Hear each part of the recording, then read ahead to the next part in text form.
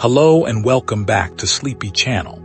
Tonight, we drift far away from the noise of the modern world and sink into the deep, ancient jungles of Mesoamerica, where for over 3,000 years, one of the most extraordinary civilizations in human history rose from the soil, reached for the stars, and quietly, mysteriously, faded back into the green silence of the forest. This is the complete story of the Maya civilization, told slowly, gently, chapter by chapter, so that you can close your eyes, relax every muscle in your body, and let your mind wander through the temples, the kings, the astronomers, and the quiet villages of a world that existed long before our own. There is no need to remember every date or every name.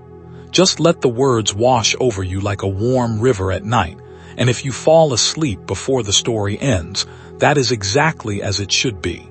Chapter 1. The land before the cities, long before the first stone temple ever rose above the jungle canopy. The land that would one day cradle the Maya civilization was simply forest, water, and time. Picture, if you will, a vast stretch of land curving from the highlands of what is now southern Mexico, through Guatemala, Belize, and into Honduras and El Salvador. This region, which we now call Mesoamerica, was and still is a place of striking contrasts. In the north, the land is flat, dry, and covered in scrubby thorn forest, with rivers that vanish into cracks in the limestone bedrock. In the south, the land rises into misty highlands, volcanic peaks, and cool cloud forests where jaguars still move unseen between the trees. Between these two extremes lies the humid tropical lowlands, thick with mahogany, ceiba, and palm, alive with the calls of howler monkeys and the flash of scarlet macaws. It was into this landscape, sometime around 9,000 years ago, that small bands of hunter-gatherers began to wander. They were the descendants of peoples who had crossed into the Americas thousands of years before, moving slowly southward along coastlines and river valleys, following game and searching for new land. These early people did not yet call themselves Maya. They had no writing, no permanent cities, no kings. They lived in small family groups, moving with the seasons, hunting deer and peccary, fishing in rivers and lagoons, and gathering wild fruits, nuts, and roots from the forest around them. Slowly, over thousands of years, something began to change. In the fertile river valleys and along the coasts, people began to notice that certain wild grasses produced more useful seeds than others. They began to save these seeds, to plant them near their camps, to return to the same places year after year to tend them. This was the beginning of agriculture in Mesoamerica, and one plant above all others would come to define the region for the next several thousand years: maize or corn. The domestication of maize was not a single sudden event, but a long, patient process stretching across many centuries. Early maize was a small, unpromising plant, its cob no larger than a thumb, bearing only a few dozen kernels. But generation after generation, the people who tended it selected the best plants, saved the best seeds, and slowly coaxed this humble grass into something extraordinary. By around 4,000 years ago, maize had become productive enough to support something entirely new in human history in this region: permanent villages. Alongside maize, the early Mesoamericans cultivated beans, squash, chili peppers, and eventually cacao, the plant that would become chocolate. These crops, especially the combination of maize and beans, provided a remarkably complete diet, rich in protein and calories. With a reliable food supply, people no longer needed to wander constantly in search of sustenance. They could stay in one place, build more permanent homes, store surplus food, and crucially, support a larger population that included people who did not spend all their time hunting or farming. This was the quiet, unglamorous beginning of everything that followed. There were no pyramids yet, no kings, no writing. There were simply small communities of farmers, living in clusters of thatched roof houses built from wooden poles and mud, arranged around open plazas that would, centuries later, echo with the footsteps of priests and nobles. Archaeologists call this early period the Preclassic, and it stretched from roughly 2,000 years before the Common Era until around the birth of Christ, a span of time longer than the entire history of the Roman Empire. As villages grew, so did the complexity of Maya society. Some families began to accumulate more wealth than others, perhaps through more fertile land, more successful trade, or greater skill in craft production. Status differences that had once been minor began to solidify into something more permanent.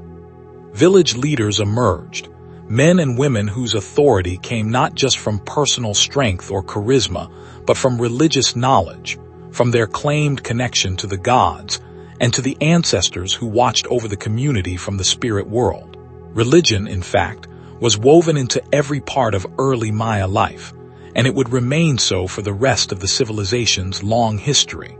The early Maya believed the world was alive with spiritual force. Mountains were sacred, caves were doorways to the underworld, rivers and lakes were the homes of powerful deities, and the maize plant itself was seen as a kind of miracle, a gift from the gods that sustained human life. Ceremonies to honor these forces, to give thanks for a good harvest or to ask for rain, became central to community life. And it was often through organizing and leading these ceremonies that early leaders gained their authority. By around 1000 BCE, some of these villages had grown into something larger. In the highlands and along the Pacific coast, communities began to construct the first modest platforms and mounds, early ancestors of the Great Pyramids that would later define the Maya skyline. These early structures were often built for ceremonial purposes, places where the community could gather to honor the gods, to bury important ancestors, or to mark the passage of the seasons. One of the most important developments of this early period was the emergence of a shared cultural and religious tradition across much of Mesoamerica, a tradition that scholars often call the Olmec style, named after the civilization that flourished along the Gulf Coast of Mexico. The Olmec, who predate the great Maya cities by many centuries, developed powerful artistic and religious symbols, including the famous colossal stone heads, and a set of religious concepts, calendrical ideas, and artistic motifs that would echo through Mesoamerican civilization for thousands of years afterward. While the Maya developed their own distinct identity, they, like many other peoples of the region, absorbed and transformed ideas that had roots in this earlier Olmec world. As the centuries passed, the scattered farming villages of the Maya region began to differentiate from one another, developing along different paths depending on their environment. In the southern highlands and along the Pacific coastal plain, communities grew wealthy from trade in valuable goods like obsidian, a volcanic glass prized for making extremely sharp tools and blades, and jade, the green stone that the Maya would come to value above almost anything else, even gold. In the central and northern lowlands, communities adapted to a very different environment, one with poor soil, no obsidian, and no permanent rivers in many areas, but with abundant limestone, which would later become the primary building material for the temples and palaces of the classic Maya world. It was in the lowlands, in fact, in a place we now call El Mirador, in the northern Petén region of Guatemala, that something remarkable began to take shape by around 1000 to 800 BCE. Here, deep in what is today dense, seemingly untouched rainforest, ancient Maya builders began raising structures on a scale that would rival anything else in the ancient world. The story of El Mirador and of the civilization it represents is one we will explore closely in the chapters ahead. But for now, as we drift deeper into sleep, simply hold onto this image. A small village of farmers gathered at dusk around a fire, the smell of maize cooking, children asleep in hammocks woven from plant fiber, and above them, unnoticed, the first quiet stirrings of a civilization that would one day build cities to rival ancient Rome, develop a written language of breathtaking sophistication, and calculate the movements of the stars with an accuracy that would not be matched in Europe for another 1,000 years. The forest was patient. It had all the time in the world, and within its shade the Maya story was only just beginning. Chapter 2. The Rise of the Preclassic Giants. As we continue our slow journey through the story of the Maya,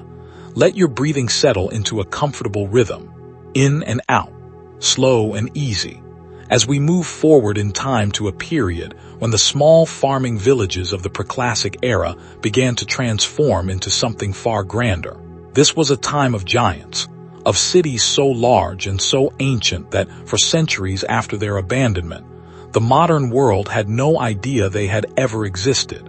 hidden as they were beneath centuries of encroaching jungle. The city of El Mirador, which we glimpsed briefly in our last chapter, rose to extraordinary heights, quite literally, during what archaeologists call the Middle and Late Preclassic periods, roughly from 800 BCE to around 150 CE. Nestled in the remote Mirador Basin of northern Guatemala, in an area so isolated that even today it can only be reached by helicopter or a multi-day trek through dense jungle, El Mirador grew into what may have been the largest city in the pre-Columbian Americas, and one of the largest in the entire world at that time. At the heart of El Mirador stood a structure known today as La Danta, a pyramid complex so massive that by total volume, it may be one of the largest pyramids ever constructed by any civilization on Earth, rivaling even the Great Pyramids of Egypt in sheer mass, though built in a very different style, layered upon a natural hill and rising in a series of massive platforms toward a triadic temple summit. Imagine standing at the base of La Danta in the year 300 BCE, craning your neck upward through the humid air,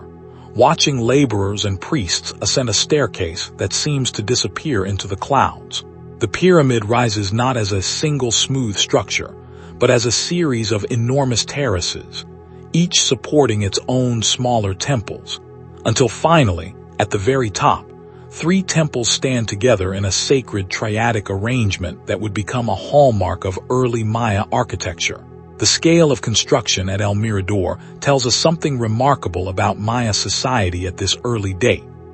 Building a structure like La Danta required the coordinated labor of thousands of workers, the organization of a large agricultural surplus to feed them, and a political and religious authority powerful enough to command such resources. This was no longer a simple village society. This was a complex civilization with hierarchy, specialization, and centralized leadership, even though writing was still in its earliest stages, and the elaborate king-centered political system of the later classic period had not yet fully developed. El Mirador was not alone. Across the Mirador Basin, a network of cities connected by wide, raised stone causeways, known as Sacbiab, meaning white roads, linked major centers like Nakp, Tintal, and Huacna to El Mirador itself. These causeways, some running for many miles through the jungle and swamps, allowed for the movement of people, goods, and, quite likely, armies between these preclassic superpowers. The existence of such an extensive infrastructure network as early as 300 BCE demonstrates a level of political organization and engineering sophistication that overturned earlier assumptions among historians, who had once believed that large-scale Maya civilization only began centuries later. Why did the Maya of this era build on such a massive scale? Part of the answer lies in religion.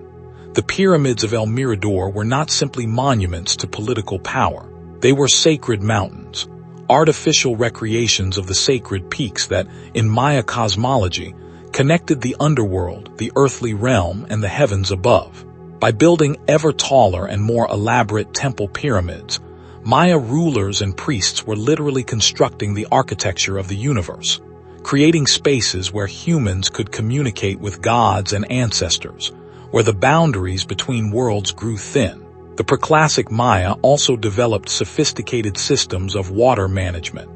essential in a region with limited rivers and long dry seasons. At El Mirador and other lowland cities, engineers constructed massive reservoirs, some capable of holding hundreds of millions of gallons of water,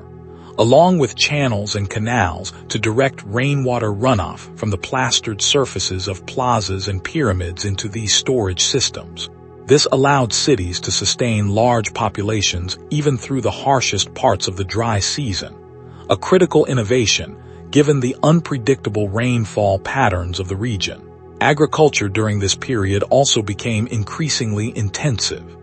Beyond simple slash-and-burn farming, the preclassic Maya developed raised field systems in swampy areas, called bajos, transforming what might seem like unusable wetland into fertile farmland through careful drainage and soil management. These agricultural innovations allowed population densities to climb far higher than the land might naturally seem to support,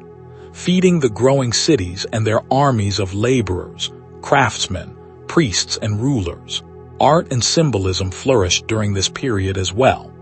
At sites like San Bartolo, in the same region of Guatemala, archaeologists have uncovered breathtaking murals dating to around 100 BCE, painted deep within a pyramid structure and preserved for 2,000 years by the very construction techniques that buried them beneath later building phases. These murals depict scenes of creation mythology, gods, and possibly the earliest known depiction of a Maya ruler undergoing a ceremony of kingship, complete with early hieroglyphic texts that show writing was already a developed, if still evolving, technology by this early date. Speaking of writing, it was during the later part of the preclassic period that the Maya writing system and the related long count calendar system that would allow Maya scribes to record dates with pinpoint precision across vast stretches of time began to take clearer shape. Earlier Mesoamerican cultures, including the Olmec and the Zapotec of Oaxaca, had experimented with early writing and calendrical notation. But it was the Maya who would ultimately develop these systems into their most sophisticated and complete form,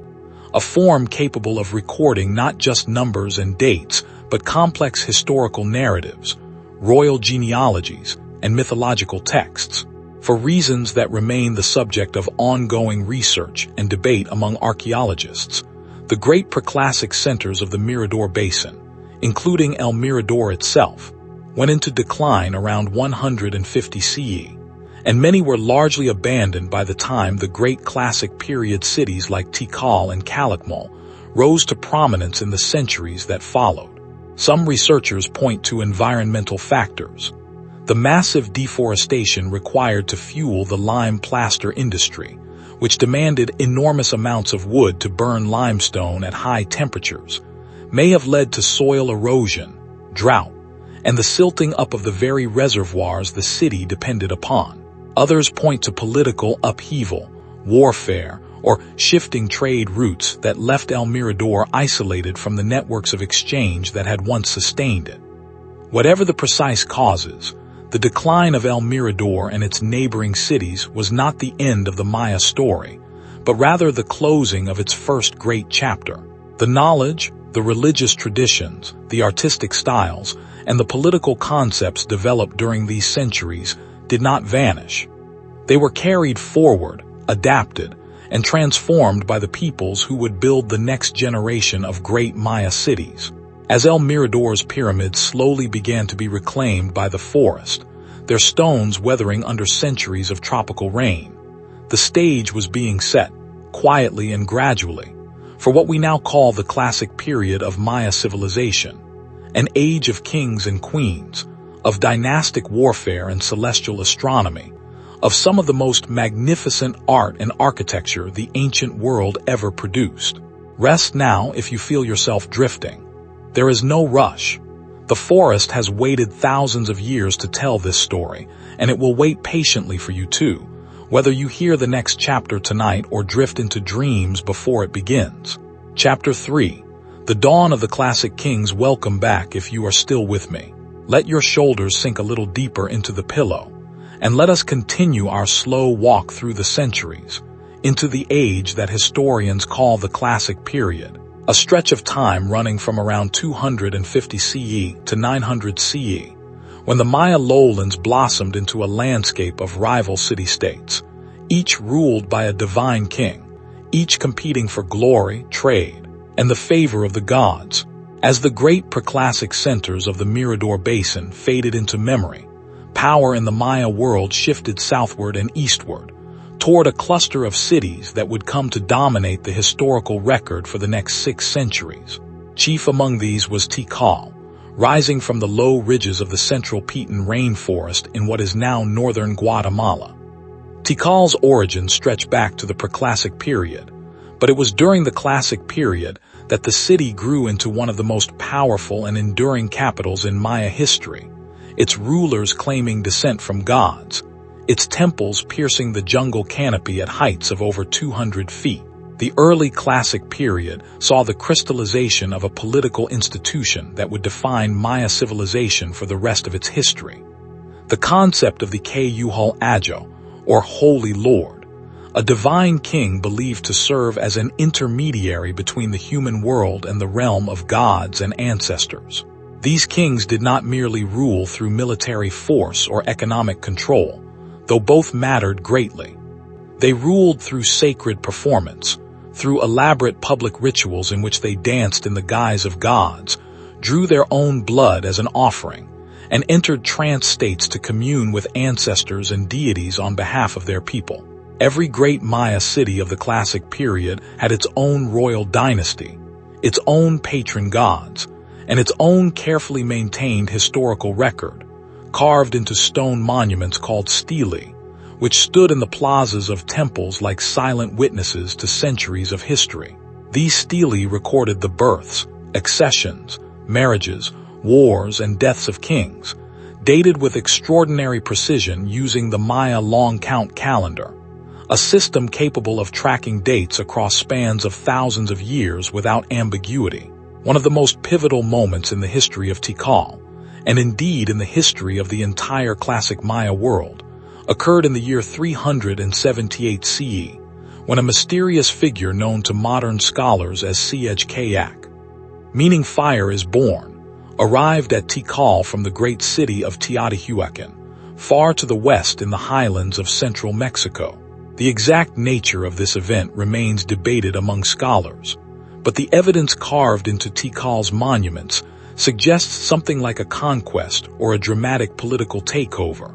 one that installed a new royal lineage at Tikal with close ties to Teotihuacan, the largest and most powerful city in all of Mesoamerica at that time. This contact with Teotihuacan reshaped Tikal's fortunes. New artistic styles, new religious symbols, and new military technologies, including weapons and armor associated with Central Mexican warfare, flowed into the Maya lowlands. Tikal's power grew, and under a line of kings beginning with Yaxnun Ahian I, who may have been installed as a client ruler with ties to Teotihuacan, the city expanded its influence across much of the central Petén region. But Tikal did not rule unchallenged. To the north, in the swampy basin near modern-day Calakmul in Mexico, another great power was rising, one that would become Tikal's greatest rival for the next several centuries. The kings of Calakmul, ruling under the emblem glyph of the Khan or Snake dynasty, built a network of alliances and vassal states that stretched across much of the Maya lowlands, encircling Tikal and its allies in a web of political pressure that would erupt, again and again, into open warfare. The rivalry between Tikal and Calakmul is one of the great sagas of ancient Maya history, comparable in some ways to the great power struggles of the ancient Mediterranean world, though it unfolded within the humid confines of the Central American rainforest rather than across open seas. For over 200 years, these two superpowers and their respective networks of allied cities fought a shifting, complex conflict, involving direct military confrontation, dynastic marriages, the sponsoring of puppet rulers in smaller cities, and elaborate propaganda carved into stone. In 562 CE, Calakmul, in alliance with the city of Karakol in what is now Belize, dealt Tikal a devastating military defeat, one so severe that Tikal's own historical monuments fall silent for over a century afterward, a period scholars sometimes call the Tikal hiatus. During this dark interval, Tikal's kings seem to have lost much of their former glory, and Calakmul's Snake Dynasty rulers extended their influence across a remarkable swath of the Maya lowlands, propping up allied kings in cities as far apart as Dos Pilas in the west and various centers in the east. Yet the story was far from over. In 682 CE, a Tikal king named Jaso-Chankay-Awil I ascended to the throne, and under his leadership, Tikal experienced a dramatic resurgence. In 695 CE, Jaso-Chankay-Awil led Tikal's forces to a decisive military victory over Calakmul, capturing and likely sacrificing a Calakmul lord in a triumph that Tikal's monuments celebrated for generations afterward. This victory marked the beginning of a new golden age for Tikal, and it was Jaso-Chankay-Awil who commissioned the construction of Temple 1 and Temple 2, the great twin pyramids that still dominate Tikal's Great Plaza today, their steep staircases rising sharply above the surrounding jungle canopy, silent monuments to a king who dragged his city back from the edge of ruin. As you rest here, picture the Great Plaza of Tikal at the height of its power, sometime around 700 CE. Imagine the smooth white plaster of the plaza floor, gleaming faintly under torchlight during a great ceremony. Imagine thousands of people gathered, nobles in jade and quetzal feathers, commoners in simple cotton garments, all facing the temple stairs as the king, adorned in the mask and regalia of the maize god or the sun deity, ascends slowly toward the summit, disappearing at last into the dark doorway of the temple sanctuary, where only priests and royalty were permitted to enter, to commune directly with the gods. The classic period was not defined by Tikal and Calakmul alone, of course.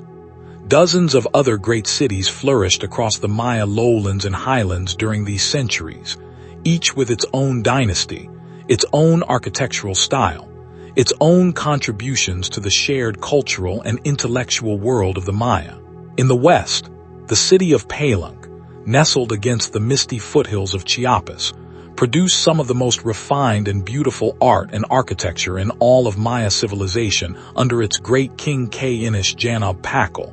whose reign we will explore in detail in the chapter ahead. In the east, Copan, in modern Honduras, developed a distinctive sculptural tradition and became a major center of astronomical learning.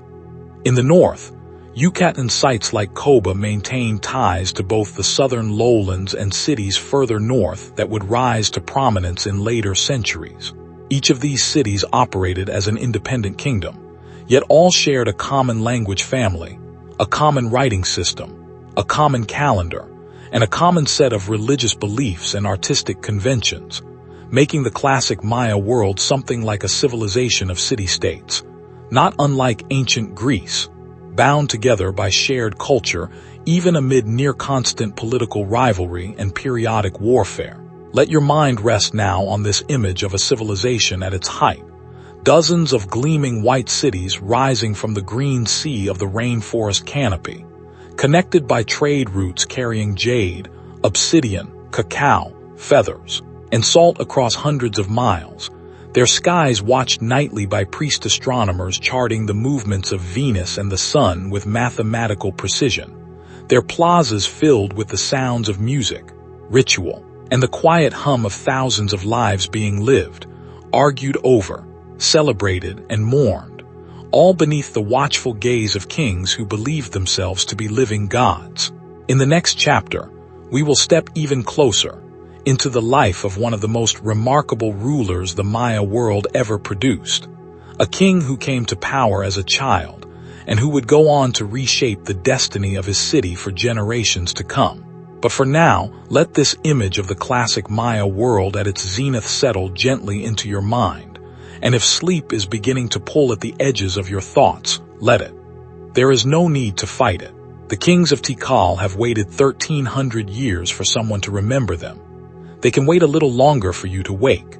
Chapter 4. Pakal the Great and the city of Palenque. Let us travel now, softly and slowly, westward from the great rival cities of Tikal and Calakmul, across low hills and winding rivers, until the land begins to rise gently into the foothills of the Sierra Madre de Chiapas. Here, where the lowland jungle meets the mountains, mist often settles into the valleys in the early morning, wrapping the ruins of an ancient city in a soft white veil.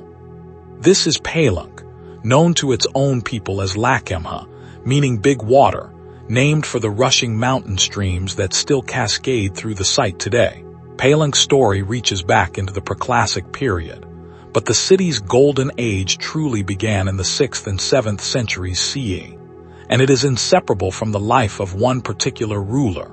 a man who ascended to the throne as a boy of only 12 years old, in the year 615 CE, and who would go on to rule for an astonishing 68 years. His name, as recorded in the hieroglyphic texts of his city, was Ka-Inish Janab Pakal, though history remembers him simply as Pakal the Great. When Pakal took the throne, Palenque was a city in crisis. Just a few years earlier, in 599, and again in 611 CE, Palenque had suffered devastating military defeats at the hands of the Calakmul-led alliance we discussed in our previous chapter. The city's temples had reportedly been desecrated, its royal court humiliated, its political standing among the great Maya powers deeply damaged. It was into this wounded, uncertain city that the young Pakal stepped forward to claim the throne, guided in his early years by his formidable mother, Lady Sak-Kayuk, who may have ruled as regent or even as a full monarch in her own right before her son came of age. Over the following decades, Pakal rebuilt Palenque, not merely as a political power, but as one of the most artistically and architecturally refined cities in the entire Maya world. Under his direction, and later under the direction of his son and successor, Ka-Inish Khan Balam, Palenque's builders and sculptors developed a style of art distinct from anywhere else in the Maya region, characterized by graceful, flowing figures carved in low relief, delicate hieroglyphic inscriptions, and an unusually sophisticated approach to palace architecture, including the construction of a multi-story tower, a rarity in Maya construction, within the palace complex that still bears Pakal's name today. Perhaps Pakal's most enduring legacy, however, lies underground, within the depths of the Temple of the Inscriptions, the tallest pyramid at Palenque. It was here, in 1952, that Mexican archaeologist Alberto Ruz Lhuillier made one of the most important discoveries in the history of Maya archaeology. Beneath the temple floor, hidden for over 12 centuries, Ruz Lhuillier found a steep, rubble-filled staircase descending deep into the heart of the pyramid. After painstaking excavation, this staircase led to a corbel-vaulted chamber far below ground level, containing an enormous carved sarcophagus, and within it, the remains of a man adorned in an extraordinary jade mask, jade jewelry, and a stunning ensemble of jade beads and ornaments, one of the richest royal burials ever found in the ancient Americas. This was the tomb of Pakal himself, and the discovery stunned the archaeological world for several reasons.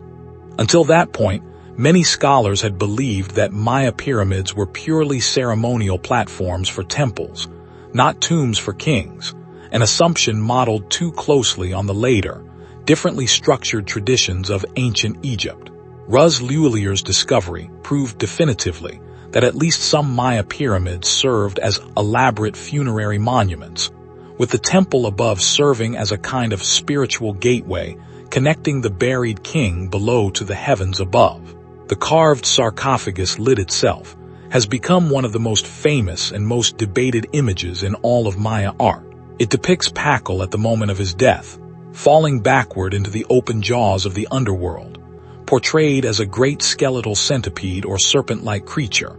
while above him rises the world tree, the great cosmic Ceiba tree that, in Maya belief, connected the underworld, the earthly realm, and the heavens, its branches reaching upward toward a celestial bird associated with the sky god Itzamnaj. Some popular writers in the 20th century controversially misinterpreted this carving as a depiction of an ancient astronaut piloting a spacecraft,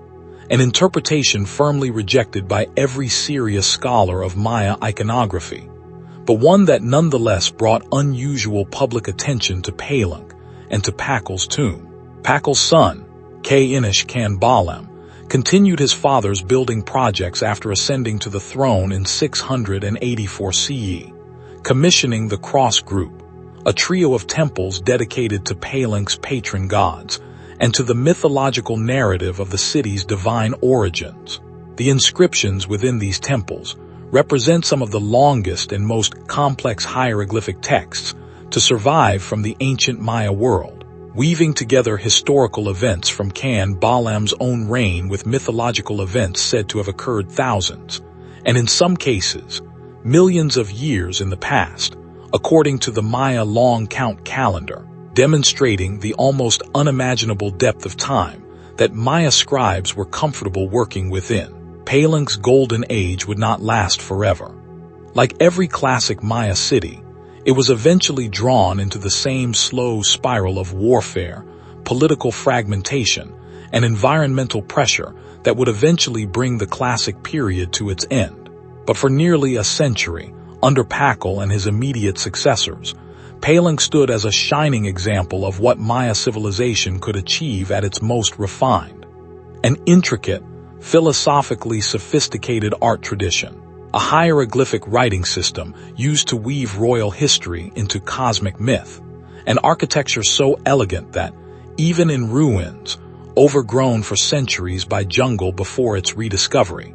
Palenque remains one of the most visually stunning archaeological sites anywhere in the world. As you rest here in the dark, picture Pakal as an old man in his final years, having ruled for nearly 7 decades, having watched his city rise from humiliation to greatness. Picture him being carried up the steep staircase of the Temple of the Inscriptions one final time, to be laid to rest in the chamber his builders had prepared for him, sealed away in darkness with his jade mask and his carved sarcophagus, to wait silently for over 1,000 years, until a curious archaeologist would climb down through the rubble and switch on an electric light in a tomb that had not seen illumination since the 8th century. Sleep now if you wish, carried gently by the image of that jade mask glowing faintly in torchlight.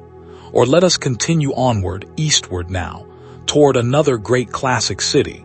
one known not for its king's tombs but for its extraordinary achievements in art, astronomy, and the written word. Chapter 5. Kapan and the scholars of the eastern frontier, far to the southeast of Palenque, near the eastern edge of the Maya world in what is today western Honduras, lies a gentle valley along the Kapan River, encircled by forested hills. It was here that the city of Kapan flourished, developing a distinctive artistic and intellectual tradition that historians often describe as the Athens of the Maya world,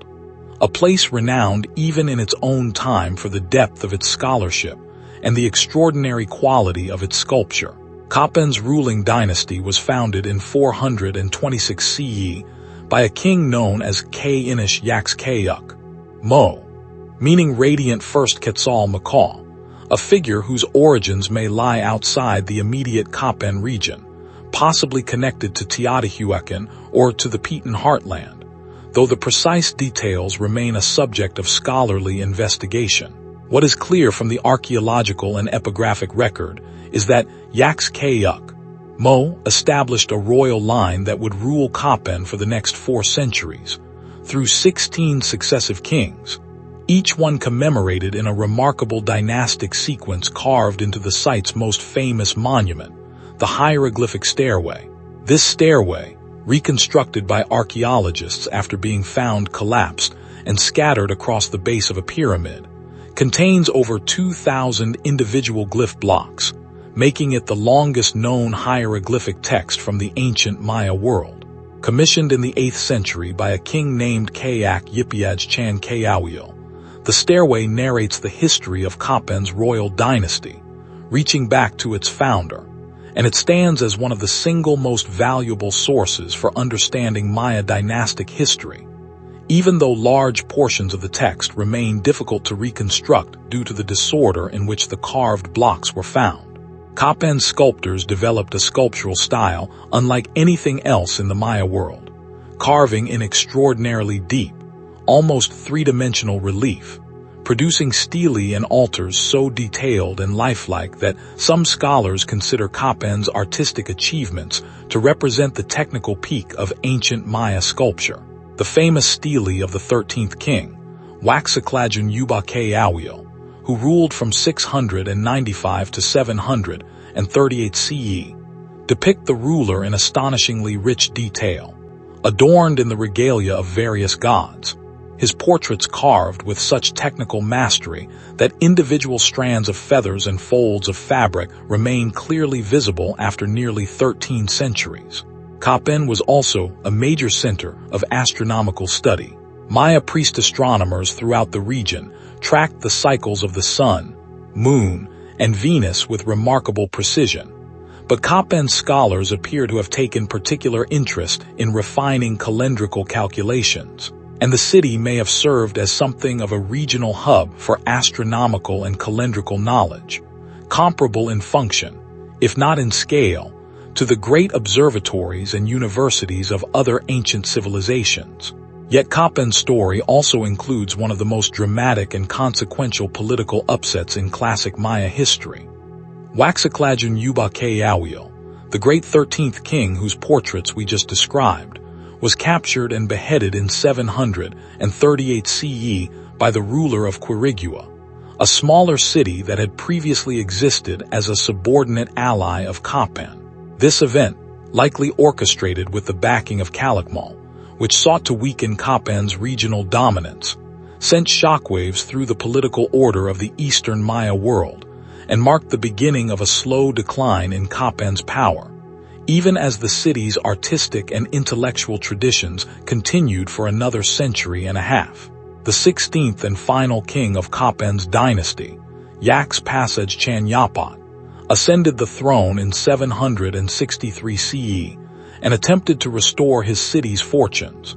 commissioning the great hieroglyphic stairway to legitimize his rule by connecting himself to the illustrious history of his predecessors. Yet the broader forces reshaping the Maya lowlands during this era, forces we will examine closely in the chapters ahead, proved too strong even for Copan scholars and sculptors to overcome. By the early 9th century, royal construction at Copan had ceased entirely, and within a few generations, the once great city center was largely abandoned, its temples and stairways slowly disappearing beneath vines and soil, waiting in silence for over 1,000 years, until 19th century explorers stumbled upon its ruins and began the long process of bringing Copan's remarkable history back into the light. Rest here for a moment and imagine the valley of Copan at its height, around the year 750 CE, the river running cool and clear past terraced fields of maize, the city's central plaza filled with towering stelae, each one a portrait of a king frozen in stone, feathered headdresses and jade ornaments carved with such precision that visiting nobles from distant cities would have marveled at the skill of Copan's artisans. Imagine astronomer priests gathered on a raised platform at dusk, tracking the exact point on the horizon where Venus first appeared, cross-referencing their observations against records kept by their predecessors going back generations, refining calculations that, when finally revealed in later centuries to European scholars, would astonish them with their accuracy. In our next chapter, we will turn our attention to the intellectual achievement that made all of this historical memory possible in the first place, the Maya writing system itself, and the equally extraordinary calendar system that allowed the Maya to conceive of time on scales the rest of the ancient world could scarcely imagine. But for now, let the image of Copan's carved kings settle into the quiet dark, their stone faces worn soft by centuries of rain, still watching patiently over their silent valley. Chapter 6. The writing on the stones breathes slowly now, and let us turn our attention inward, away from the great stone cities themselves, and towards something more delicate, more intricate, something that took modern scholars nearly 2 centuries to fully understand: the Maya system of writing. It is one of the true intellectual marvels of the ancient world, a script of such complexity and beauty that early European observers, encountering its ruins, could not even agree on whether it represented writing at all or merely decoration. Maya writing is what linguists call a logosyllabic system, meaning that individual glyphs could represent either whole words and concepts, known as logograms, or individual syllable sounds, known as syllabograms. This flexibility allowed Maya scribes remarkable freedom of expression. The same word might be written using a single logogram, or spelled out phonetically using several syllable signs, or even written using a combination of both approaches within the same glyph block, almost like a small, self-contained puzzle. Scribes took evident pride and creativity in varying how they wrote even common words, and some glyphs could be replaced with entirely different-looking signs that nonetheless carried the same sound or meaning, a practice modern epigraphers call allography. The writing system likely developed gradually during the Preclassic period, influenced by and influencing the broader Mesoamerican tradition of writing that included the Olmec, the Zapotec of Oaxaca, and later the Aztec of central Mexico. None of whom, however, developed a script as fully phonetic or as capable of recording connected spoken language as the Maya eventually achieved. By the beginning of the Classic period, Maya writing had matured into a tool capable of recording virtually anything a scribe wished to express. Historical events, religious rituals, poetic couplets, royal genealogies, mathematical calculations, and mythological narratives reaching back millions of years into a symbolic deep past. Who were these scribes? In Maya society, the role of scribe, known in their own language as ajtizib, meaning one who writes or paints, was a position of considerable prestige, often held by members of the royal family or high nobility. Some royal princes and even kings are shown in Maya art holding scribal implements, and several vessels have been found signed by named scribes who took evident pride in their artistic and intellectual accomplishments. In an era and civilization where individual authorship was rarely acknowledged so explicitly, scribes were closely associated with the Maya moon goddess, and with a pair of mischievous, clever monkey-like deities known as the howler monkey gods, patrons of writing, art, and knowledge. Maya scribes wrote using brushes made from animal hair, dipped in ink made from soot mixed with plant gums, applied to paper made from the pounded and treated inner bark of the wild fig tree, known as amate paper. These paper documents, folded accordion style into books we now call codices, once existed by the hundreds, perhaps thousands, throughout the Maya region, recording history, prophecy, astronomical tables, and ritual instruction. Tragically, the vast majority of these codices did not survive into the modern era. Some were lost to the simple ravages of the humid tropical climate, which is brutally unkind to organic materials like bark paper. Others were deliberately destroyed. We will return to this painful chapter of the story later when we discuss the arrival of the Spanish.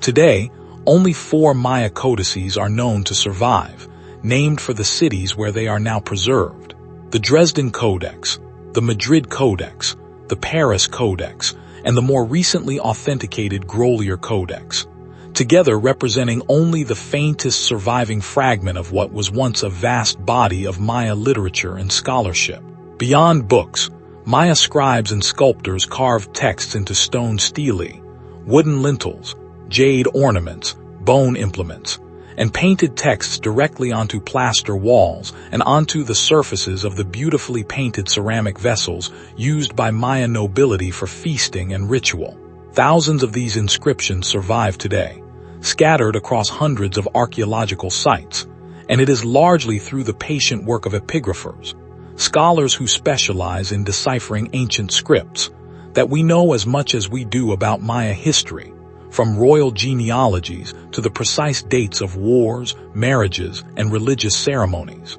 The decipherment of Maya writing is itself an extraordinary scholarly story,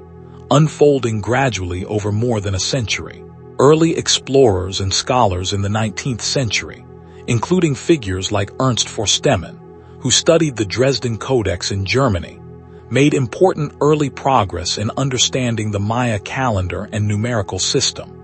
recognizing the bar and dot notation used for numbers and beginning to decode the complex astronomical tables recorded in the surviving codices. Yet for decades, many scholars, including the influential American archaeologist J. Eric S. Thompson, believed that Maya writing was concerned almost exclusively with calendrical, astronomical, and religious matters, with little to no historical content. Thompson argued that the Maya were a peaceful, contemplative people uninterested in recording the mundane details of politics or warfare, an interpretation that, however respectfully intended, dramatically underestimated the true content of the inscriptions. This view began to change dramatically in the mid-20th century. In 1952, the same year Alberto Ruz Lulier discovered Pakal's tomb at Palenque, a Russian-American scholar named Tatyana Proskuryakov, working from careful comparative analysis of dated stelae at the site of Piedras Negras, demonstrated that certain glyphs recorded verifiable patterns consistent with human lifespans, specifically birth, accession to the throne, and death. This breakthrough proved conclusively that Maya inscriptions recorded real dynastic history, not merely abstract religious or astronomical content, and it opened the floodgates for a wave of new decipherment efforts in the decades that followed. Building on Proskuryakov's insight, and on parallel work by scholars including Heinrich Berlin, who identified the emblem glyphs, unique symbols associated with specific royal dynasties and city-states, researchers gradually pieced together the phonetic principles underlying Maya writing. A crucial contribution came from the Russian scholar Yuri Norizov, who, working from Soviet academic institutions during the Cold War with limited access to original materials, correctly proposed in the 1950s that Maya glyphs functioned phonetically, representing syllables rather than purely conceptual ideas, a proposal initially resisted by many Western scholars, but ultimately vindicated by later research. By the late 20th and early 21st centuries, thanks to the combined efforts of generations of epigraphers, linguists, and archaeologists, the vast majority of surviving Maya hieroglyphic texts had become readable, transforming our understanding of Maya civilization from a somewhat mysterious, faceless culture into one with named kings, queens, wars, alliances, and even individual personalities and rivalries, as vivid and specific as anything recorded in the histories of ancient Rome or medieval Europe. Alongside their writing system, the Maya developed a mathematical and calendrical apparatus of extraordinary sophistication, one we will explore closely in our next chapter. For now, let your mind rest on the image of a Maya scribe, seated cross-legged on a woven mat, a folded bark paper book open across his lap, dipping a fine brush into black ink, carefully painting the elegant, curling lines of a glyph that would still be legible, waiting patiently to be understood, more than 1,000 years later, by scholars working in languages and countries that scribe could never have imagined. Chapter 7. Counting the Stars, Measuring Eternity. Rest easy now, and let us turn our attention to the sky, to the patient, endless work of the Maya astronomer priests, who spent centuries watching the heavens with an attention to detail that would not be matched in Europe until many centuries later. The Maya calendar system is, without exaggeration, one of the most sophisticated timekeeping achievements developed by any civilization in human history, and understanding it, even loosely, helps unlock much of what made Maya thought so distinctive. At the foundation of Maya timekeeping lay two interlocking cycles. The first was the Tzolk'in, a religious and divinatory calendar of 260 days, formed by combining a cycle of 20 named days with a cycle of 13 numbers, so that each day carried both a name and a number, such as 4 Ajo or 9 Ik, before the combination repeated after 260 unique days. The number 260 may have held significance related to the human gestation period, or to agricultural cycles, or to numerological patterns considered sacred, and this calendar was used primarily for divination, naming children, and determining auspicious days for important events, a tradition that remarkably continues among traditional Maya daykeepers in parts of Guatemala and Mexico to this very day. The second major cycle was the Hab, a solar calendar of 365 days, divided into 18 months of 20 days each, plus a short 5-day period at the end of the year considered dangerous and unlucky, called the Wayeb, during which the Maya believed the boundary between the human world and the world of malevolent spirits grew thin, and ordinary activities were often suspended in favor of protective rituals. When the Tzolk'in and the Hab cycles are combined, they produce a longer cycle known as the calendar round, lasting 52 years, after which any given combination of Tzolk'in and Hab dates would repeat. This 52-year cycle was significant across much of Mesoamerica, not just among the Maya, and its completion was often marked with major ceremonies, and, in some cultures, with real anxiety about whether the world would continue into the next cycle. But the truly extraordinary achievement of Maya timekeeping was a third system, one apparently unique to the Maya and their immediate cultural neighbors, the long count. Unlike the cyclical Tzolk'in and Hab, which repeat endlessly and cannot, on their own, specify an exact point in linear history without ambiguity, the long count functioned as a linear count of days elapsed since a fixed mythological starting point, calculated by modern scholars to correspond to August 11th, 3114 BCE in the proleptic Gregorian calendar, a date the Maya themselves associated with the creation of the current era of the world. The long count measured time using a place value system based primarily on units of 20, though with one irregularity built in for practical calendrical reasons. A single day was called a K-in. 20 K-in made 1 winal. 18, not 20, winal made 1 ton, a near year of 360 days, the exception to the base 20 pattern that allowed the ton to approximate the solar year more closely. 20 ton made 1 K-aton, a period of just under 20 years, and 20 K-aton made 1 Biakton, a period of roughly 394 years. Dates were recorded as a string of these units, such as 9 Biakton, 13 K-aton, so on, allowing scribes to specify a date with complete precision across a span of many thousands of years, without any risk of confusion between one 52-year calendar round cycle and the next. This brings us, inevitably, to the topic that captured global popular attention in the year 2012, the supposed Maya prophecy of world-ending apocalypse. The completion of the 13th Biakton in the long count calendar fell on December 21st, 2012, and this date was seized upon by various popular writers, documentary producers, and internet commentators as a supposed Maya prediction of global catastrophe. It is worth pausing here, gently, to set the record straight, since this misunderstanding did real disservice to the actual sophistication of Maya thought. There is no evidence whatsoever in the authentic hieroglyphic record that the ancient Maya viewed the completion of the 13th Biakton as an ending of the world. Quite the opposite, in fact. Inscriptions such as those found at the site of Tortuguero explicitly reference events that the Maya expected to occur after the year 2012, and other inscriptions calculate dates far into the deep future, tens of thousands of years ahead, demonstrating that Maya scribes viewed time as a continuous, cyclical, ever-renewing process, not a countdown toward apocalypse. The completion of a Biakton was, if anything, an occasion for celebration and renewal, much as the turning of a century or millennium is for us today.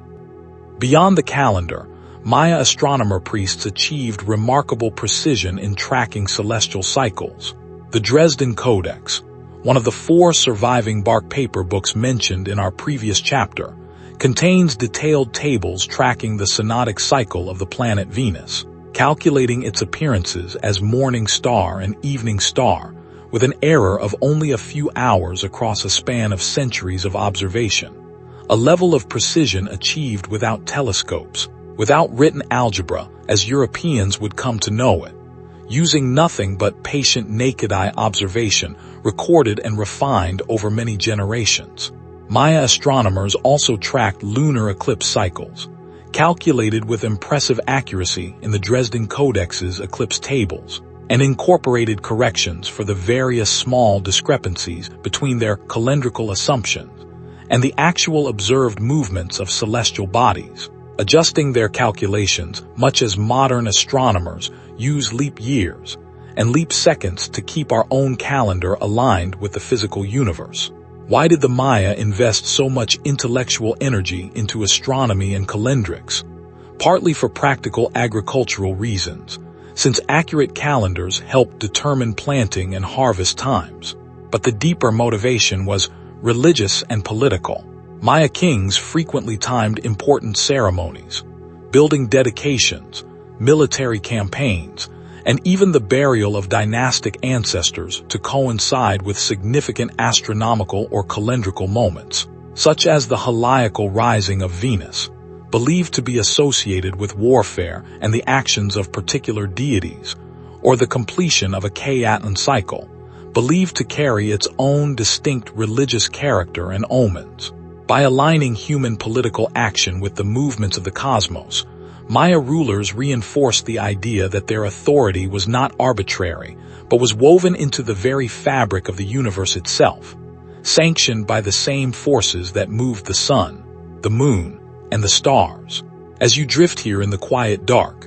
imagine a Maya priest astronomer standing atop a temple platform in the hour before dawn, alone, notebook of bark paper in hand, watching the eastern horizon intently for the first faint gleam of Venus rising just before the sun,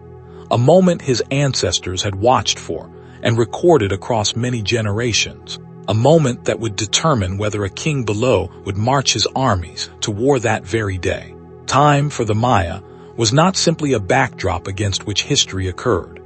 Time itself was alive, sacred, and cyclical, a great wheel turning endlessly through eras of creation and destruction and renewal, and understanding its rhythms was among the highest and most sacred forms of knowledge a person could hold. In our next chapter, we will turn to the gods themselves, and to the rich, complex cosmology that gave meaning to the calendar, the pyramids, and the kings we have already discussed. Rest now, if you need to. The stars the Maya watched are still there above you tonight, unchanged, patient, and endlessly turning. Chapter 8. Gods, ancestors, and the sacred landscape settle in again, and let your thoughts drift toward the invisible world that the ancient Maya believed surrounded them at every moment,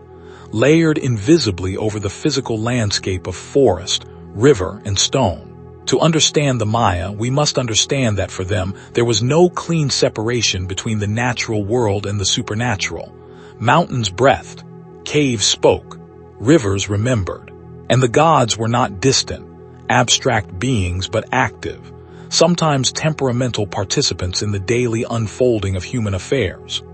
The Maya pantheon was vast, fluid, and often deliberately ambiguous, a feature that puzzled early European observers accustomed to more fixed, clearly delineated religious systems. A single deity might appear in multiple aspects or forms depending on context, might merge conceptually with another god, or might be associated with several seemingly unrelated domains simultaneously. This fluidity was not a sign of disorganization, but reflected a worldview in which the boundaries between concepts, between day and night, life and death, human and animal, were understood as porous and ever-shifting rather than fixed. Among the most important deities was Itzamnaj, an elderly creator god associated with the sky, writing, and wisdom, often depicted as a wise old man with reptilian features, sometimes merging with the image of a celestial two-headed serpent whose body represented the sky itself, arching over the earth. Working alongside Itzamnaj in many creation narratives was the goddess Ixchel, associated with the moon, medicine, weaving, and childbirth, a deity of particular importance to Maya women, whose shrines, especially on the island of Cozumel off the coast of the Yucatan Peninsula, attracted pilgrims from across the Maya world seeking her blessing and protection. Central to Maya religious life and agricultural anxiety was the maize god, often depicted as a beautiful, youthful figure with an elongated head shaped like a growing ear of corn, whose mythological death and rebirth mirrored the agricultural cycle of planting, growth, harvest, and dormancy that sustained Maya civilization. The maize god story, as reconstructed from classic period ceramic art and later colonial-era texts, involves his death at the hands of the lords of the underworld, followed by his resurrection and rebirth, a narrative that closely paralleled the human experience of planting a seed into dark earth and watching it emerge, transformed into the light. This maize god narrative connects directly to one of the most important surviving pieces of Maya literature, a text known as the Popol Vuh, meaning Book of the Community or Book of Council, recorded in the Quiche, Maya language in the highlands of Guatemala during the colonial period, using the Latin alphabet taught by Spanish missionaries but preserving, in written form, a rich body of mythology and history that almost certainly reaches back, through oral tradition, into the pre-Columbian era. The Popol Vuh tells the story of the hero twins, Hunahpu and Xbalanque, whose father and uncle were lured into the underworld, known as Xibalba, and killed by its lords after being defeated in a rigged version of the Mesoamerican ballgame. The hero twins, born through a miraculous conception involving their deceased father's severed head, eventually descend into Xibalba themselves, where, through cleverness, trickery, and remarkable courage, they outwit the death gods, defeat them at their own ballgame, and ultimately rise from the underworld transformed into the sun and the moon, setting the stage for the creation of the current era of human beings, who, according to the Popol Vuh, were fashioned from maize dough after earlier failed attempts using mud and wood. The Mesoamerican ballgame mentioned in this myth was far more than sport. Played on long, narrow stone courts found at nearly every major Maya city, the ballgame involved teams attempting to keep a solid rubber ball in play using only their hips, shoulders, and other approved body parts, without the use of hands. Ball courts were often positioned at the symbolic heart of a city, sometimes near palaces or major temples, reflecting the game's deep cosmological significance as a reenactment of the hero twins' victory over death. And in some cases, high-stakes matches concluded with the ritual sacrifice of captured enemy warriors or losing players, their deaths understood as a form of payment to the gods, echoing the sacrificial themes woven throughout Maya religious thought. Sacrifice, in fact, played a central and unavoidable role in Maya religious practice,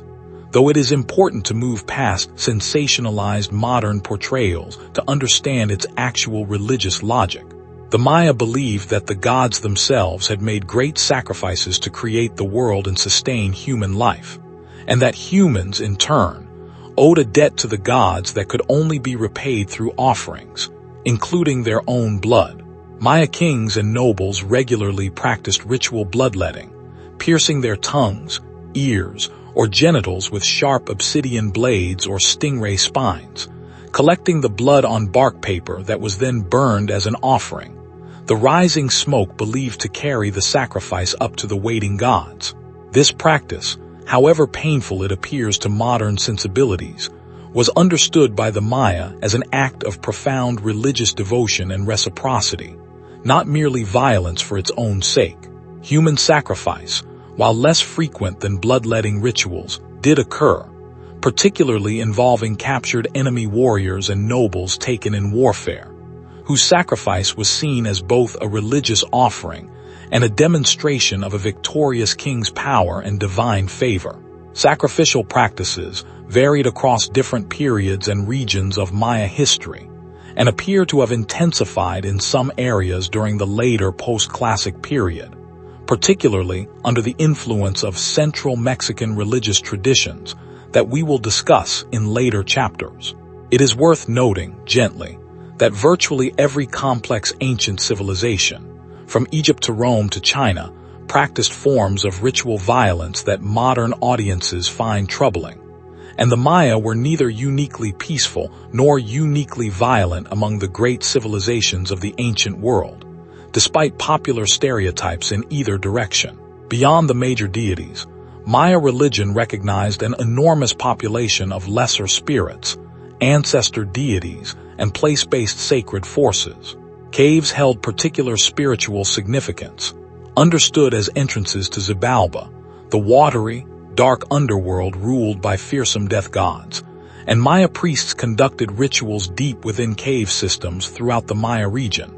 leaving offerings of pottery, jade, and other precious materials in chambers that archaeologists continue to discover and study today. Sacred cenotes, the natural sinkholes that dot the limestone landscape of the Yucatan Peninsula, providing access to the region's underground rivers, similarly served as portals to the sacred watery underworld. And the most famous of these, the sacred cenote at Chichen Itza, which we will visit in a later chapter, has yielded archaeologists an extraordinary trove of sacrificial offerings, including jade, gold, and, controversially documented by early 20th century excavators, human remains, cast into its dark waters as offerings to the rain god across many centuries. Ancestor veneration also played a profound role in Maya religious and political life. The deceased, especially deceased kings and nobles, were believed to remain active spiritual presences,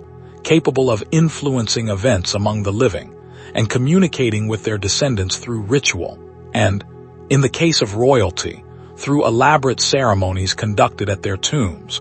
often located beneath the very temples where their living descendants continued to rule. This is why, as we saw with Pacolet Palenque, Maya kings were so often buried within pyramid temples rather than in separate, secluded tombs. The ancestor and the living ruler remained, spiritually, part of the same continuous political and religious lineage, the temple above serving as a permanent channel of communication between them. As you rest here, imagine a Maya noblewoman kneeling before a small household shrine at dusk, burning a pinch of copal incense before a modest clay figure representing a household god, murmuring a quiet request for her family's health and prosperity. This small private devotion echoing, on a humbler scale, the grand public ceremonies performed by kings atop towering pyramids under the same starlit sky. Chapter 9. Life among the Maya led us step now away from gods and kings, and into the more ordinary, more intimate texture of daily life as it was lived by the vast majority of Maya people, the farmers, artisans, and laborers whose work sustained the great civilization we have been exploring. It is easy, when discussing ancient civilizations, to focus entirely on kings, wars, and monuments, but the true foundation of Maya society was the millions of ordinary people who planted maize, wove cotton, raised children, and quietly lived out their lives across the many centuries of Maya history. A typical Maya commoner household during the Classic period consisted of a small cluster of thatched roof structures, built from wooden poles lashed together and covered with palm or grass thatch, arranged around a shared open patio area, often situated on a low earthen platform to protect against flooding during the rainy season. Multiple related families frequently lived together in these household clusters, reflecting the importance of extended kinship networks in organizing labor, land use, and social support in Maya society. Walls were sometimes made of pole and mud construction, though wealthier households might use cut stone, and floors were typically hardened, plastered earth, kept scrupulously swept and clean. The rhythm of daily life followed closely the agricultural calendar. Maya farmers practiced a system often called swidden or slash-and-burn agriculture in the uplands, clearing sections of forest, burning the cleared vegetation to enrich the soil with ash, planting maize, beans,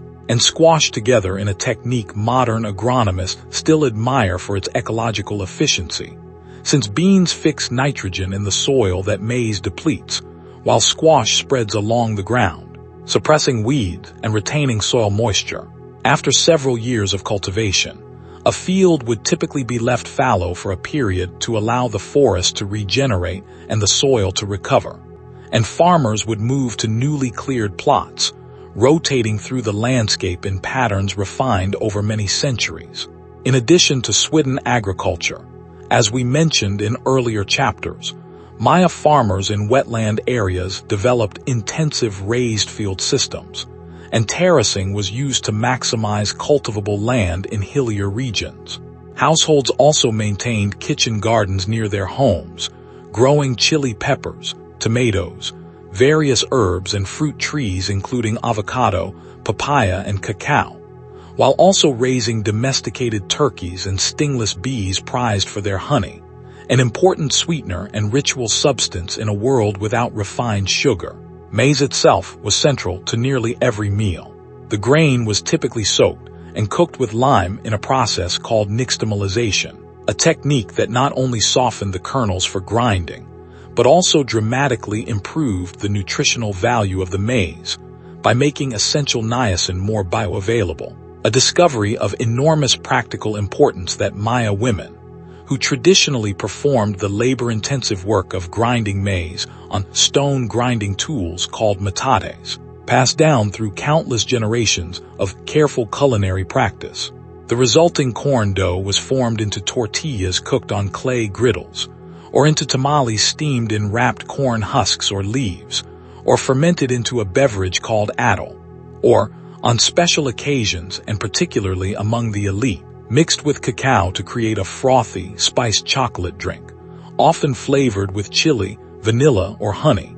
a beverage so highly valued that cacao beans themselves sometimes functioned as a form of currency in Maya trade networks. Clothing among commoners was practical and adapted to the tropical climate. Men typically wore a simple loincloth called an X, sometimes supplemented with a larger cloth wrap for cooler evenings or formal occasions, while women wore a wrapped skirt, and in many regions, a loose-fitting blouse-like garment resembling what is still called a huipil among Maya communities today,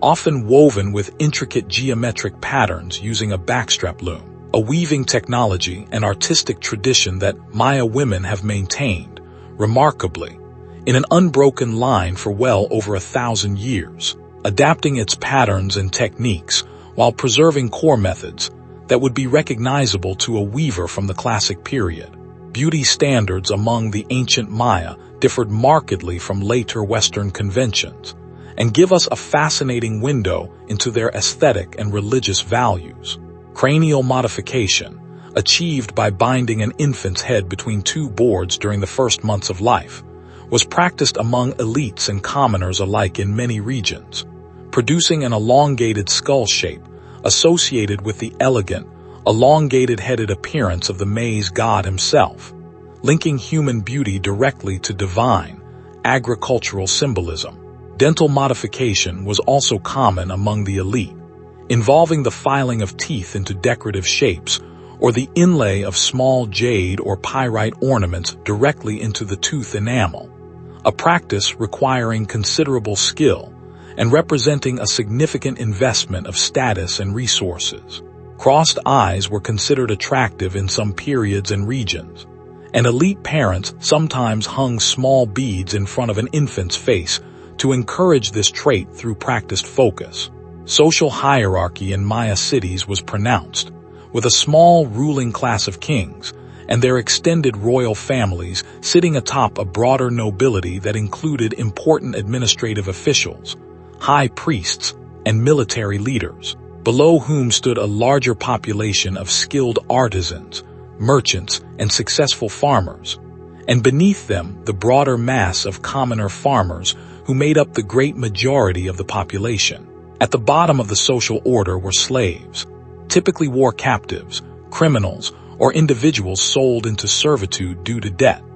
though Maya slavery was generally not hereditary in the way it later became in other historical contexts, and enslaved individuals could sometimes work their way toward freedom or improved status. Markets played a vital role in Maya economic life, particularly in major cities, where merchants gathered to trade agricultural surplus, craft goods, salt, obsidian tools, cotton textiles, feathers from tropical birds like the resplendent quetzal, and luxury items such as jade and cacao. Long-distance trade networks connected the Maya region to distant parts of Mesoamerica, including central Mexico, and even areas as far away as the southwestern United States, where turquoise from that region has been found in Maya archaeological contexts, while Maya-produced goods have been found as far away as the American Southwest and the Caribbean, testament to the extensive and sophisticated trade networks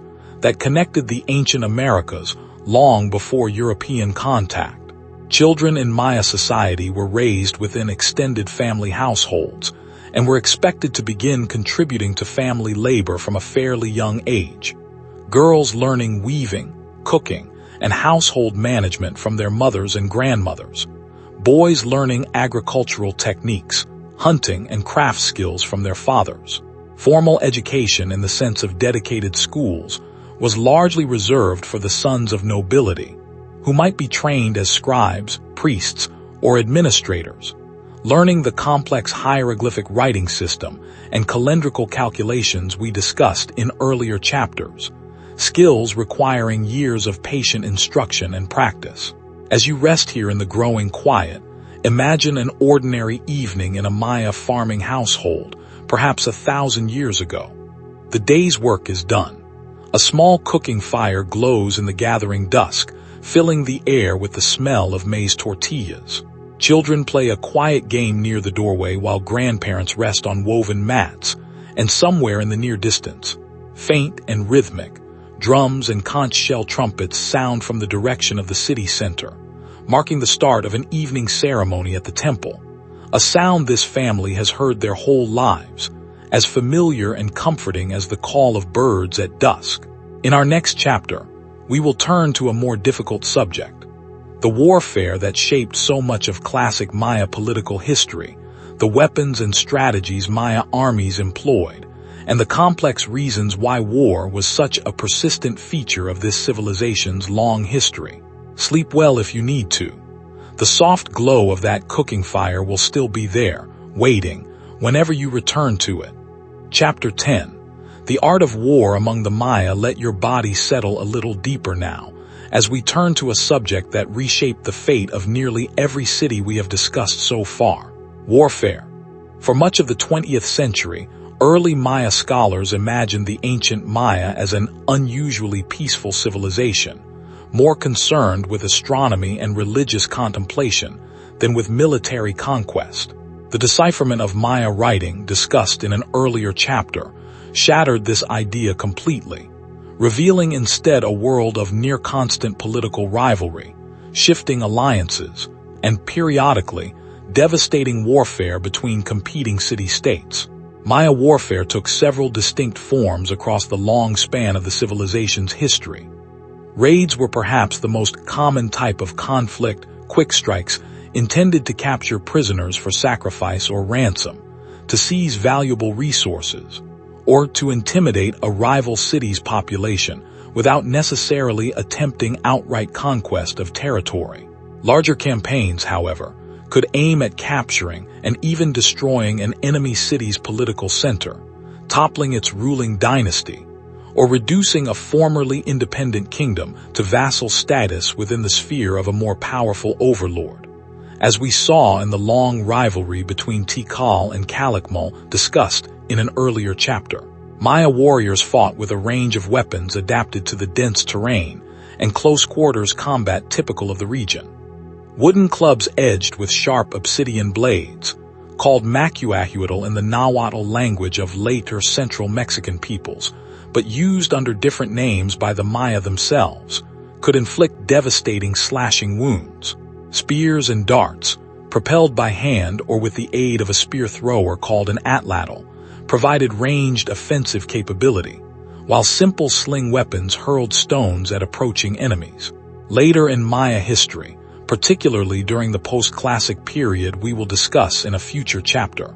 bows and arrows became more widely adopted, likely through contact with peoples further north and east. Warriors protected themselves with padded cotton armor, sometimes soaked in salt water or brine to increase its rigidity and protective quality, and carried shields made of woven reed, animal hide, or wood, often decorated with the emblems of their city or their patron deities. War was not merely a political tool. It was deeply intertwined with Maya religious belief, as we touched on in our chapter on gods and cosmology. Successful war leaders were understood to be acting with the sanction and support of powerful deities, and important military campaigns were often timed to coincide with significant astronomical events, particularly the heliacal rising of the planet Venus, which the Maya associated with warfare and with the actions of particular warlike deities. Capturing an enemy king or high noble was considered an especially prestigious military achievement, often commemorated in art and inscriptions showing the victorious king standing triumphantly over a bound, kneeling captive, sometimes identified by name and titles, a stark demonstration of the victor's power over not just an enemy's body, but his entire political and dynastic legacy. The fate of captured nobles varied. Some were ransomed back to their home cities in exchange for tribute or political concessions. Others were kept as hostages to ensure their home cities' continued submission. And others, particularly high-status captives taken in especially significant conflicts, faced ritual sacrifice. Their deaths transformed into religious offerings that simultaneously satisfied religious obligation and delivered an unambiguous political message about the consequences of defying a more powerful rival. One particularly dramatic example of recorded Maya warfare comes from the city of Dos Pilas, in the Pitaxpatan region of Guatemala, where extensive hieroglyphic records document a complex, multi-generational conflict involving Dos Pilas, its parent city of Tikal, and their mutual rival Calakmul during the 7th and 8th centuries CE. Dos Pilas was founded by a Tikal prince, Bialaj Chankayawil, who was later captured by Calakmul forces and, in a stunning reversal, switched allegiance entirely, becoming a Calakmul client king and turning his military forces against his own former home city of Tikal. This episode illustrates the complex, sometimes ruthlessly pragmatic political calculations that shaped Maya warfare,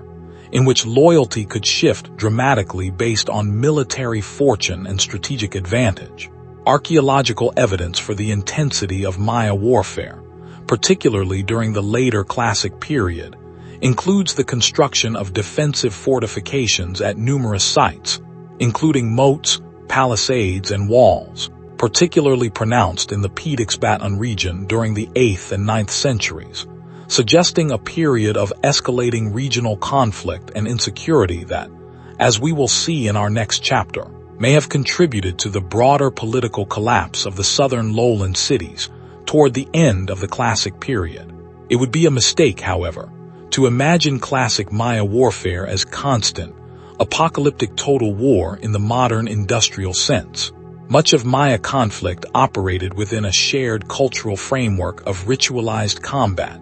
elite-focused violence, and political maneuvering, more comparable in some ways to the complex, honor-bound warfare of medieval European nobility than to the total mobilization of modern nation-states. Ordinary farmers were affected by warfare, of course, through disruption of agricultural cycles, the burden of supporting military campaigns, and the very real risk of being caught in raids or captured. But the scale and character of Maya warfare shifted considerably across different periods and regions of the civilization's long history. As you rest here, imagine the tense quiet before a Maya military engagement. Warriors gathered in the pale light before dawn, faces and bodies painted with the colors and symbols of their patron gods, obsidian-edged clubs and feathered shields catching the first gray light, a conch shell horn sounding somewhere in the mist, signaling the advance, as generations of political rivalry, religious obligation, and personal ambition converge into a single, decisive moment of violence that a scribe, somewhere in a distant palace, would later carve into stone for future centuries to read. Chapter 11. Builders, sculptors, and painters, let us turn now to gentler subjects, to the artists and builders whose creative achievements still draw millions of visitors to Maya ruins every single year. Maya art and architecture stand among the great achievements of the ancient world, comparable in ambition and technical sophistication to anything produced in ancient Egypt, Mesopotamia, Greece, or China, yet developed in near-total isolation from those other civilizations, using entirely different tools, materials, and conceptual approaches. Maya architecture is perhaps most immediately recognizable through its temple pyramids, tall step structures topped with a small temple sanctuary, often crowned with a decorative roof cone. A tall, originally brightly painted lattice-like structure that increased a building's visual height and grandeur without adding significant weight or structural material. These pyramids were constructed using a rubble core faced with cut limestone blocks, all coated in smooth plaster made by burning limestone at high temperatures, a labor and fuel-intensive process that, as mentioned in an earlier chapter, may have contributed to environmental degradation in some regions over the centuries. Maya builders developed a distinctive architectural technique known as the corbel vault, allowing them to construct stone ceilings for interior rooms without the true arch technology developed independently by Roman engineers. In a corbel vault, stones are laid in overlapping courses, each layer projecting slightly further inward than the one below, until the gap narrows enough to be closed with a capstone at the top. This technique allowed Maya architects to construct impressively large interior spaces, particularly visible in the palace complexes of cities like Palenque. Though corbel vaulting did limit the width of rooms compared to what true arch or dome technology could achieve, resulting in the characteristically narrow, elongated interior chambers found throughout Maya palace and temple architecture. Beyond pyramids and palaces, Maya cities incorporated ball courts, as discussed in our chapter on religion, along with elaborate plazas, causeways connecting different parts of a city or even connecting entirely separate cities, as we saw with El Mirador's Sacbiab network, and in the northern Yucatan, sophisticated systems for managing the region's unique hydrology, since much of the northern peninsula lacks surface rivers, relying instead on natural sinkholes called cenotes and constructed reservoirs called choltuns to store precious rainwater. Maya sculpture reached extraordinary heights of technical and artistic achievement, particularly in the carving of stelae, the freestanding stone monuments erected to commemorate kings and important historical events, which we have referenced throughout our previous chapters. Different regional styles developed distinct artistic signatures. The deep, almost sculptural relief carving of Copan, discussed in an earlier chapter, differs markedly from the more graceful, flowing, low-relief style of Palenque, while the massive stelae of Quirigua, some standing taller than any other stone monuments in the ancient Maya world, showcase yet another distinct regional approach to royal portraiture and hieroglyphic composition. Maya painters, meanwhile, produced some of the most vivid and detailed pictorial art surviving from the ancient Americas, particularly on ceramic vessels used by the elite for feasting, ritual, and gift exchange between allied royal courts. These painted vessels, created using a technique involving mineral and organic pigments applied before firing, depict an enormous range of subjects, including courtly scenes of kings receiving tribute or conducting ceremonies, mythological narratives involving gods and the hero twins discussed in our chapter on cosmology, and in some cases, satirical or humorous scenes poking fun at courtly life, animals, or even the underworld deities themselves, revealing a Maya artistic sensibility capable of wit and playfulness, alongside religious solemnity. Mural painting, too, reached remarkable heights of sophistication, as demonstrated by the murals at San Bartolo mentioned in an earlier chapter, and by the spectacular later murals at Bonampak, a smaller classic period site in Chiapas, Mexico,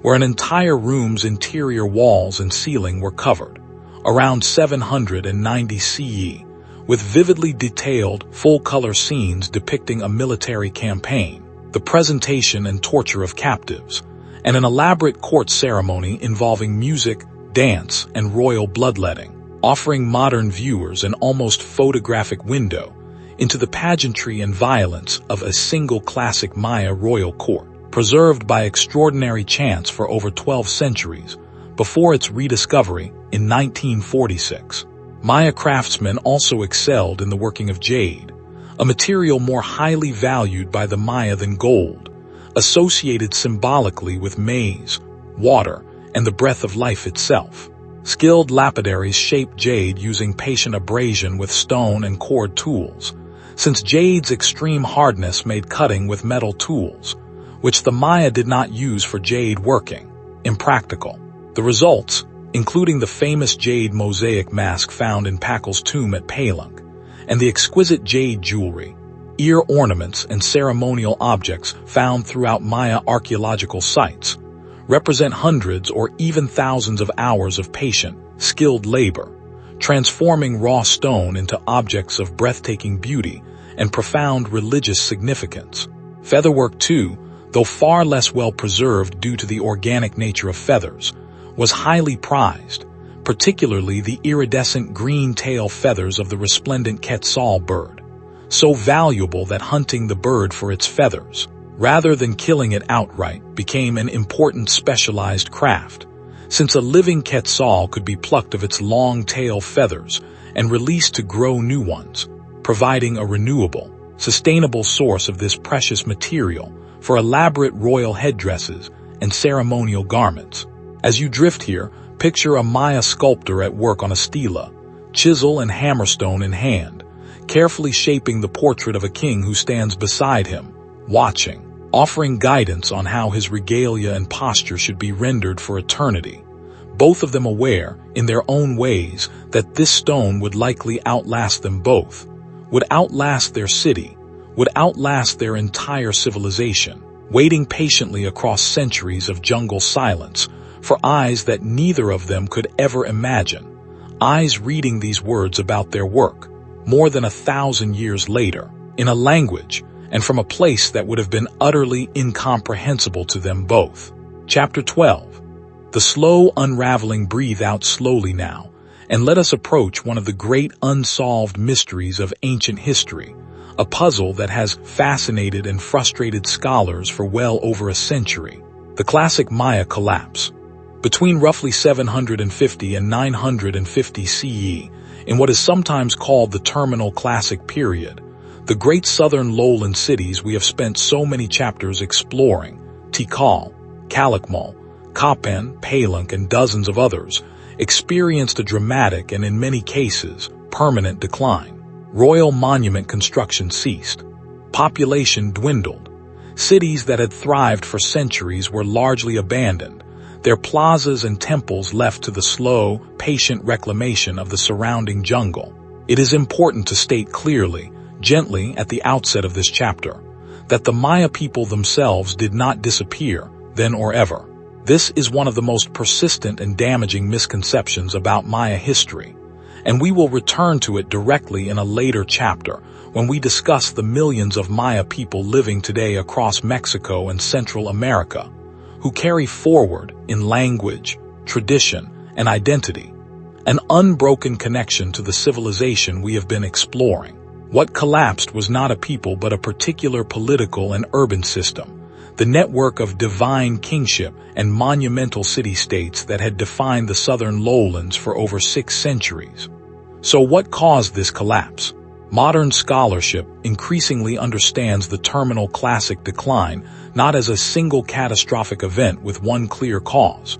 but as a complex, interconnected cascade of stresses that built upon one another over decades, affecting different cities and regions in different ways, and at different times, some as early as the mid-8th century,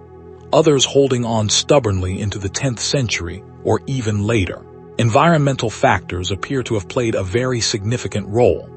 Paleoclimate research, drawing on evidence from lake sediment cores, cave formations, and other sources, has revealed that the Terminal Classic period coincided with a series of severe, prolonged droughts affecting the Maya lowlands, some of the most severe drought conditions the region had experienced in many centuries. For a civilization utterly dependent on rainfall-fed agriculture and on carefully engineered reservoir systems, as we discussed in earlier chapters, extended drought would have placed enormous stress on food production, on the water storage systems that sustained large urban populations through the dry season, and ultimately, on the political legitimacy of kings whose authority rested significantly on their claimed ability to ensure agricultural abundance and communicate successfully with rain deities. Compounding this climate stress was the environmental impact of centuries of intensive land use.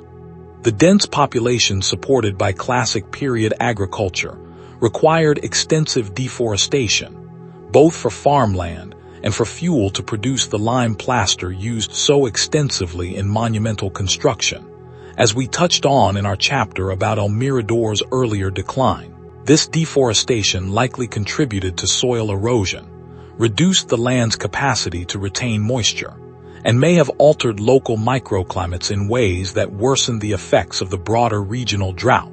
creating a vicious cycle in which environmental degradation and climate stress reinforced one another. Political and social factors intertwined closely with these environmental pressures. As we saw in our chapter on Maya warfare, the 8th and 9th centuries saw escalating conflict in some regions, particularly the Pitaxbatan area, where the construction of defensive fortifications suggests a period of significant regional insecurity and competition, quite possibly intensified as resources grew scarcer under drought conditions, and as the political prestige of kings suffered when they proved unable to alleviate their people's hardship through ritual and divine intercession. There is also evidence of significant social strain within Maya cities themselves during this period. Some scholars point to growing inequality between an increasingly large, resource-demanding noble class and a commoner population bearing the brunt of agricultural failure and increased taxation or labor demands, potentially fueling internal unrest, rebellion, or simply the gradual erosion of ordinary people's willingness to continue supporting elaborate royal building projects and ceremonies that seemed increasingly unable to deliver on their promised connection to divine favor and prosperity. The collapse did not happen everywhere at once, nor did it happen uniformly. Some cities, like Kapan, saw royal authority collapse relatively early, in the early 9th century, while population in the surrounding valley persisted for generations afterward in a diminished, decentralized form. Other cities held on longer. Notably, in the northern Yucatan Peninsula, away from the epicenter of the southern lowland crisis, cities continued to flourish and even grow during this same period, a crucial fact we will explore in our next chapter, demonstrating clearly that the terminal classic crisis was regionally specific rather than a civilization-wide catastrophe. By around 900 to 950 CE, the great cities of the central and southern lowlands, places like Tikal, Palenque, Kapan, and Calakmul, had for the most part ceased to function as the vibrant political and ceremonial centers they had once been. Populations in these regions declined dramatically, though recent archaeological and settlement pattern research suggests the decline was somewhat less absolute and more gradual than earlier generations of scholars assumed, with some areas retaining modest populations for generations after the collapse of royal authority, and with descendant communities maintaining, in diminished form, some connection to the old ceremonial centers, even as the divine kingship system that had once animated them faded into memory. As the great pyramids of Tikal and Palenque and Kapan fell silent, as jungle vines began, slowly, over decades and then centuries, to creep across plazas once kept meticulously swept and plastered, the story of Maya civilization did not end. It transformed. Power, population, and cultural vitality shifted northward into the Yucatan Peninsula, where new cities would soon rise to prominence, drawing on the deep well of Maya tradition while forging new political forms, new artistic styles, and in time, entirely new alliances that would connect the Maya world more closely than ever before to the wider currents of Mesoamerican civilization. Rest here for a moment with the image of an abandoned plaza, grass growing between the stones, a single macaw calling somewhere in the canopy above, silence where drums and voices once rose every evening. It is a melancholy image, but it is not the end of our story. Empires rise and fall throughout human history in every corner of the world, and the fall of the southern lowland kingdoms was, in its own way, simply another turning of the great wheel of time the Maya themselves understood so well. A wheel that would, as it always had, continue turning into a new age. Chapter 13. Chichen Itza and the Rise of the North. Let your thoughts drift northward now, across the flat, dry limestone plains of the Yucatan Peninsula, into a landscape quite different from the humid, river-cut lowlands we have spent so many chapters exploring. Here, in what is now the Mexican state of Yucatan, a city rose during the very centuries when the southern lowland kingdoms were fading, a city that would grow into perhaps the single most powerful and influential capital of the entire post-classic Maya world, Chichen Itza. Chichen Itza, meaning at the mouth of the well of the Itza, takes its name from the sacred cenotes, the natural limestone sinkholes providing access to the region's underground water table that dot the site and that gave the city both its practical water supply and its profound religious significance. As we touched on briefly in our chapter on Maya cosmology, the city's origins reach back into the late classic period, but its most dramatic and architecturally distinctive growth occurred between roughly 800 and 1000 CE, precisely the period when southern cities were declining, suggesting Chichen Itza may have benefited from population and trade shifting northward as the old order collapsed elsewhere. What makes Chichen Itza especially fascinating to historians is the clear evidence of strong cultural connections to central Mexico, particularly to a Toltec-influenced tradition associated with the legendary figure and deity Kukulkan, known in central Mexican Nahuatl-speaking cultures as Quetzalcoatl, the feathered serpent. Chichen Itza's most famous structure, the Great Pyramid known today as El Castillo, or the Temple of Kukulkan, showcases architectural and artistic elements that blend distinctly Maya building traditions with symbols and styles closely associated with central Mexican civilizations, including feathered serpent imagery, reclining figures known as chac, mules, whose exact ceremonial function remains debated among scholars, and rows of carved warrior columns quite different in style from the royal portrait stele of the classic southern lowlands. The precise nature of the relationship between Chichen Itza and central Mexico, and specifically with the Toltec civilization centered at the distant city of Tula, remains a subject of vigorous scholarly debate. Some researchers have proposed that Toltec warriors or migrants actually conquered or settled at Chichen Itza, bringing their architectural and religious traditions with them. Others argue the connections reflect extensive trade and cultural exchange between powerful, cosmopolitan centers rather than conquest, with Chichen Itza's rulers deliberately adopting prestigious foreign symbols and styles to enhance their own political authority, in much the way that ambitious rulers throughout history have often borrowed cultural prestige from powerful, distant civilizations. El Castillo itself is a marvel of architectural and astronomical engineering. The pyramid's 4 staircases, one on each face, each contain 91 steps, which, combined with the top platform, total 365, matching the days of the solar year, a design choice reflecting the same profound calendrical preoccupation we explored in our earlier chapter on Maya timekeeping. Twice each year, at the spring and autumn equinoxes, the setting sun casts a shadow along the pyramid's northern staircase that creates the striking illusion of a serpent slithering down the structure, joining a carved serpent head at the staircase's base,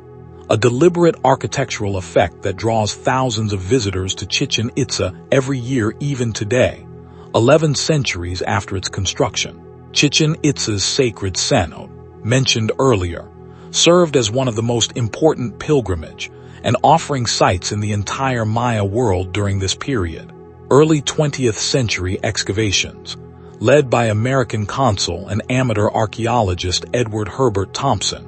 who purchased the entire site in 1894 and subsequently dredged the cenote using mechanical equipment, recovered thousands of objects from its dark waters, including gold and copper ornaments, jade carvings, wooden objects preserved by the cenote's unique anaerobic conditions, and human skeletal remains, offering direct physical evidence of the ritual offerings, including human sacrifice, that Maya pilgrims made to the rain god believed to inhabit the cenote's depths across many generations. While Thompson's excavation methods would be considered ethically and archaeologically problematic by modern standards, his work provided an unprecedented window into post-classic Maya ritual practice. Chichen Itza also boasts the largest ball court in all of Mesoamerica, the Great Ball Court, an enormous walled enclosure over 500 feet long, its high stone walls carved with scenes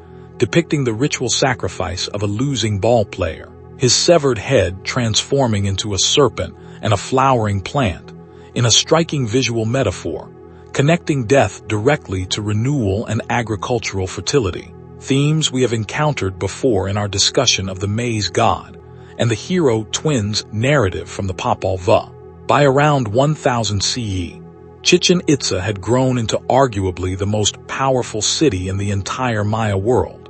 its influence extending across much of the Yucatan Peninsula, and its trade and diplomatic connections reaching deep into central Mexico,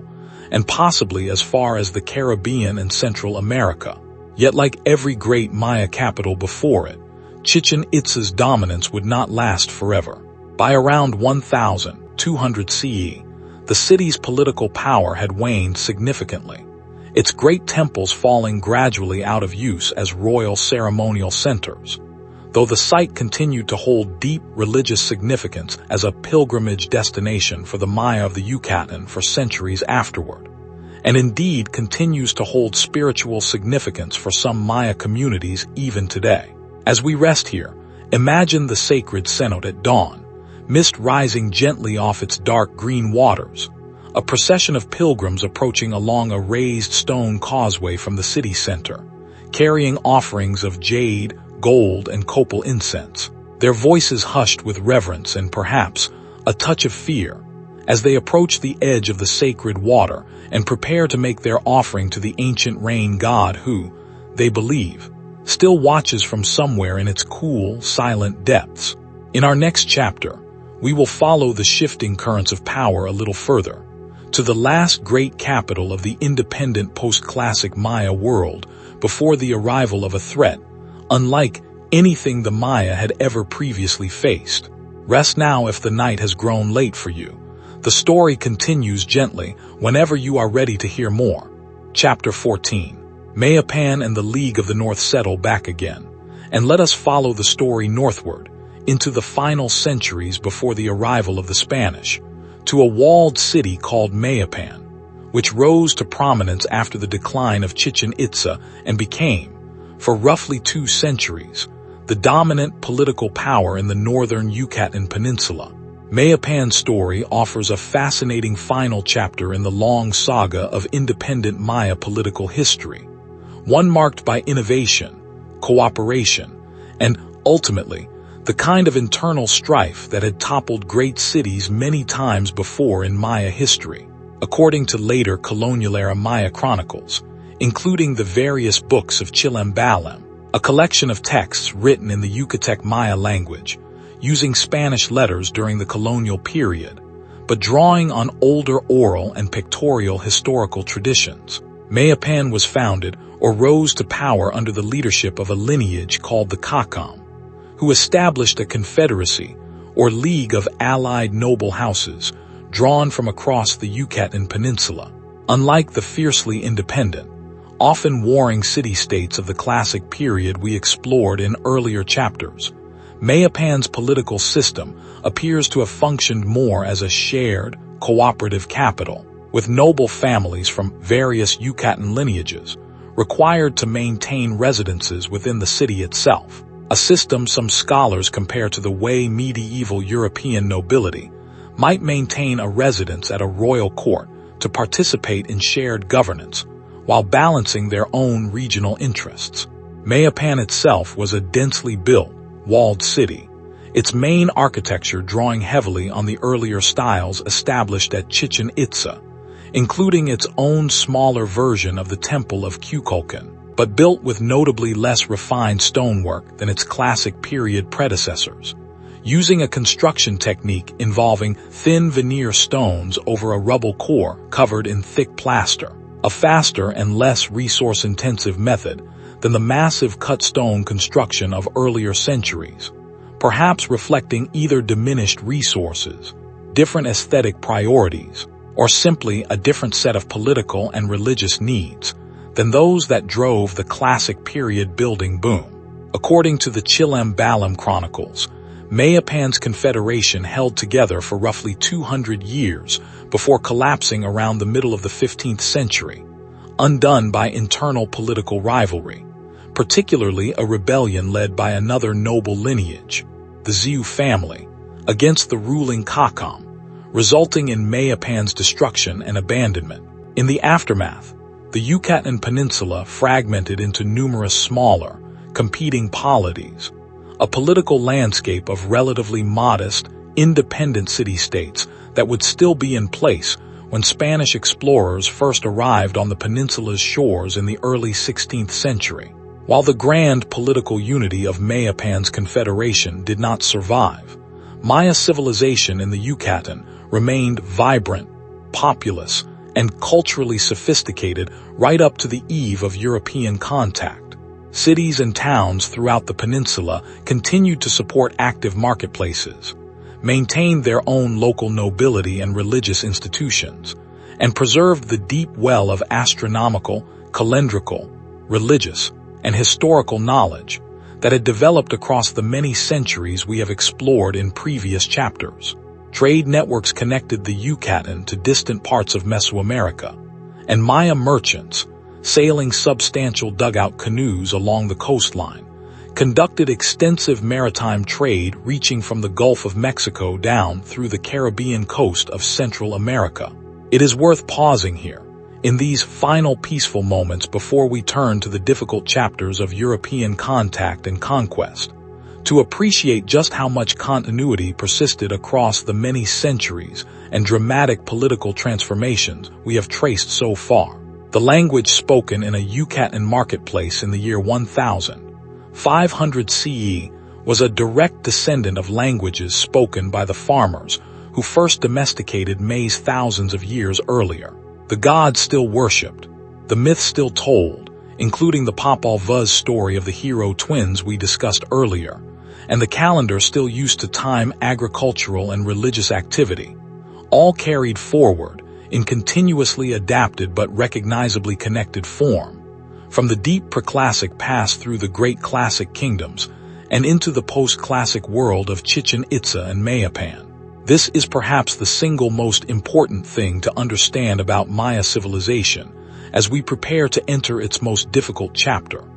The Maya were never a single unified empire in the way the Aztec or Inca were at the moment of European contact. They were and had always been a shared civilization of many distinct, often rival political communities, unified by language family, religious tradition, calendrical system, and cultural practice,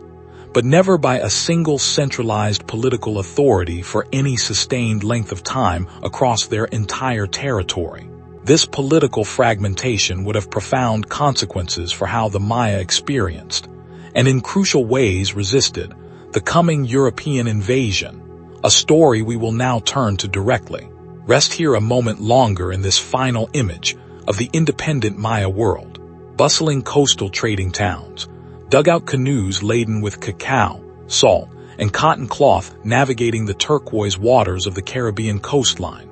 market days filled with the sounds of many different Maya dialects mingling together, priests still tracking the movements of Venus from temple platforms, farmers still planting maize according to rhythms established by their ancestors thousands of years before. This was the world that, in the year 1517, would receive its first, unsettling sighting of strange ships on the horizon. Vessels unlike anything the Maya had ever seen before, carrying men whose arrival would set in motion one of the most difficult and transformative chapters in the entire history of the Americas. Chapter 15. Strange ships on the horizon. Let your breathing stay slow and steady as we approach a genuinely difficult chapter in this long story, one that unfolds not across the abstract span of centuries, but within the more immediate human scale of individual decades, individual lives, individual acts of resistance and survival. In 1517, a Spanish expedition led by Francisco Hernández de Córdoba, sailing from the recently established Spanish colony in Cuba, became the first Europeans to make substantial contact with the Maya world, landing along the coast of the Yucatan Peninsula. What the Spanish encountered surprised them considerably. Unlike some of the other indigenous peoples they had encountered in the Caribbean, the Maya lived in substantial stone and plaster cities, practiced sophisticated agriculture, wore woven cotton clothing, and possessed metal ornaments, though notably the Maya, unlike the Aztec further west, made relatively limited use of metal tools, continuing to rely primarily on stone, wood, and obsidian for practical implements, even as they used gold and copper for ornamental and ceremonial purposes, having only relatively recently begun acquiring metalworking traditions through trade contact with cultures further south in Central America. Early Spanish contact with the Maya was marked by both curiosity and violence on both sides. Hernández de Córdoba's expedition and the following expedition led by Juan de Grijalva in 1518 engaged in several serious battles with Maya warriors, who fought with organized, disciplined tactics that impressed and alarmed the Spanish, who had perhaps expected easier conquests based on their experiences elsewhere in the Caribbean. These early expeditions returned to Cuba with reports of substantial wealth, particularly gold objects, though much of this gold, as later became clear, had actually originated through trade with peoples further west in central Mexico, rather than reflecting extensive local Yucatan gold deposits. It was this promise of wealth that helped motivate the far more consequential expedition of Hernán Cortés, which departed Cuba in 1519, initially making contact with Maya communities along the Yucatan and Tabasco coast before proceeding westward toward the Aztec Empire, a campaign that would culminate in the fall of the Aztec capital Tenochtitlan in 1521, one of the most consequential events in world history, and a story that belongs to a different documentary than this one, though it set the stage decisively for the subsequent Spanish campaigns against the Maya themselves. An important, poignant episode from Cortés's early contact with the Maya deserves mention here, as it illustrates the complex, often tragic ways individual lives were caught up in these world historical events. In 1511, several years before Cortés's arrival, a Spanish ship had wrecked off the Yucatan coast, and among the survivors was a sailor named Gonzalo Guerrero, who was captured by Maya communities, and who, remarkably, chose to remain among the Maya rather than seek rescue or return to Spanish society, eventually marrying into a noble Maya family, adopting Maya customs including facial tattooing and ear piercing, and rising to become a respected war leader, who would later actively assist Maya forces in resisting subsequent Spanish incursions, fighting, and, according to historical accounts, ultimately dying in battle against Spanish forces in Honduras in 1536. Guerrero represents one of history's fascinating examples of complete cultural crossing,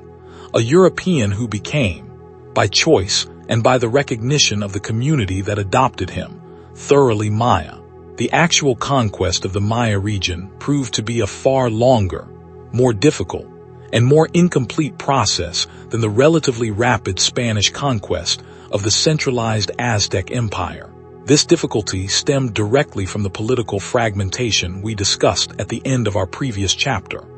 Because the Maya world had never been unified under a single central government, the Spanish could not simply conquer one capital city and thereby gain control over the entire region, as they had, in effect, done by capturing Tenochtitlan. Instead, Spanish forces, led primarily by Francisco de Montijo and his son of the same name beginning in 1527, had to fight,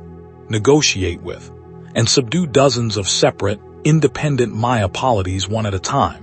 each with its own leadership, its own military capacity, and its own calculation of whether resistance or accommodation offered the better path forward. The conquest of the northern Yucatan Peninsula alone took nearly 2 decades of grinding, intermittent warfare, with Spanish forces repeatedly driven out of settlements they had established, only to return with reinforcements and renewed campaigns. The Spanish did not achieve a fully secure hold over the northern Yucatan until the 1540s, and even then, significant areas, particularly in the dense forests of the southern lowlands, remained entirely outside Spanish control for generations, indeed for well over a century and a half longer, as we will explore in our next chapter. In the Guatemalan highlands, Spanish conquistador Pedro de Alvarado, a lieutenant of Cortés who had participated directly in the brutal conquest of the Aztec capital, led a campaign against the Kayich, Maya kingdom beginning in 1524. The Kayich, under a ruler named Tecún, mounted fierce resistance, and Maya oral tradition preserves the memory of a dramatic, likely legendary but symbolically powerful account of single combat between Tecún and Alvarado himself, in which the Maya leader was ultimately killed. Tecún is honored today as a national hero in Guatemala.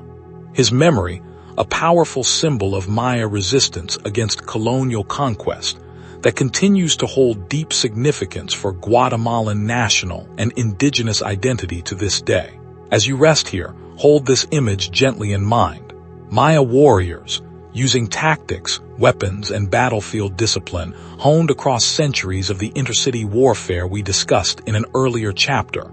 meeting an entirely new kind of enemy,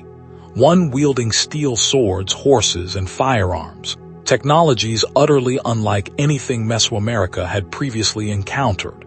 yet meeting this enemy not with panic or immediate collapse, but with sustained, adaptive, and in many cases remarkably effective resistance that would continue, in one form or another, for nearly 2 centuries after those first strange ships appeared on the horizon. In the chapter ahead, we will follow this story of resistance to one of its most remarkable final chapters,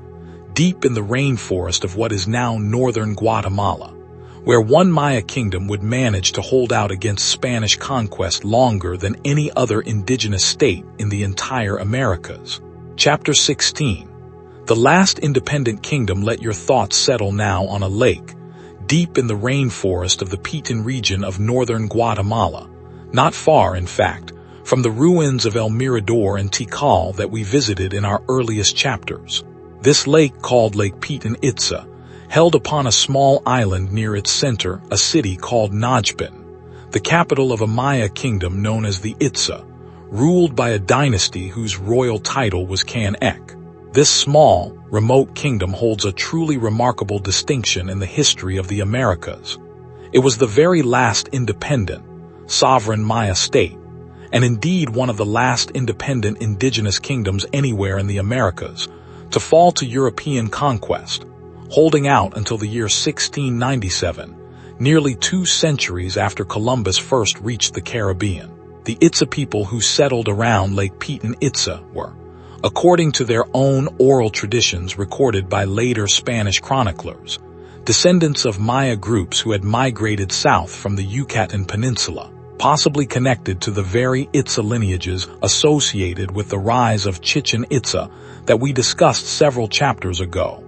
carrying with them deep traditions of political organization, religious practice, and calendrical knowledge inherited from their northern ancestors. Isolated deep within the dense rainforest, protected by difficult terrain, considerable distance from major Spanish colonial centers, and the natural defensive advantages of their Lake Island capital, the Itza Kingdom was able to maintain its independence for an extraordinarily long time, even as Spanish colonial control solidified across the Yucatan Peninsula and the Guatemalan highlands surrounding them. Spanish contact with the Itza actually began remarkably early, in 1525, when a detachment of Cortez's own forces, marching overland from Mexico toward Honduras, passed near Lake Chichen Itza and made peaceful contact with the reigning Can-Eque ruler of that time. For over a century afterward, contact between the Itza and the expanding Spanish colonial world remained sporadic, involving occasional visits by Spanish missionaries seeking to convert the kingdom to Christianity, and periodic diplomatic exchanges, but no sustained Spanish military campaign against the kingdom itself, in part because Spanish colonial authorities considered the difficult,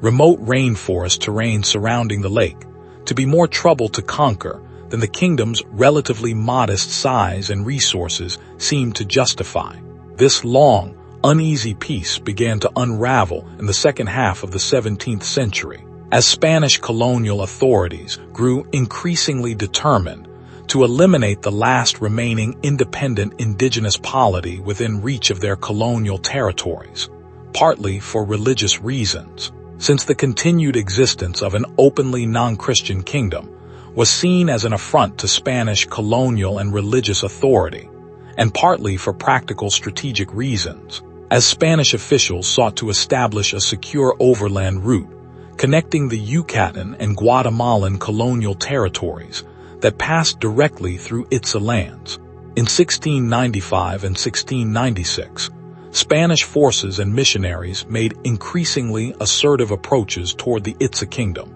including a Franciscan friar named Andres de Avendano y Loyola, who made a remarkable journey into the kingdom itself and reported, intriguingly, that Itza religious and calendrical traditions included prophecies that seemed to anticipate the eventual arrival and acceptance of Spanish authority within a specific, calculated timeframe tied to the Maya calendar systems we discussed in an earlier chapter, suggesting that even in this final independent Maya kingdom, the deep calendrical and prophetic traditions established many centuries earlier continued to shape how Maya leaders understood and anticipated the unfolding of major historical events. Despite these diplomatic overtures, the final conquest of the Itza kingdom came through direct military force.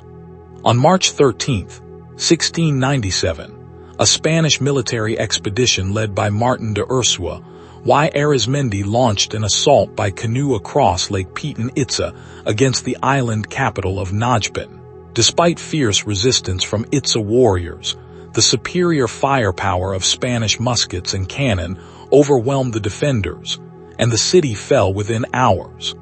The last independent Maya kingdom, and with it the final formal chapter of pre-Columbian Maya political sovereignty, came to an end. It is worth pausing to reflect on the sheer span of time represented by this final conquest. From the earliest preclassic farming villages we discussed in Chapter 1, through the towering achievements of El Mirador, Tikal, Palenque, Copan, Chichen Itza, and Mayapan, all the way to this final battle on the shores of a remote rainforest lake, Maya civilization had maintained some form of independent political existence for well over 3,000 years, a span of time longer than the entire history of the Roman Empire from its founding to the fall of Constantinople, longer than the recorded history of most civilizations anywhere on Earth. The fall of the Itza kingdom did not, of course, mean the end of the Maya people, their language, their culture, or their identity, any more than the terminal classic collapse discussed several chapters ago had meant such an ending centuries earlier. Maya communities throughout Mexico and Central America continued, and continue to this day, to speak Mayan languages, to observe agricultural and religious traditions with deep roots in the ancient past, and to maintain a distinct cultural identity even after the loss of formal political independence. We will explore this continuity and the difficult, complex history of the intervening centuries in the chapters ahead. But for now, rest with this image. The quiet waters of Lake Pitan-Itza in the aftermath of that final battle in 1697, smoke drifting from the ruins of Najpin, and deep in the surrounding forest, in villages the Spanish never fully reached or fully controlled, Maya families continuing to plant maize, to speak their ancestral language, and to quietly, resiliently, carry their civilization forward into an uncertain, but ultimately enduring future. Chapter 17. Colonial Shadows and Quiet Resistance. Let us move now through the difficult centuries following the Spanish conquest. Centuries that brought profound suffering to Maya communities, but that also reveal, again and again, the remarkable resilience and adaptability that had always characterized Maya civilization across its long history. Colonial rule imposed enormous changes on Maya society, yet it never succeeded in erasing Maya identity, language, or core cultural practices. A testament to the deep resilience of the traditions we have traced across the previous chapters of this documentary. The most immediate and devastating impact of European contact was not military conquest but disease. Smallpox, measles, influenza, and other diseases previously unknown in the Americas swept through Maya populations, who had no accumulated immunity to these pathogens, causing mortality rates that modern historians estimate may have reduced indigenous populations across Mesoamerica by 70 to 90% within the first century after contact, an almost incomprehensible demographic catastrophe that occurred alongside, and often ahead of, direct Spanish military conquest, weakening Maya kingdom's capacity to resist even before Spanish soldiers arrived in many regions. Spanish colonial administration imposed a system called the encomienda, granting individual Spanish colonists the right to demand labor and tribute from indigenous communities in a given area, nominally in exchange for religious instruction and protection, though in practice, the system frequently amounted to a form of forced labor bordering on slavery, with devastating consequences for Maya communities, already reeling from disease and conquest. Later colonial reforms replaced the encomienda with other systems of forced labor and tribute extraction, but the fundamental colonial economic relationship, in which Maya labor and resources were extracted to benefit Spanish colonial elites, persisted in various forms throughout the roughly 3 centuries of Spanish colonial rule. Religious conversion formed another central pillar of Spanish colonial policy, and Franciscan and Dominican missionaries worked energetically throughout the Maya region to convert indigenous populations to Catholicism, often through methods that combined genuine, if paternalistic, religious conviction with considerable coercion. Perhaps the most consequential and tragic figure in this religious campaign was Diego de Landa, a Franciscan friar who arrived in the Yucatan in the 1540s and who, in 1562, in the town of Mani, ordered the burning of a large collection of Maya bark paper codices, along with numerous religious statues and objects, an act of destruction that Landa himself later described in his own writings, framing it as a necessary campaign against what he considered idolatry and pagan superstition. The scale of loss from this event, and from similar smaller episodes of destruction across the colonial period, is almost impossible to fully calculate, but was unquestionably immense. As we discussed in our chapter on Maya writing, only 4 Maya codices are known to survive today out of what was likely a vast body of literature, historical record, and scientific knowledge accumulated over many centuries. Ironically, Landa himself, in the very same body of work in which he described burning these irreplaceable texts,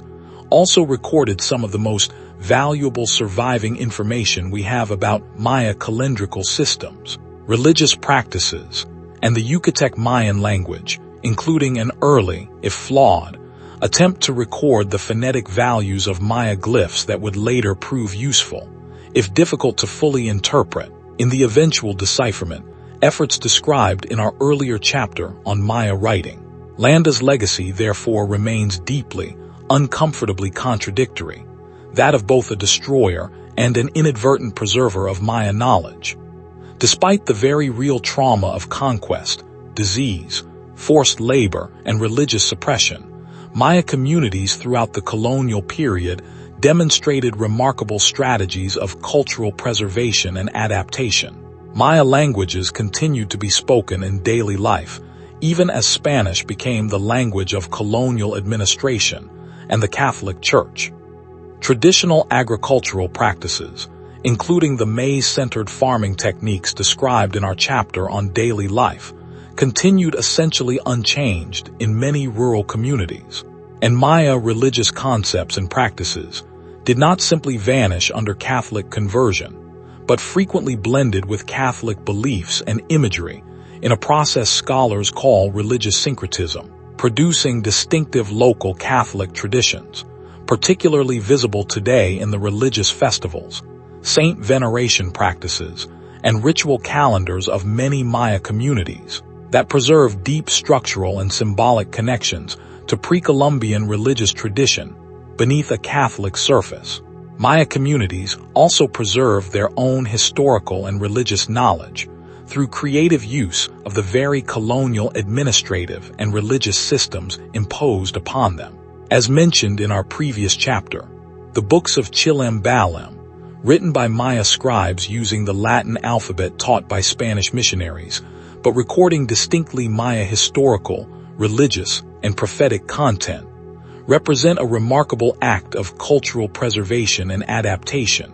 using the tools of the colonizer to preserve the knowledge of the colonized. Similarly, the Popol Vuh, discussed in our chapter on Maya religion, survives today because a Kayich Maya author or authors chose to record this vital mythological and historical text using Latin script sometime in the mid-16th century, a text later transcribed and translated by a Spanish priest named Francisco Ximenes in the early 18th century, preserving for future generations, including us tonight, a text that might otherwise have been lost entirely to history. Resistance to colonial rule did not end with the fall of the Itza Kingdom in 1697. Maya communities throughout the colonial period and into the modern era have periodically risen in open rebellion against oppressive conditions, most dramatically in the caste war of Yucatan, a massive Maya uprising that began in 1847 and continued, in various forms, for decades, driven by grievances over land dispossession, forced labor, and taxation that had accumulated across generations of colonial and post-independence exploitation. Maya rebels in this conflict actually succeeded in establishing an independent, self-governing Maya territory in the eastern Yucatan, centered around a settlement called Chan Santa Cruz, organized around a syncretic religious movement centered on what believers described as a speaking cross. And this autonomous Maya region maintained genuine independence from Mexican government control until as late as 1901, and arguably retained significant practical autonomy for some years, even beyond that formal date, representing yet another remarkable, often overlooked chapter in the long history of Maya political resilience and resistance. As you rest here, consider the quiet, persistent thread that runs through all of these difficult centuries. A language still spoken, a story still told around a cooking fire, a calendar still consulted to determine the best day for planting, a prayer offered in a form that blends the Virgin Mary with older, deeper reverence for the sacred mountains, and caves discussed in our chapter on Maya cosmology. Colonial rule changed everything about the outward political shape of Maya life, yet it could not, in the end, extinguish the deep cultural continuity that had sustained this civilization since the first maize seeds were planted along ancient riverbanks, thousands of years before. Chapter 18.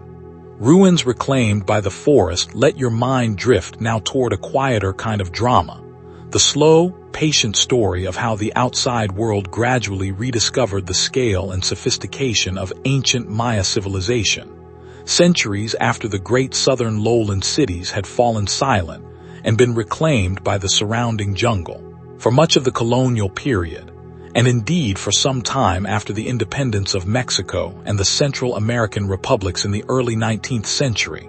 the great ruined cities we have explored throughout this documentary were known, if at all, mostly through vague local knowledge and occasional, unsystematic reports by travelers, rather than through any serious scholarly investigation. This began to change in the 1830s and 1840s, largely through the efforts of an American writer and diplomat named John Lloyd Stephens, and an English artist and architect named Frederick Catherwood, who together undertook a series of expeditions through the Maya region, visiting sites including Copan, Palenque, and Uxmal, a city in the Yucatan we have not yet discussed in detail, but which stands among the most architecturally refined of all Puuc-style Maya cities. Its governor's palace and pyramid of the magician, representing extraordinary achievements in stone mosaic decoration and architectural proportion. Stephens' vivid written accounts of these expeditions,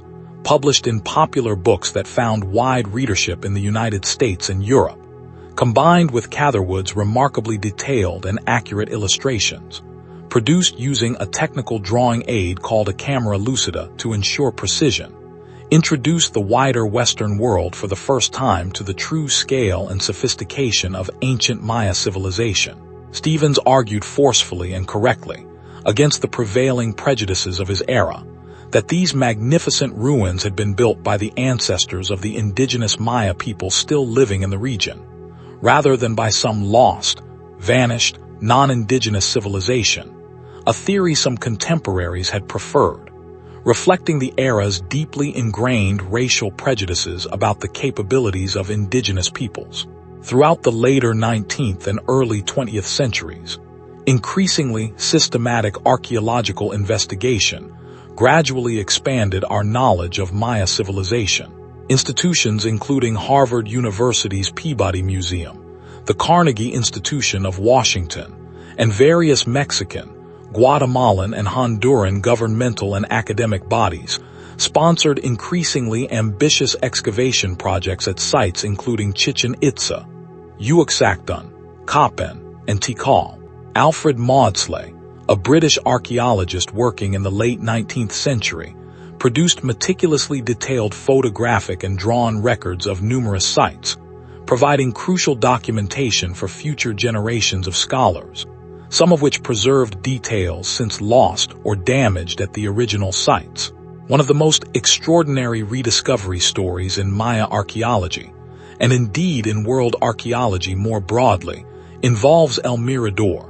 the massive preclassic city we explored in our second chapter. Despite its immense scale, including the La Danta Pyramid complex that may be among the largest pyramid structures ever built anywhere in the world by total volume, El Mirador remained almost entirely unknown to the outside world until the 20th century, its structures so thoroughly overgrown by centuries of dense rainforest growth that early aerial surveys in the 1930s mistook its towering pyramids for naturally occurring hills. Serious archaeological investigation of El Mirador did not begin until the 1960s and did not proceed in earnest until decades later, and significant portions of this once mighty preclassic capital remain unexcavated and unstudied even today,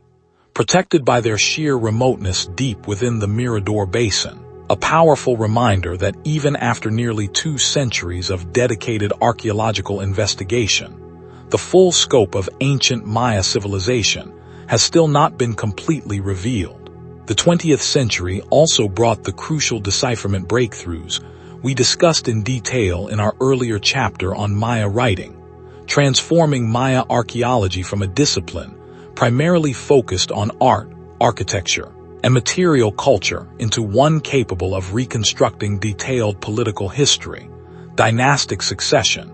and even something approaching the individual personalities of specific historical Maya rulers, a level of historical richness rarely achieved for any ancient civilization outside of those with continuously read written traditions, like ancient Egypt, Greece, or China. Modern archaeological technology has continued to revolutionize our understanding of Maya civilization in recent decades. Perhaps most dramatically, a remote sensing technology called LiDAR, which uses aircraft-mounted lasers to map ground surfaces with extraordinary precision even through dense forest canopy, has revealed, since the technology's application to the Maya region beginning in the 2010s, an astonishing density of previously unknown structures, causeways, agricultural terraces, and fortifications across vast areas of the Maya lowlands, suggesting that the ancient Maya population and degree of landscape modification was very significantly larger and more intensive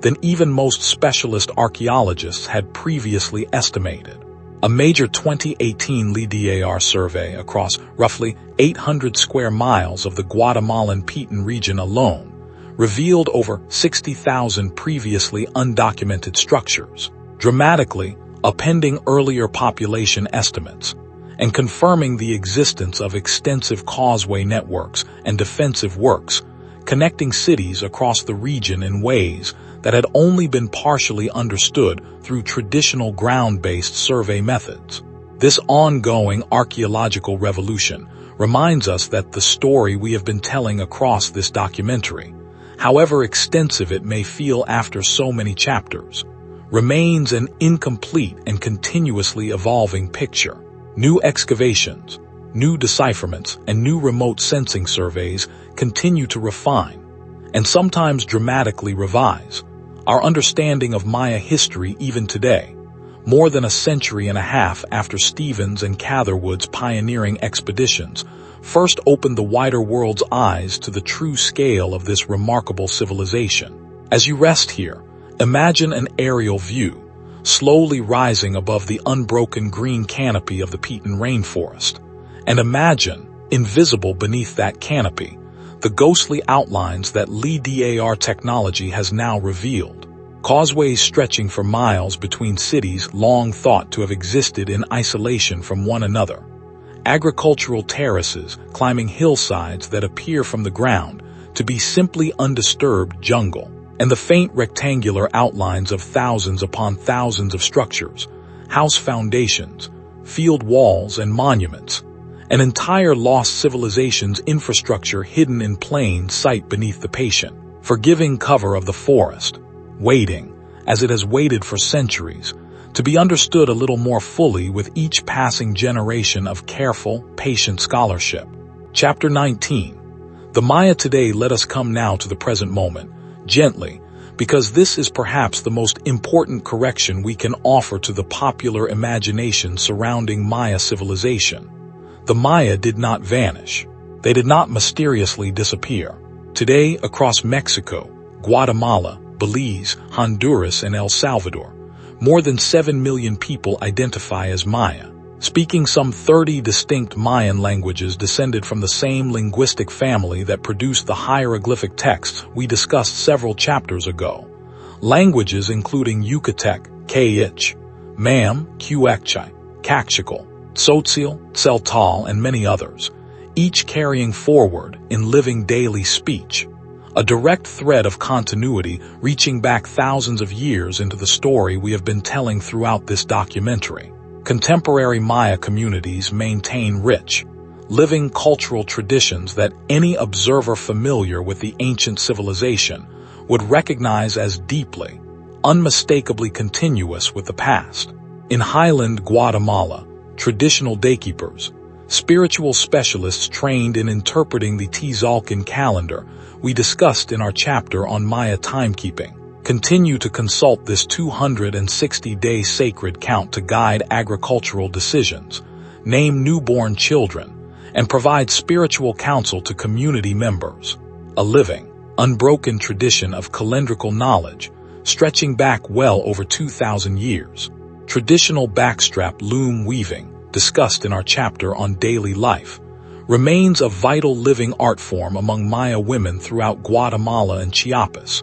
with distinctive regional textile patterns serving, much as they likely did in ancient times, as visible markers of community identity and heritage. Maya agricultural traditions also persist in recognizable form. The milpa system, the traditional practice of growing maize, beans, and squash together that we described in our chapter on daily life, remains widely practiced throughout rural Maya communities, and agricultural rituals honoring the maize plant and seeking blessings for successful harvests continue in forms that blend indigenous tradition with the syncretic Catholic practices discussed in our chapter on colonial history. The 20th and 21st centuries have brought both continued hardship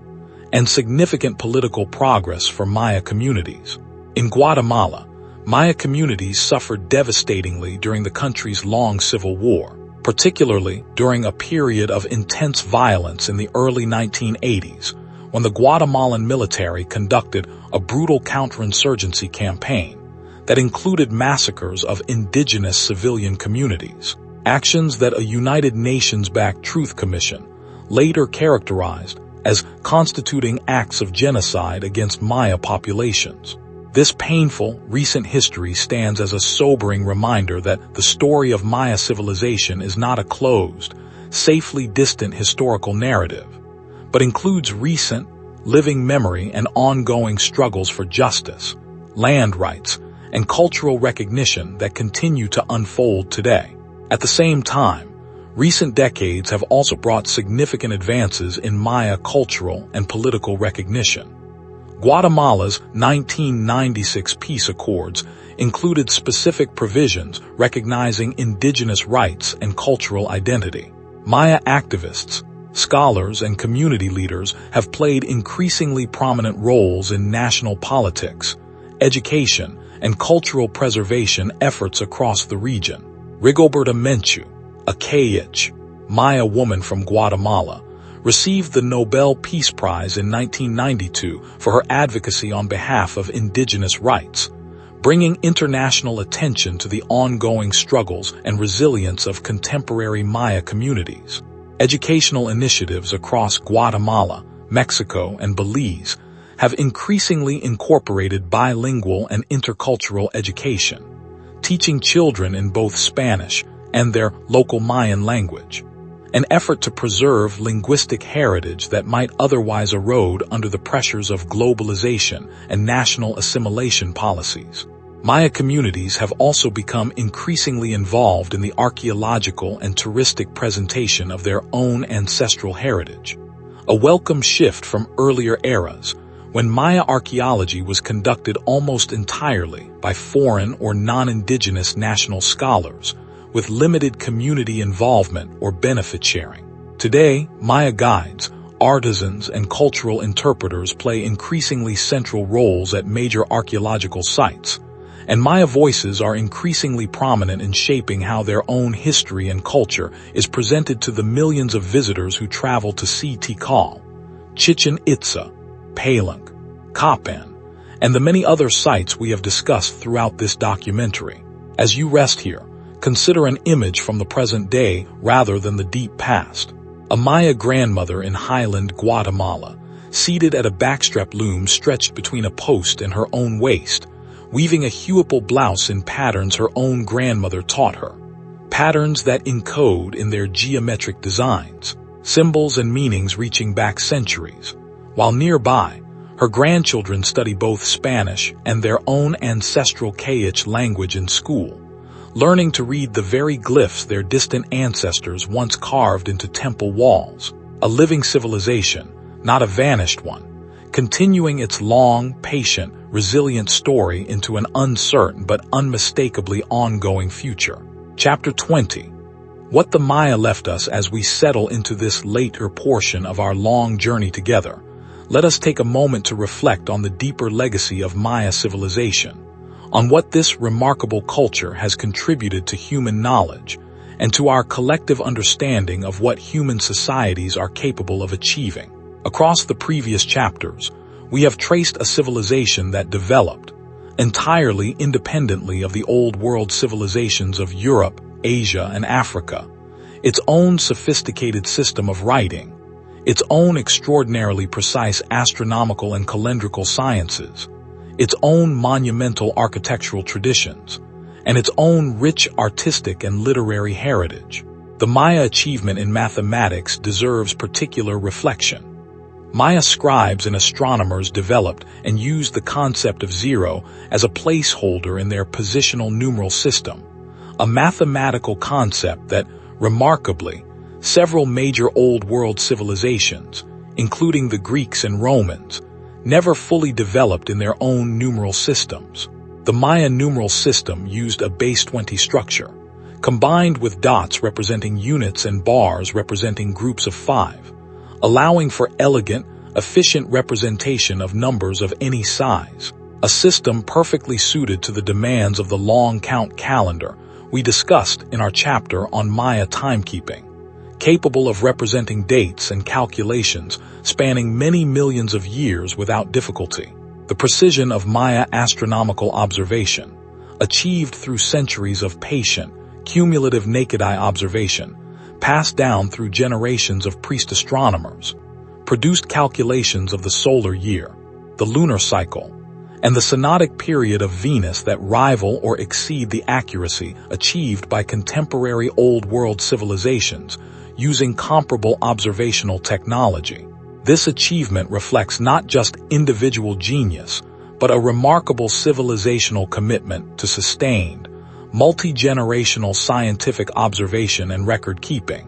an achievement made possible by the writing system and calendrical tradition we explored in earlier chapters. Maya agricultural innovations, including the Milpa polyculture system, and the sophisticated water and soil management techniques discussed in our chapters on daily life and the preclassic period, demonstrate a deep, practical ecological knowledge developed through centuries of careful adaptation to the specific challenges of the tropical Mesoamerican environment. Modern agronomists and ecologists have increasingly recognized the sustainability and ecological sophistication of traditional Maya agricultural practices,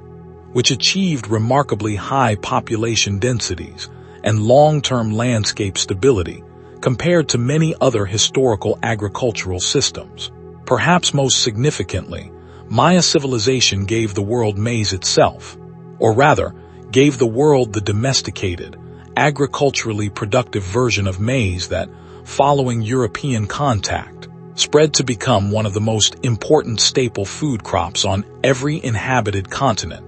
feeding billions of people today who have likely never heard the word Maya, let alone learned about the millennia of patient agricultural selection and refinement, beginning with those first small-cobbed wild grasses we discussed in our very first chapter that made this crop possible. Beyond these concrete scientific and agricultural contributions, Maya civilization offers something perhaps even more valuable,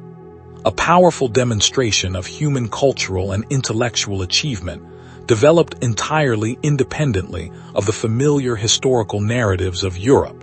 the Mediterranean, and Asia that so often dominate popular understanding of ancient history. The Maya remind us that human ingenuity, scientific curiosity, artistic sophistication, and political complexity have flourished independently, again and again, in different corners of our world, wherever human communities have had the opportunity to develop stable agricultural surplus, sustained intellectual traditions, and the accumulated wisdom of many patient generations. As we approach the final chapters of this long documentary, let this reflection settle gently into your thoughts. The story of the Maya is not simply a story about ruins in the jungle, however beautiful and mysterious those ruins remain. It is a story about the full range of human creativity and resilience, expressed across more than 3,000 years, from the first careful selection of maize seeds by anonymous preclassic farmers, through the towering achievements of divine kings and brilliant astronomer priests, through the devastating trauma of conquest and colonization, and into the living, breathing present, where millions of Maya descendants continue to speak their ancestral languages, weave their traditional textiles, and honor a religious and calendrical tradition that connects them. In an unbroken thread to the ancient world, we have spent so many chapters exploring together tonight. Chapter 21. The queens and noblewomen of the Maya courts. Let us turn our attention now to a group of remarkable historical figures, often underrepresented in popular tellings of Maya history. The powerful queens, regents, and noblewomen, whose actions shaped the political fortunes of their cities, every bit as decisively as the kings we have discussed throughout this documentary. Maya society, like most complex societies of the ancient world, was structured around patrilineal succession and generally favored male rulers. Yet the historical and archaeological record preserves clear evidence that women, particularly royal women, wielded genuine political, religious, and military authority at various points across Maya history. We met one such figure briefly in our chapter on Palenque, Lady Sac Kayuk, mother of the great King Pakal, who appears to have ruled Palenque, either as a formal monarch or as a powerful regent, during the years following her city's devastating military defeats, and before her young son came of age to assume the throne in his own right in 615 CE. Some scholars interpret surviving inscriptions and artistic representations as suggesting Sac Kayuk held full royal authority in her own right during this period, a woman steering her wounded city through one of its most vulnerable historical moments, laying the groundwork for the remarkable resurgence her son would later achieve. At the city of Naranjo, in what is now northeastern Guatemala, a noblewoman known as Lady Six Sky, or Ixhuacán Ajo, arrived from the powerful city of Dos Pilas in 682 CE, and appears to have effectively founded or refounded a new royal dynasty at Naranjo, ruling with substantial independent authority and directing significant military campaigns against rival cities,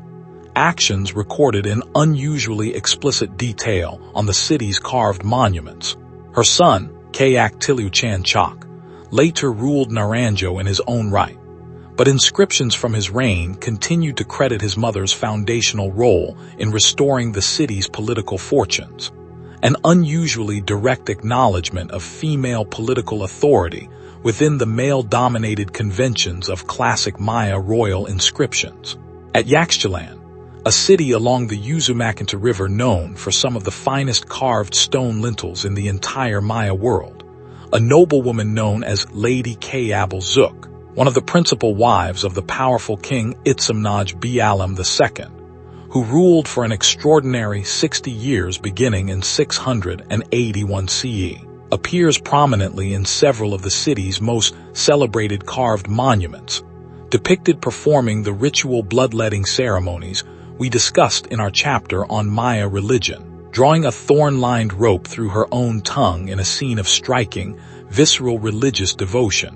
while her husband stands beside her holding a torch, illuminating the ceremony, a powerful visual statement of the shared religious and political partnership between Maya royal spouses. These examples, along with numerous others documented across different Maya cities and periods, reveal a political and religious system in which royal women, while generally operating within a broader framework of male-centered dynastic succession,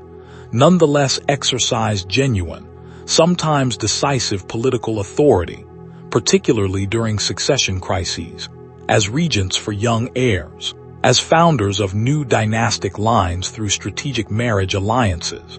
and as essential ritual participants whose bloodletting and ceremonial performances were considered just as religiously necessary as those performed by kings. Beyond royal courts, ordinary Maya women, as we discussed in our chapter on daily life, held essential and respected roles within their households and communities, particularly through their central role in food preparation, especially the labor-intensive processing of maize we described earlier, and through their mastery of textile production using the backstrap loom, a craft that carried deep religious and cultural significance, since weaving itself was conceptually linked in Maya thought to the creation of the world and to the goddess Ixchel,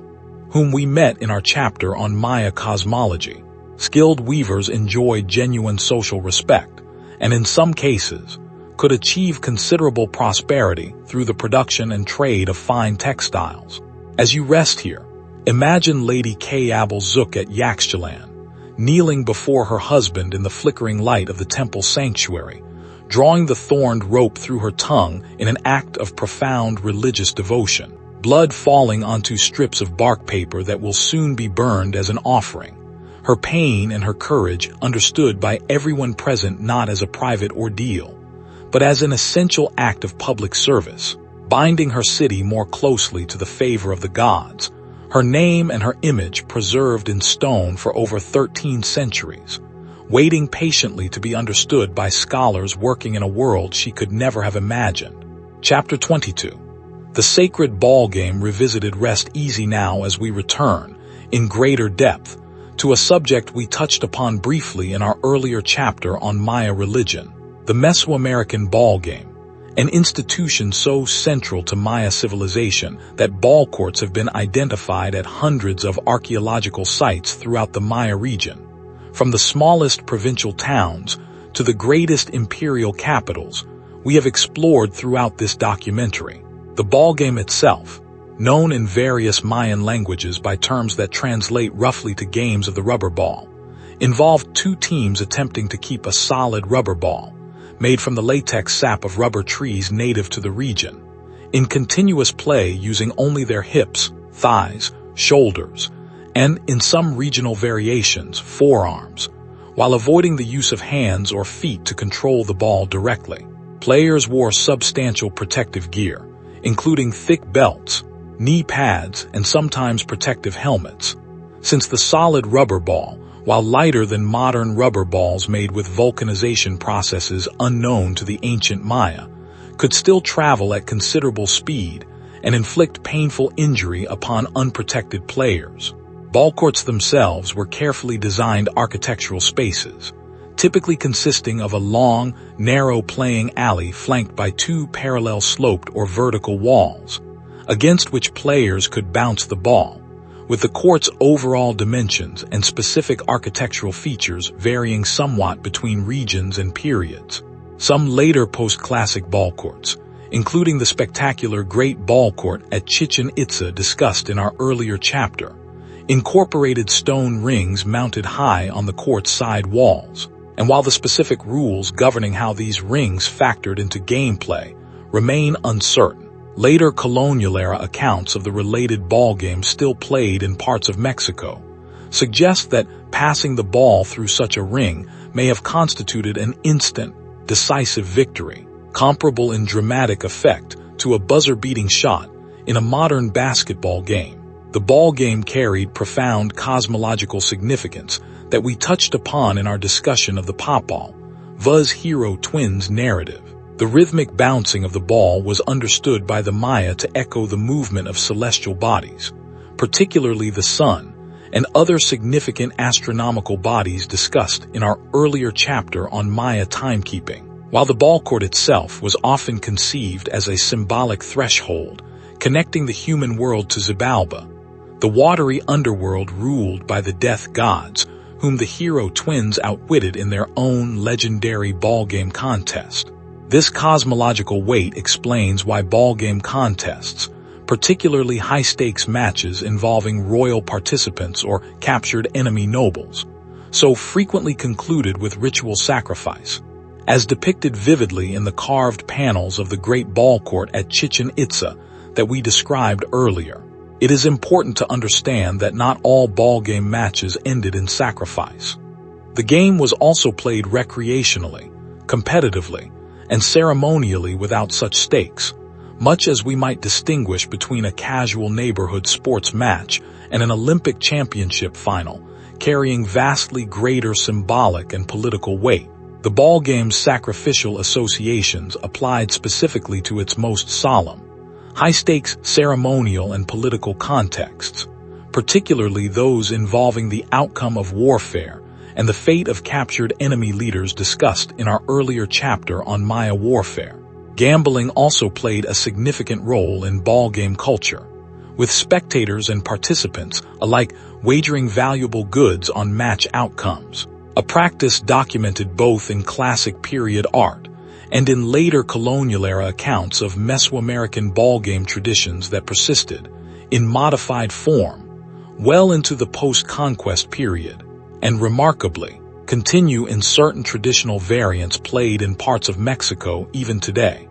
representing yet another thread of unbroken cultural continuity reaching back across many centuries. As you drift here, imagine the roar of a crowd gathered along the sloped walls of a great ball court, the hollow, percussive thud of the solid rubber ball striking stone and flesh, players diving and twisting to keep the ball aloft using only their padded hips and shoulders, a king watching intently from a raised viewing platform, aware that the outcome of this particular match carries stakes far beyond simple athletic pride, a living reenactment of the ancient cosmic drama between the hero twins and the lords of death, playing out once again beneath the watchful eyes of gods, ancestors, and an entire assembled city. Chapter 23. Cacao, Jade, and the currents of trade. Let your thoughts settle now on the quiet hum of commerce that connected the Maya world together across thousands of miles of jungle trail, river, and open sea. Trade was the invisible circulatory system of Maya civilization, carrying not just goods but ideas, artistic styles, religious concepts, and political alliances between cities that might otherwise have remained isolated from one another by dense forest and considerable distance. Cacao, which we have mentioned in earlier chapters, deserves particular attention as perhaps the single most culturally significant trade good in the entire Maya economic system. The cacao tree grew best in the humid lowland regions, particularly along the Pacific coast and in parts of the southern lowlands,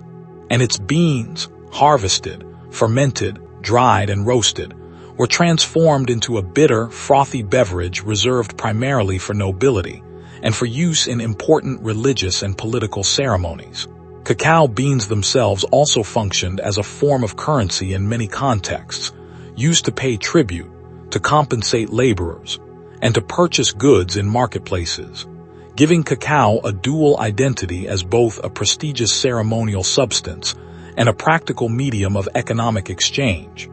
not unlike the way precious metals functioned in many other ancient economies. Jade, mentioned throughout this documentary as the material the Maya valued above all others, including gold, came almost exclusively from a single source region, the Motagua River Valley in what is now Guatemala, the only significant source of jadeite in all of Mesoamerica. This geological reality meant that virtually every piece of jade found at Maya sites throughout the vast lowland and highland region, from the humblest bead to the most elaborate royal funerary mask like the one found in Pakal's tomb at Palenque, had traveled, at some point, through trade networks originating in this single relatively small valley, a remarkable testament to the reach and sophistication of Maya trade infrastructure. Obsidian, the volcanic glass valued for its ability to be worked into extraordinarily sharp cutting edges,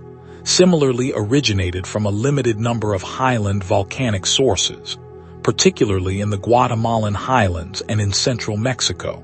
and traveled extensively throughout the Maya lowlands, where no natural obsidian deposits existed. Archaeologists can often trace obsidian artifacts found at lowland sites back to their specific geological source through chemical analysis, providing remarkably precise evidence of the specific trade routes and political relationships connecting distant regions of the Maya world and beyond. Salt represented another crucial trade commodity, particularly important given its necessity for both human nutrition and food preservation in a tropical climate where spoilage posed a constant challenge. Major salt production centers along the northern coast of the Yucatan Peninsula, where seawater could be evaporated in shallow ponds, supplied much of the Maya world, and control over these valuable salt-producing coastal territories appears to have been a significant factor in the political and military calculations of various Maya polities across different periods. Cotton textiles, worked pyrite mirrors, brightly colored feathers from tropical birds including the resplendent quetzal, worked shell ornaments from both Pacific and Caribbean coastal sources, and finely painted ceramic vessels all moved through Maya trade networks, carried by professional merchants who, particularly in the post-classic period we discussed in earlier chapters, formed something resembling organized merchant classes or guilds, traveling established routes by foot with the aid of porters, since the Maya, notably, never developed wheeled vehicles for transport despite apparently understanding the wheel as a concept, evidenced by small wheeled toy figurines found at some sites. Nor did they employ large domesticated pack animals comparable to the horses, donkeys, or camels used elsewhere in the ancient world. Water transport, by contrast, played a very significant role in Maya trade, particularly along the extensive river systems of the lowlands and along the coastlines of the Caribbean and Gulf of Mexico, where substantial dugout canoes, some large enough to carry dozens of people and considerable cargo, connected coastal trading communities across hundreds of miles. Spanish explorers in the early 16th century, in the same early contact voyages described in our earlier chapter on the Spanish arrival,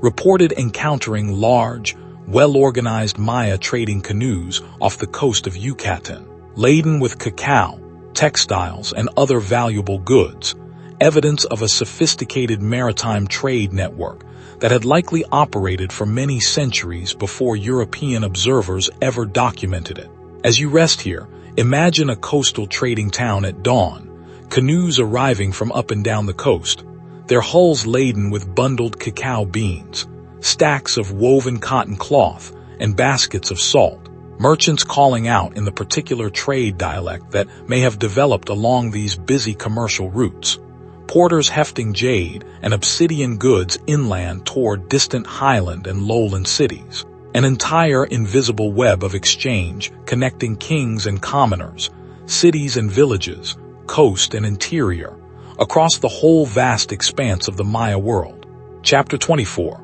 Healing, Medicine, and the Body. Let us turn now to a gentler, more intimate subject: how the ancient Maya understood the human body, illness, and healing. Maya medicine, like Maya religion more broadly, understood physical health as deeply intertwined with spiritual and cosmic balance, and healing practices combined what we might today separate into distinct categories of herbal pharmacology, physical treatment, and religious or spiritual ritual into a single, integrated approach to restoring a patient's well-being. Maya healers, often called H-men in Yucatec Mayan tradition, a term still used among some traditional healers today, combined extensive practical knowledge of medicinal plants with religious ritual and divination. Archaeological and ethnobotanical research has documented Maya use of hundreds of different plant species for medicinal purposes, treating everything from digestive ailments and fevers to wounds, skin conditions, and reproductive health matters. Many of these traditional remedies have attracted the interest of modern pharmacological researchers, some of whom have identified genuinely effective bioactive compounds in plants long used within traditional Maya medicine, a testament to the accumulated empirical knowledge developed across many centuries of careful observation and experimentation. Maya understanding of illness often incorporated both natural and supernatural causation. Some ailments were understood as resulting from natural causes, such as imbalances in bodily heat and cold, a conceptual framework with some similarities to the humor-based medical theories found in ancient Greek and other traditional medical systems around the world, requiring treatment through herbs, foods, or treatments believed to restore proper balance. Other illnesses were attributed to supernatural causes, including the displeasure of ancestors or deities, sorcery performed by malevolent practitioners, or the intrusion of harmful spirits, requiring treatment through ritual, prayer, and sometimes the intervention of a specialized healer capable of diagnosing and addressing these spiritual dimensions of illness. Maya healers also possessed genuine surgical and physical treatment capabilities. Archaeological evidence, including skeletal remains showing evidence of healed fractures and even successful trepanation, a surgical procedure involving deliberately creating an opening in the skull, sometimes performed to relieve pressure from head injuries or for ritual purposes, demonstrates a degree of practical anatomical knowledge and surgical skill that would have been necessary to perform such procedures with any reasonable rate of patient survival. Dental work, including the decorative tooth modification and inlay work discussed in our chapter on daily life, similarly required considerable technical skill and anatomical understanding. Childbirth held particular religious and medical significance in Maya society, overseen typically by experienced midwives who combined practical medical knowledge with ritual practices invoking the protection of Ixchel, the moon goddess associated with childbirth and medicine, whom we discussed in our chapter on Maya cosmology. Given the very real dangers of childbirth in any pre-modern society, these rituals and practical interventions carried enormous personal and social importance for Maya families and communities. Steam bathing, using structures called sweat baths, similar in concept and function to saunas found in various forms across many world cultures, served both hygienic and medicinal purposes among the Maya, and archaeologists have identified dedicated sweat bath structures at numerous Maya archaeological sites, sometimes associated with royal palace complexes, suggesting these facilities carried significance extending beyond simple practical hygiene into the realms of ritual purification, and even, in some interpreted contexts, symbolic connections to childbirth and rebirth, given the sweat bath's warm, enclosed, womb-like physical character. As you rest here, imagine a Maya healer kneeling beside a patient in a modest thatched roof home, murmuring a ritual prayer while preparing a poultice of carefully selected medicinal herbs, her hands moving with the confident skill of someone trained across years of apprenticeship,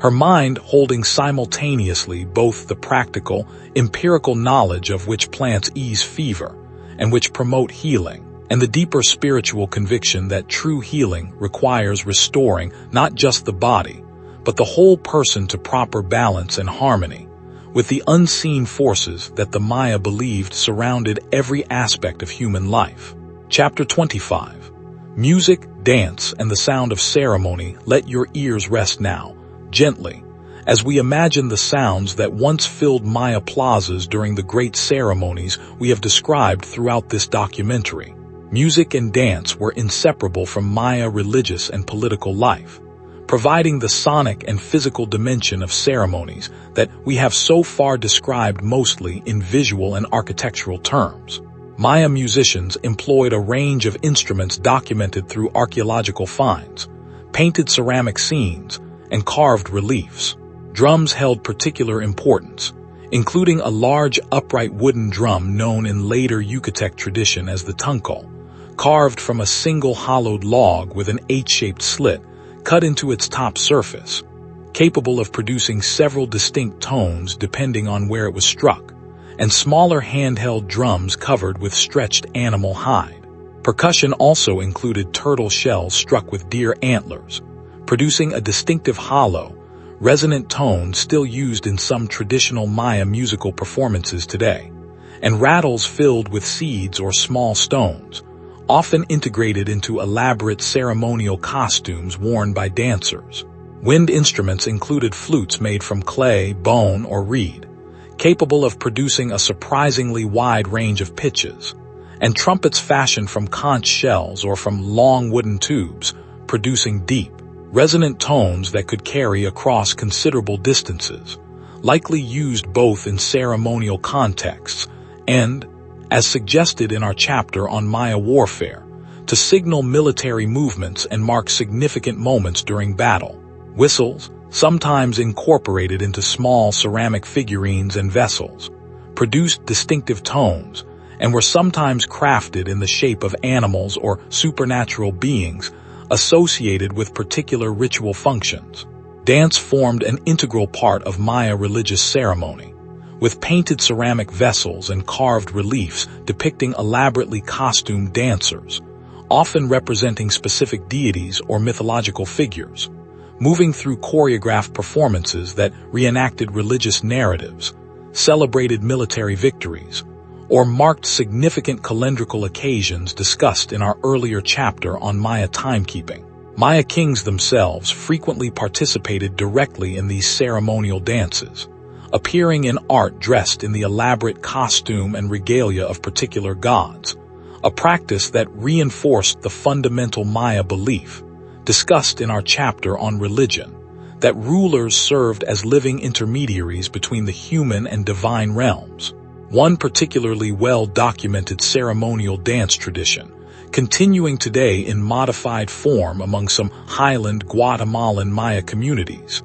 is the Baile de la Conquista, or Dance of the Conquest, a colonial-era theatrical dance performance reenacting the Spanish conquest discussed in earlier chapters, blending pre-Columbian performance traditions with colonial-era historical content. Another vivid example of the cultural continuity and adaptive resilience we have traced throughout the more recent chapters of this documentary. Similarly, the Rabanal Achay, a dramatic dance performance from the Guatemalan highlands recognized by UNESCO as an item of intangible cultural heritage, preserves pre-Columbian dramatic and musical traditions in a continuously performed theatrical form, with roots reaching back many centuries before European contact. Feasting frequently accompanied these musical and dance performances, particularly among the nobility, with elaborate ceremonial meals served on the painted ceramic vessels we discussed in our chapter on Maya art, often including the cacao beverage described in our chapter on trade, along with foods reserved for special occasions, including game meat, exotic fruits, and elaborately prepared maize dishes, beyond the everyday tortillas and tamales that formed the staple diet of ordinary households. As you rest here, imagine the plaza of a great classic Maya city on the evening of an important ceremony, torches casting flickering light across the plastered stone surfaces, the deep, resonant tone of a conch shell trumpet sounding across the gathered crowd, drums beginning a steady, hypnotic rhythm, and then, emerging from the temple doorway at the top of the pyramid stairs, the king himself, descending slowly in elaborate feathered and jade regalia, moving through the practiced steps of a ceremonial dance that connects him, in that moment, to gods and ancestors reaching back countless generations before him. Chapter 26. Uxmal and the elegant cities of the Puuc Hills. Let us travel now to a gently rolling limestone landscape in the western Yucatan Peninsula, known as the Puuc region, where, during the terminal classic period we discussed in our chapter on the classic collapse, a distinctive and remarkably refined architectural tradition flourished, even as the great southern lowland cities were entering their long decline. The most celebrated city of this Puuc tradition is Uxmal, whose elegant, harmoniously proportioned buildings are often considered among the most beautiful examples of ancient Maya architecture anywhere in the Maya world. Uxmal's most famous structure, the Pyramid of the Magician, rises in a distinctive rounded, oval-based form quite different from the sharply rectilinear pyramids of the southern lowlands we explored in earlier chapters. Its construction involving at least 5 distinct building phases, layered atop one another across several centuries,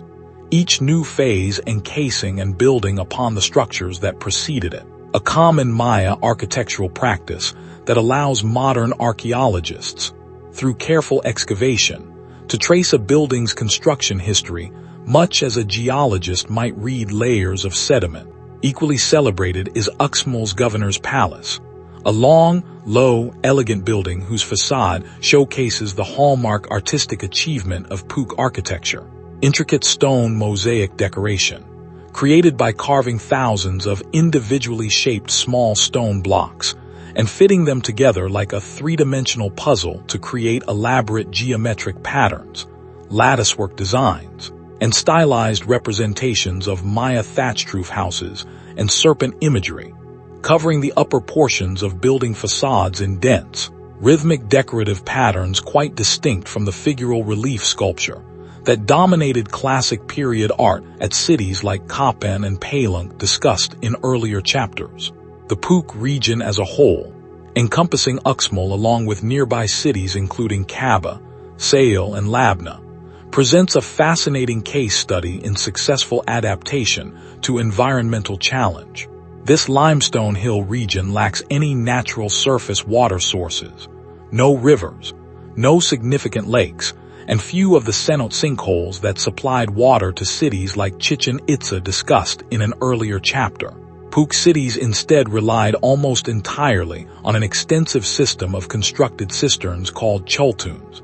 bottle-shaped underground chambers carved into the soft limestone bedrock and carefully plastered to prevent seepage, designed to collect and store rainwater channeled from specially prepared plastered courtyard surfaces during the rainy season, providing water storage sufficient to sustain substantial urban populations through the long dry months, a remarkable feat of hydraulic engineering necessitated by the region's challenging natural water scarcity. Uxmal's political history, though less thoroughly documented through hieroglyphic inscription than some of the classic period cities discussed in earlier chapters, suggests the city achieved a position of considerable regional dominance during the 9th and early 10th centuries CE, and later colonial era Maya chronicles, including the books of Chilem Balem mentioned in our chapter on colonial history,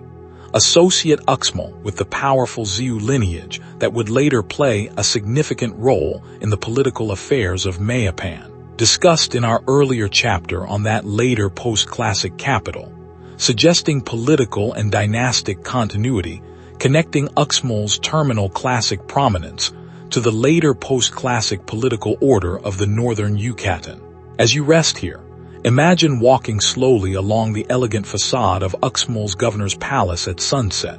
the low, warm light catching the intricate geometric shadows cast by thousands of individually carved stone mosaic pieces, each one shaped by a patient artisan many centuries ago, fitted together with such precision that the entire facade reads, from a distance, as a single unified, breathtaking work of art, a lasting testament to the aesthetic refinement the Maya achieved even in this challenging, water-scarce landscape, during the very same difficult decades when the great cities of the southern lowlands were falling silent. Chapter 27, Yaxchilan and the Carved Lintels of the River Kingdom. Let us travel now along the winding course of the Usumacinta River,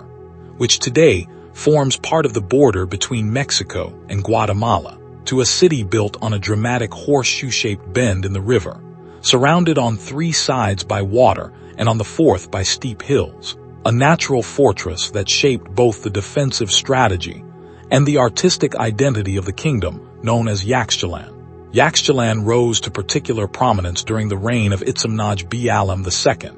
sometimes called Shield Jaguar, who ruled for an extraordinary 60 years beginning in 681 CE,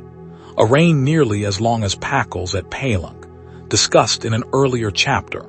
and one that similarly ushered in a golden age of artistic and architectural achievement for his city. Itzamnaj Bialam and his successors, particularly his son Yaxun Bialam IV, known as Bird Jaguar, commissioned an extraordinary series of carved stone lintels, placed above the doorways of the city's temples and palaces, that represent some of the finest and most narratively detailed relief sculpture produced anywhere in the Maya world. These lintels, several of which we touched upon in our earlier chapter on Maya queens and noblewomen, depict scenes of royal bloodletting ritual, the presentation and interrogation of war captives, and elaborate ceremonies invoking ancestral spirits through a practice called the Vision Serpent Ritual, in which participants, often through bloodletting and possibly the ingestion of hallucinogenic substances, entered trance states in which they reported visionary encounters with deceased ancestors or deities,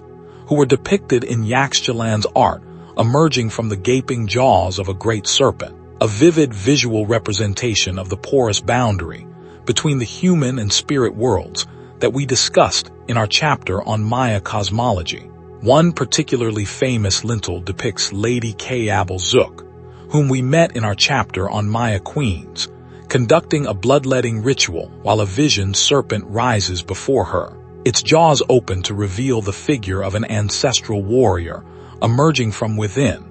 a composition of extraordinary visual and narrative sophistication that rewards close, patient study, revealing layers of religious and political meaning that Yaxchilan's original audience would have understood immediately.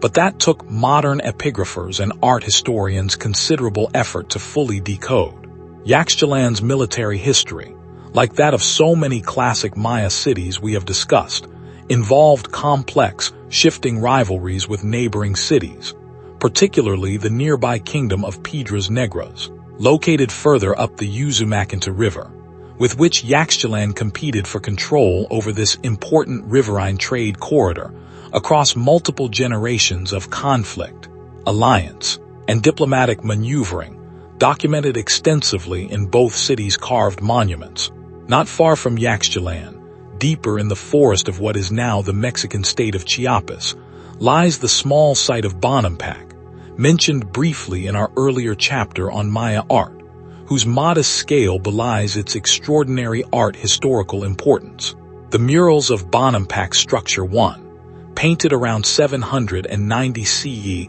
under the patronage of a local ruler named Yajochan Muwan, cover the walls and vaulted ceilings of 3 small rooms with vividly colored, densely detailed scenes depicting a military campaign, the presentation and torture of captured enemies, and an elaborate court ceremony featuring musicians, dancers, and elite spectators, providing what may be the single most vivid, comprehensive visual record of classic Maya courtly and military life to survive from the ancient world. The Bonampak murals were preserved by remarkable chance, having survived largely intact beneath centuries of jungle growth, until their rediscovery in 1946 by American photographer Giles Healy, working with the guidance of local Lacandon Maya inhabitants who had maintained knowledge of the site's location, even as the wider world had forgotten it entirely. Another example of the enduring, often overlooked connection between contemporary Maya communities and the ancient sites we have explored throughout this documentary. The murals' vivid, still largely well-preserved colors, achieved using mineral pigments applied to wet plaster, in a technique similar in principle to the fresco painting traditions of Renaissance Europe, offer viewers today an almost unparalleled window into the specific visual texture of classic Maya elite life. From the precise patterns of elaborate feathered costumes to the particular postures and gestures of courtly ceremony. As you rest here, imagine the carved lintels of Yaxchilan in the deep quiet of the surrounding forest, the great looping curve of the Usumacinta River visible beyond the temple doorways, and imagine, just a short distance away, the small, unassuming rooms of Bonampak, their painted walls glowing softly in torchlight,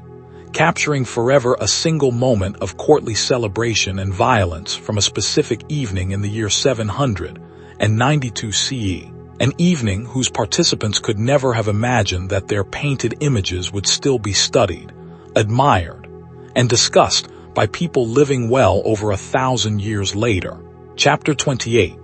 Caracol, Quirigua, and the wider Maya world. Let us broaden our view now to include several additional cities whose contributions to Maya history deserve their own moment of attention, even within the necessarily selective scope of this long documentary. In the forests of what is now Belize lies Caracol, a city whose scale and political importance during the Classic period only became fully apparent to archaeologists relatively recently, thanks in part to LIDAR survey technology discussed in our earlier chapter on archaeological rediscovery, which revealed that Caracol's urban extent and population during its height in the 7th century CE may have rivaled or even exceeded that of far more famous cities like Tikal. Caracol played a pivotal role in the great Tikal-Calakmul rivalry we discussed extensively in our chapter on the classic Maya kings, delivering, in alliance with Calakmul, the devastating 562 CE military defeat that plunged Tikal into the extended hiatus period we described in that earlier chapter. Caracol's own ruler at the time, Yajoti Kayinish II, commemorated this victory on a carved altar monument, providing crucial evidence that allowed modern epigraphers to reconstruct this pivotal moment in classic Maya geopolitical history. Further south, in the Motagua River Valley of Guatemala, the very same valley that supplied the jade discussed in our chapter on Maya trade, lies Quirigua, a city whose most famous monuments are its extraordinarily massive stelae, including Stela E, which at over 35 feet in total length including its buried foundation, ranks among the largest single-carved stone monuments produced anywhere in the ancient Maya world. Quirigua's dramatic rise to independent prominence followed directly from the events described in our chapter on Kapen, when Quirigua's ruler Kayak Tiliu Chan Yapat captured and beheaded the powerful Kapen king Waxaclajan Ubakayawil in 738 CE, a stunning political upset that freed Quirigua from its former subordinate status and ushered in its own brief but artistically remarkable golden age. Further afield in the Guatemalan highlands, sites including Caminal Juyu, located within the boundaries of modern Guatemala City, and Zaculu, near the modern town of Huehuetenango, represent important highland Maya political centers whose historical trajectories, shaped by different environmental conditions, different trade relationships, and, in the case of Caminal Juyu, particularly close and consequential connections to the distant central Mexican city of Teotihuacan, add further depth and complexity to the story of classic period Maya civilization, beyond the lowland cities that have received the most attention throughout this documentary. Even this necessarily selective survey cannot do full justice to the true scope of ancient Maya civilization, which encompassed literally hundreds of distinct political centers of varying size and importance across a region spanning parts of 5 modern countries. Each of these cities maintained its own local dynasty, its own particular artistic and architectural preferences, and its own complex web of alliance, rivalry, and trade relationships with its neighbors, together forming the rich, endlessly varied civilizational tapestry that this documentary has attempted to convey across its many chapters. As you rest here, let your mind hold briefly this expanded sense of scale, not just the handful of famous cities that dominate popular awareness of Maya civilization, but literally hundreds of political centers, from Caracal's surprisingly vast urban sprawl to Quirigua's towering stone monuments to the highland centers of Caminal Juyu and Zaculu, together forming a civilization of remarkable scope, diversity, and endurance, stretching across the landscape of Mesoamerica for more than 3,000 years. Chapter 29. Journeys into Xibalba. Let your body grow heavier now, sinking into the mattress, as we descend, gently and safely, into a deeper exploration of Xibalba, the Maya underworld we have referenced throughout this documentary but have not yet explored in its own right. Xibalba, whose name translates roughly to place of fright or place of fear, was conceived by the Maya not as a simple realm of punishment in the way later Christian tradition would frame hell, but as a complex, multi-layered supernatural domain, cold, dark, and watery, ruled by a council of underworld lords whose names, preserved in the Popol Vuh, translate to things like flying scab, gathered blood, and bone scepter, deities associated with disease, suffering, and death, whom the hero twins Hunahpu and Xbalang, discussed in our chapter on Maya religion, would eventually outwit through cleverness and courage. Access to Xibalba, according to Maya belief, could be found through caves and cenotes, the natural openings in the landscape that we discussed in our chapter on Maya cosmology, and Maya ritual specialists conducted ceremonies deep within cave systems throughout the Maya region, specifically to communicate with or make offerings to the forces of the underworld. Archaeologists have documented extensive ritual activity within cave systems, including the Najtunish cave in Guatemala, whose walls bear painted hieroglyphic texts and images recording pilgrimages made by nobles from distant cities, and the submerged cave systems of the Yucatan Peninsula, where recent underwater archaeological exploration has revealed ancient offerings, and in some cases, human remains, placed deep within flooded cave passages that would have required considerable skill and courage to access, even with modern diving equipment, let alone the more limited technology available to ancient Maya ritual specialists. The journey of the hero twins through Xibalba, as recorded in the Popol Vuh,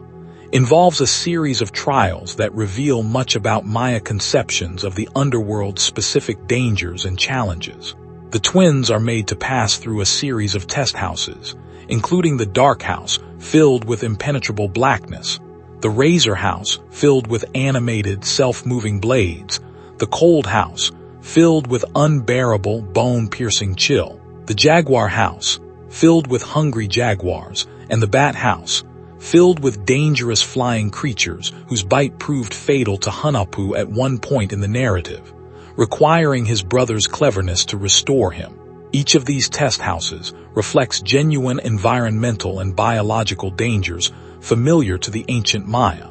from the real jaguars that shared their forest environment to the very real bats that inhabited the cave systems associated with underworld access,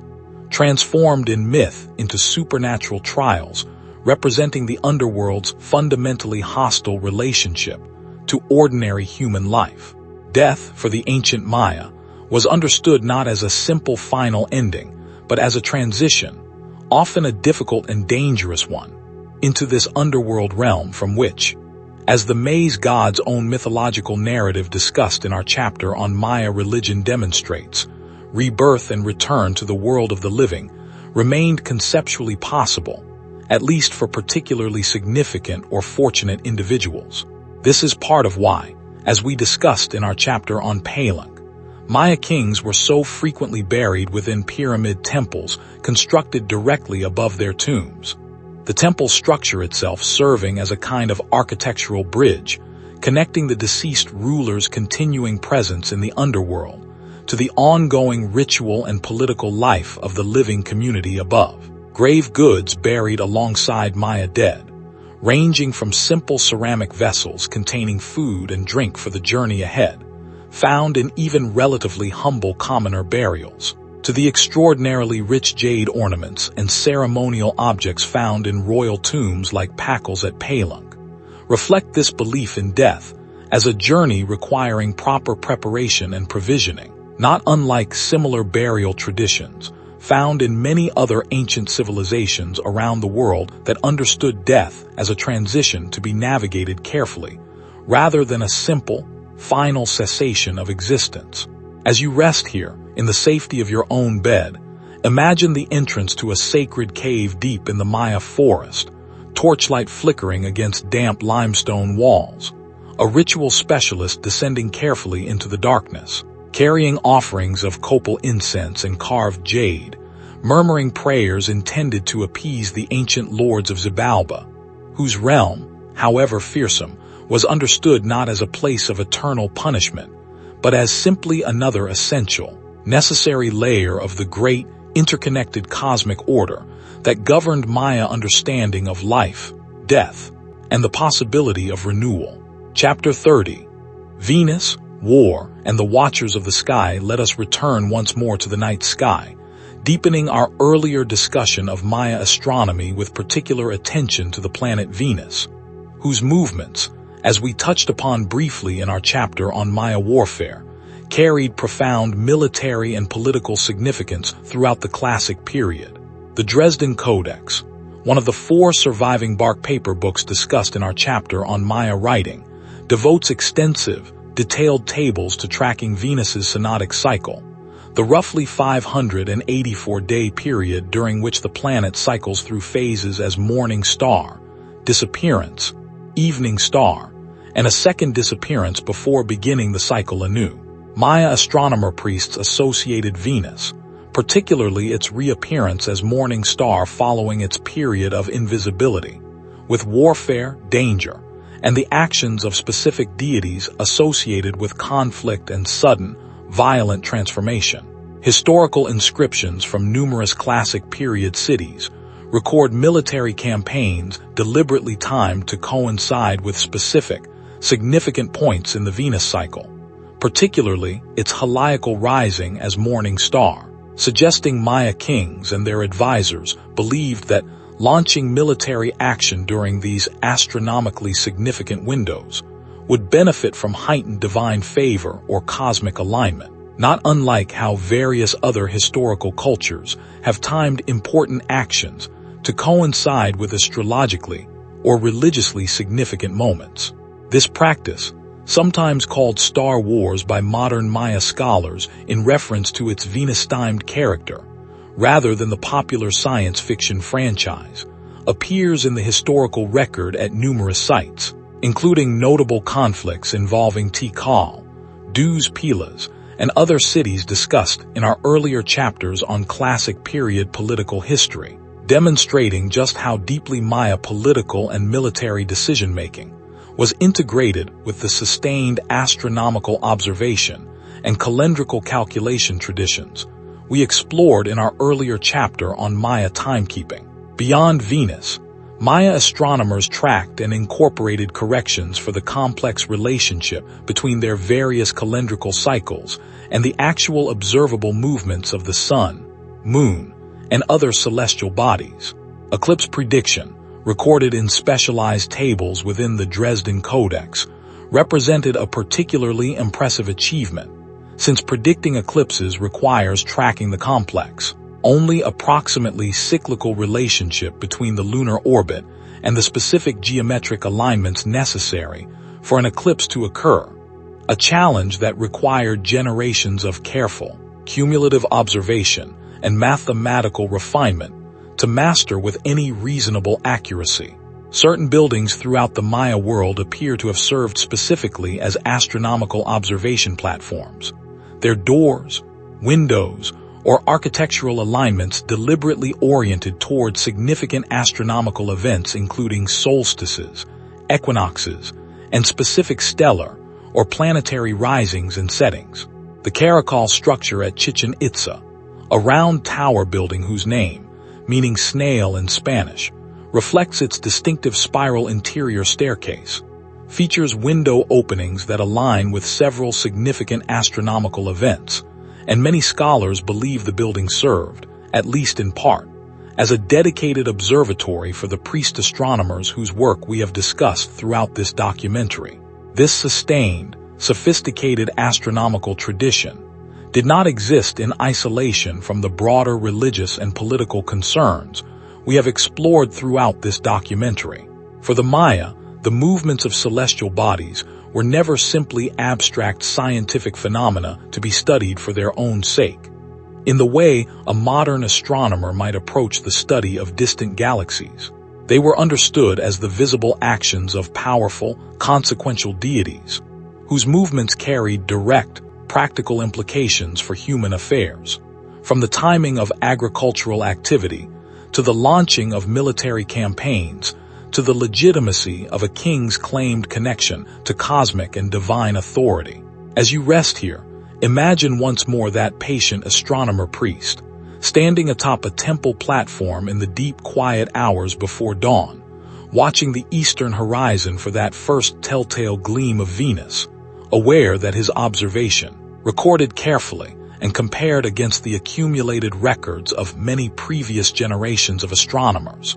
might determine whether a king several days' journey away would order his warriors to march to war that very week. A striking reminder of just how deeply intertwined the ancient Maya understanding of the cosmos was with the practical, sometimes violent realities of human political life on the ground below. Chapter 31. The taste of the ancient world. Let your senses settle now into something warm and comforting.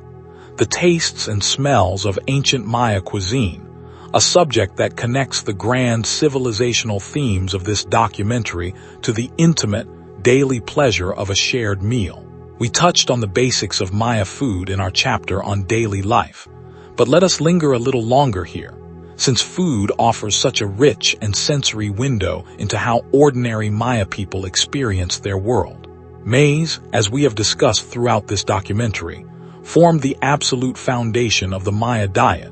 so central to daily sustenance and cultural identity that the Maya themselves, in various origin narratives, including elements preserved in the Popol Vuh discussed in our chapter on religion, described humanity itself as fashioned from maize dough, a direct, literal statement of the deep conceptual bond between this staple crop and Maya conceptions of human identity and purpose. Beyond the tortillas and tamales mentioned earlier, Maya cooks prepared maize in an impressive range of forms, including a thick, hearty gruel called sa, sweetened variations flavored with honey from domesticated stingless bees, and a refreshing, slightly fermented beverage that provided welcome hydration and caloric sustenance during long days of agricultural labor under the tropical sun. Beans and squash, grown alongside maize in the milpa system discussed in our chapter on daily life, provided essential protein and a range of vitamins and minerals that complemented maize's nutritional profile particularly well, together forming a nutritionally complete diet that sustained Maya populations at the impressive densities discussed throughout this documentary. Squash seeds, toasted and ground into a paste, added richness and flavor to numerous dishes, while squash blossoms and young shoots provided additional variety to the Maya kitchen garden's bounty. Chili peppers, native to the Americas and enthusiastically cultivated throughout the Maya region, added heat and complex flavor to countless dishes, and different varieties, ranging from mild to intensely fiery, were selected for different culinary and even medicinal purposes, since chili was also valued in traditional Maya medicine discussed in our earlier chapter on healing practices. Tomatoes, another crop native to the Americas, added acidity and freshness to sauces and stews, often combined with chili and other ingredients into preparations that, transformed by later culinary history, would eventually contribute to salsa and related dishes now enjoyed worldwide.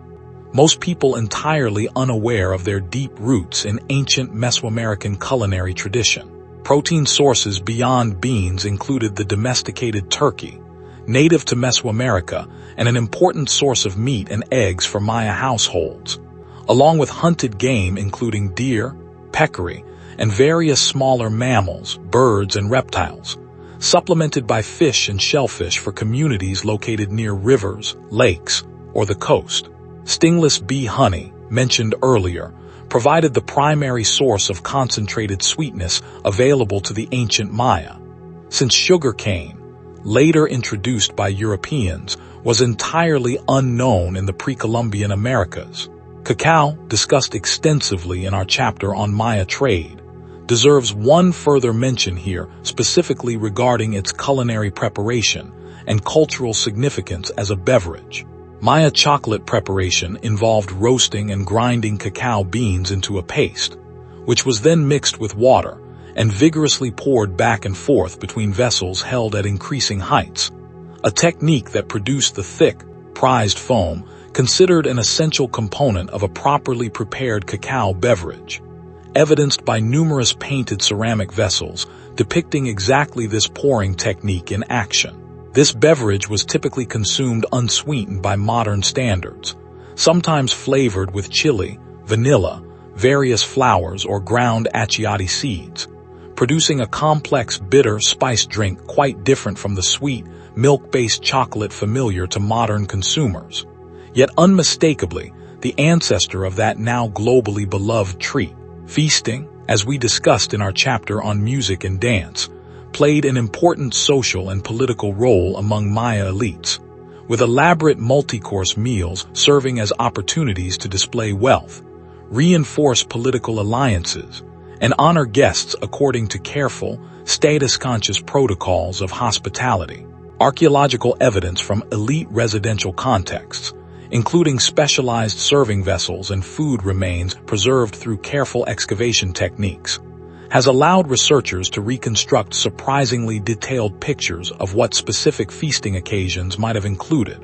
from particular preparations of venison to elaborately seasoned tamales filled with meat, beans, or other prized ingredients. As you rest here, imagine the warm, comforting smell of fresh tortillas cooking on a clay griddle over an open fire, the rich, slightly bitter aroma of cacao being poured back and forth to build its characteristic foam, the sharp, bright scent of chili and tomato combining in a simmering sauce, sensory details that connect us, across more than 1,000 years, to the daily, embodied experience of ordinary Maya households, filling their homes each evening with smells, not so very different from the ones that might fill a Mexican or Central American kitchen today. Chapter 32. The ages of creation. Let your mind drift now toward the very beginning of time itself, as the ancient Maya understood it, returning to and deepening the creation narrative we touched upon briefly in our chapter on Maya religion.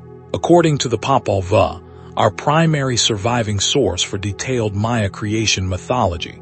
the world as we know it was not the first attempt by the gods to create meaningful, sustainable life, but rather the result of several successive attempts, each ending in failure before the gods finally achieved a satisfactory creation. In the beginning, according to this narrative, there existed only the vast, still, silent sea beneath a similarly empty, silent sky. And within this primordial emptiness existed the creator deities, including a being called Heart of Sky and a feathered serpent deity closely related to the Kukulkan figure we discussed in our chapter on Chichen Itza. These creator gods, through the power of thought and word alone, spoke the earth into existence, calling forth mountains and valleys from the formless primordial sea,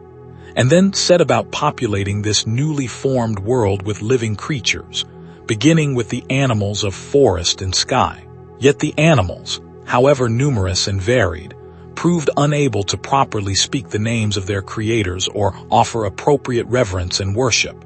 communicating only in growls, hoots, and screeches rather than coherent speech. And so the gods judged this first attempt at meaningful creation to be incomplete,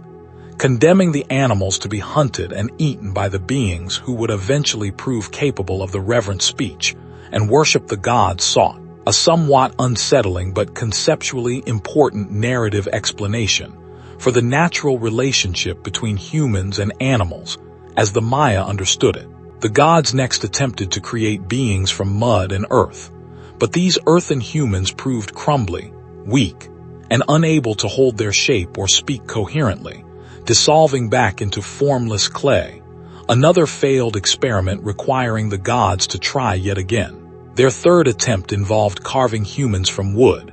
and while these wooden people could move and speak after a fashion, they lacked true understanding, compassion, or proper reverence for their creators, treating even their own household tools and animals with careless disregard. According to the Popol Vuh, the gods eventually destroyed this flawed wooden race through a great flood, and through a rebellion of the very household objects and animals these wooden people had mistreated. A narrative element some scholars connect to surviving Maya beliefs about the spiritual life inherent even in seemingly inanimate objects and tools, a concept touched upon in our earlier chapter on Maya cosmology. Finally, after these three failed attempts, the gods achieved successful creation using maize dough, mixing it with water to form the flesh of the first truly successful human beings, capable of speech, thought, gratitude, and proper worship of their creators, a creation myth that directly and beautifully reinforces the deep cultural and even literal bodily connection between the Maya people and their foundational agricultural crop that we have emphasized throughout this documentary. These first maize-formed humans, according to the narrative, initially possessed such perfect and complete vision, and understanding that the gods grew concerned they might rival the gods' own knowledge, and so deliberately clouded their vision and understanding to a more limited, appropriately human degree. An intriguing narrative detail suggesting a Maya conception of human limitation as a deliberate, purposeful divine choice, rather than simply an inherent, accidental weakness. This creation narrative connects directly to the long count calendar system discussed in our chapter on Maya timekeeping, since the current era of human existence, beginning with this successful maize-based creation, was understood to have a specific starting point, corresponding to the mythological date in 3114 BCE from which all long count calculations were measured. And as we discussed in that earlier chapter, the Maya anticipated this current era continuing indefinitely into a deep future, with no authentic evidence supporting the popular apocalyptic misinterpretation associated with the 2012 Biakdun completion. As you rest here, hold this image of successive, patient divine experimentation. Animals that could not speak, humans of crumbling mud, humans of unfeeling wood, and finally, at last, humans formed from the same maize dough that sustained Maya families every single day of their lives. A creation narrative that beautifully and directly ties the most fundamental human questions of origin and purpose to the humble, essential act of planting, tending, harvesting, and preparing the maize plant that we first encountered, in its wild, undomesticated form, all the way back in the very first chapter of this documentary. Chapter 33. The books that survived let us return once more, gently, to the 4 surviving Maya codices we first introduced in our chapter on Maya writing, and linger a little longer on their specific contents, since each of these 4 fragile bark paper books, having survived the destruction described in our chapter on colonial history through sheer chance, offers its own distinct window into the sophistication of Maya scholarly and religious thought. The Dresden Codex, held today in the Saxon State Library in Dresden, Germany, having traveled through European hands since at least the early 18th century, is widely considered the finest and most complete of the surviving codices. Across its folded, accordion-style pages, Maya scribes recorded detailed astronomical tables, including the Venus tables discussed in our chapter on astronomy and warfare, eclipse prediction tables discussed in that same chapter, and almanacs associating particular days and periods with specific deities, agricultural activities, and ritual observances, organized according to the Tzolk'in calendar, discussed in our chapter on Maya timekeeping. The precision and internal mathematical consistency of the Dresden Codex's astronomical tables, once properly understood by modern scholars including Ernst Forstemmen mentioned in our earlier chapter on decipherment,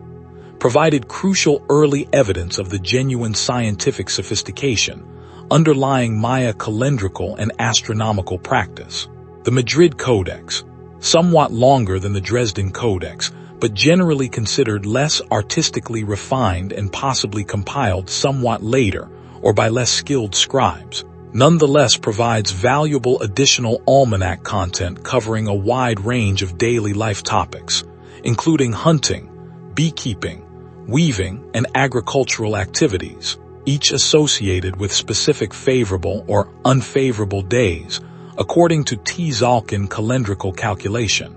offering modern researchers valuable insight into the practical, daily life applications of Maya calendrical and divinatory practice, beyond the more purely astronomical content emphasized in the Dresden Codex. The Paris Codex, the most damaged and fragmentary of the 3 long-known codices, preserves partial content related to Katun cycle prophecy, connecting specific 20-year Katun periods within the long count and calendar round systems, discussed in our chapter on Maya timekeeping, to particular prophetic and ceremonial associations, along with what appear to be depictions of zodiacal or constellation imagery, suggesting Maya astronomers tracked and assigned symbolic significance to patterns of fixed stars, in addition to the planetary and lunar cycles discussed in earlier chapters. The 4th Codex, known as the Grolier Codex, has a more complicated and controversial history than the other 3,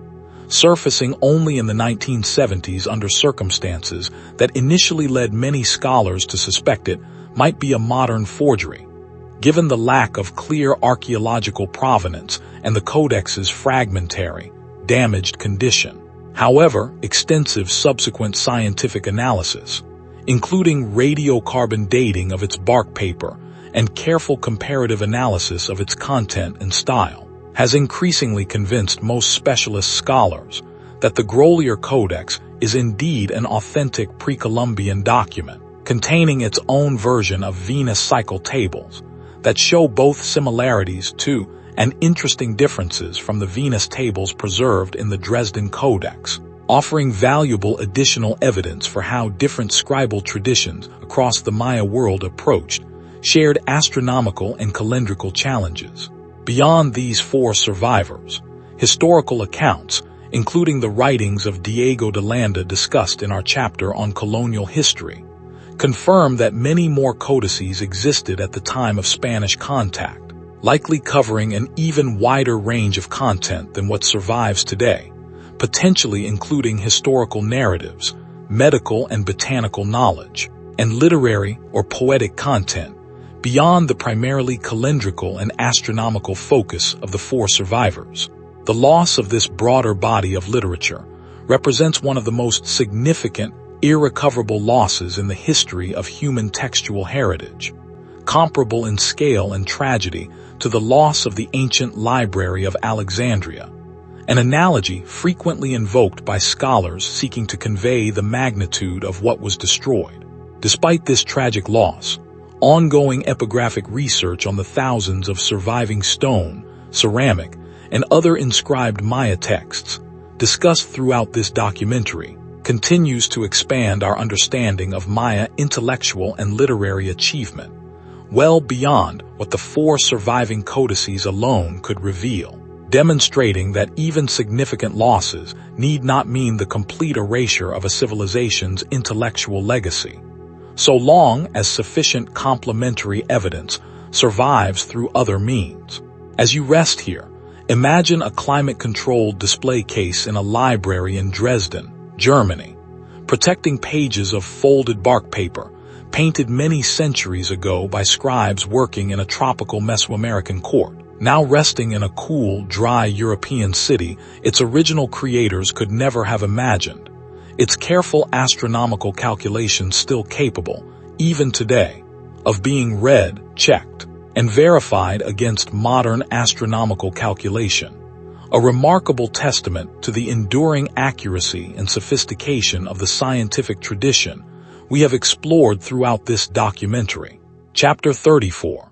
The Lacandon and the Forest That Remembers. Let us turn now to a particular Maya community whose relationship to the ancient sites and traditions we have discussed throughout this documentary offers a particularly vivid, direct connection between past and present. The Lacandon Maya, a relatively small indigenous community living in the Chiapas rainforest of southern Mexico,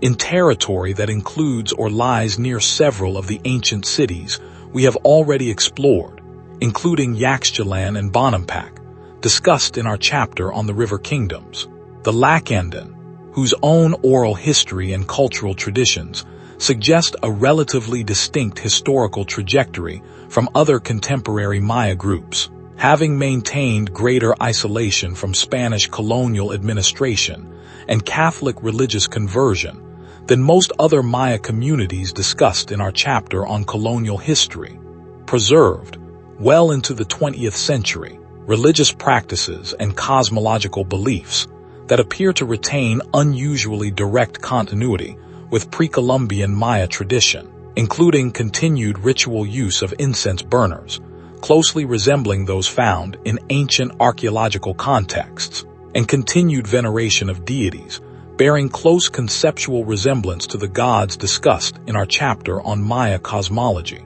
It was Lacandon community members, as mentioned in our earlier chapter on Yaxchilan and Bonampak,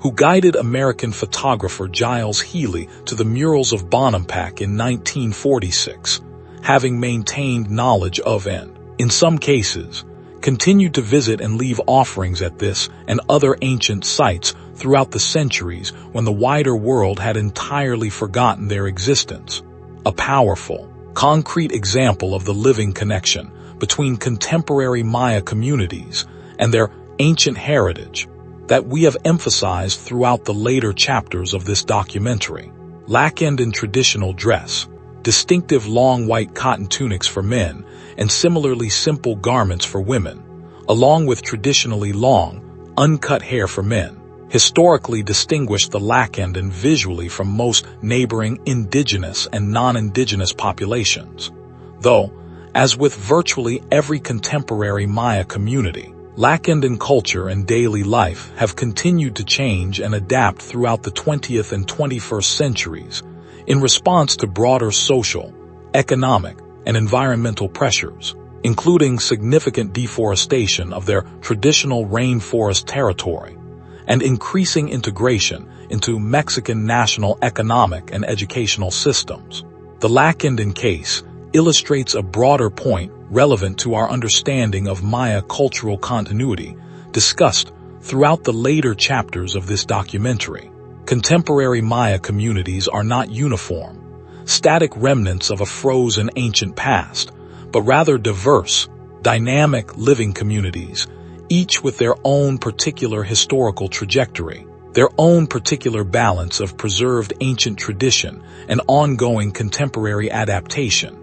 and their own particular relationship to the broader national societies of Mexico, Guatemala, Belize, Honduras, and El Salvador within which they exist today. Environmental conservation has become an increasingly important concern for the Lacandon and other Maya communities living within or near the remaining tracts of tropical rainforest that once covered the entire Maya lowland region discussed throughout the earlier chapters of this documentary. Deforestation, driven by logging, agricultural expansion, and cattle ranching, has dramatically reduced the extent of this once vast forest ecosystem,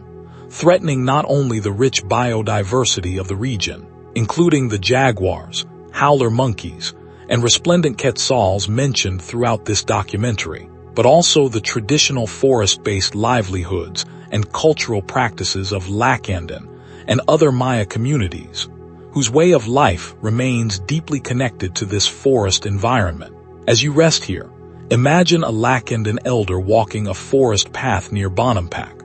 passing without particular ceremony by carved stone monuments that international tourists travel great distances and pay considerable sums to view. Monuments that, for this elder, represent not a distant, foreign archaeological curiosity but a familiar, continuously significant part of the landscape his own family and community have known and quietly maintained a relationship with across many generations. A living bridge connecting the ancient world we have explored throughout this documentary to the ongoing, breathing present. Chapter 35.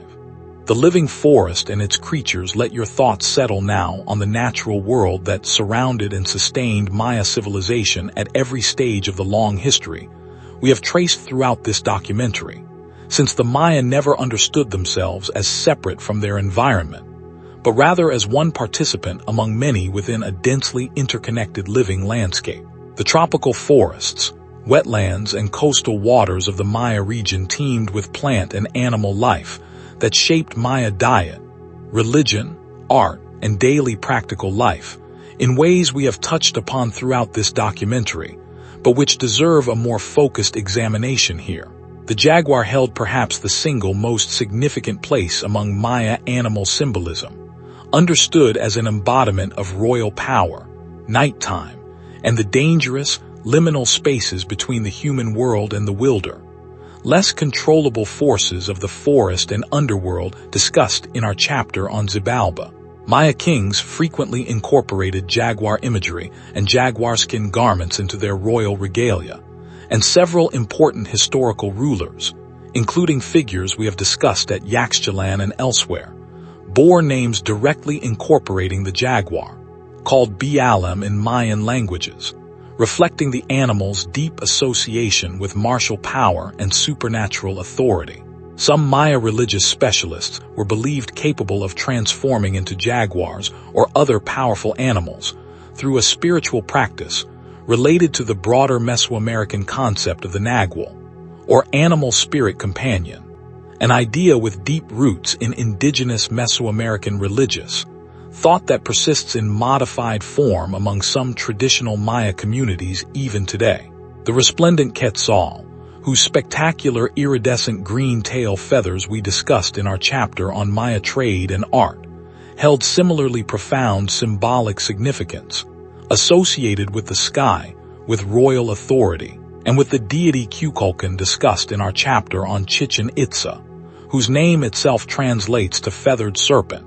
directly invoking this magnificent bird's most celebrated physical characteristic. The Quetzal's importance was significant enough that the modern national currency of Guatemala bears the bird's name, a direct, ongoing testament to its enduring cultural significance within the region. Serpents of various kinds appear constantly throughout Maya art and religious symbolism, discussed at several points throughout this documentary, including the vision serpent motif at Yaxchilan, the feathered serpent associated with Kukulkan at Chichen Itza,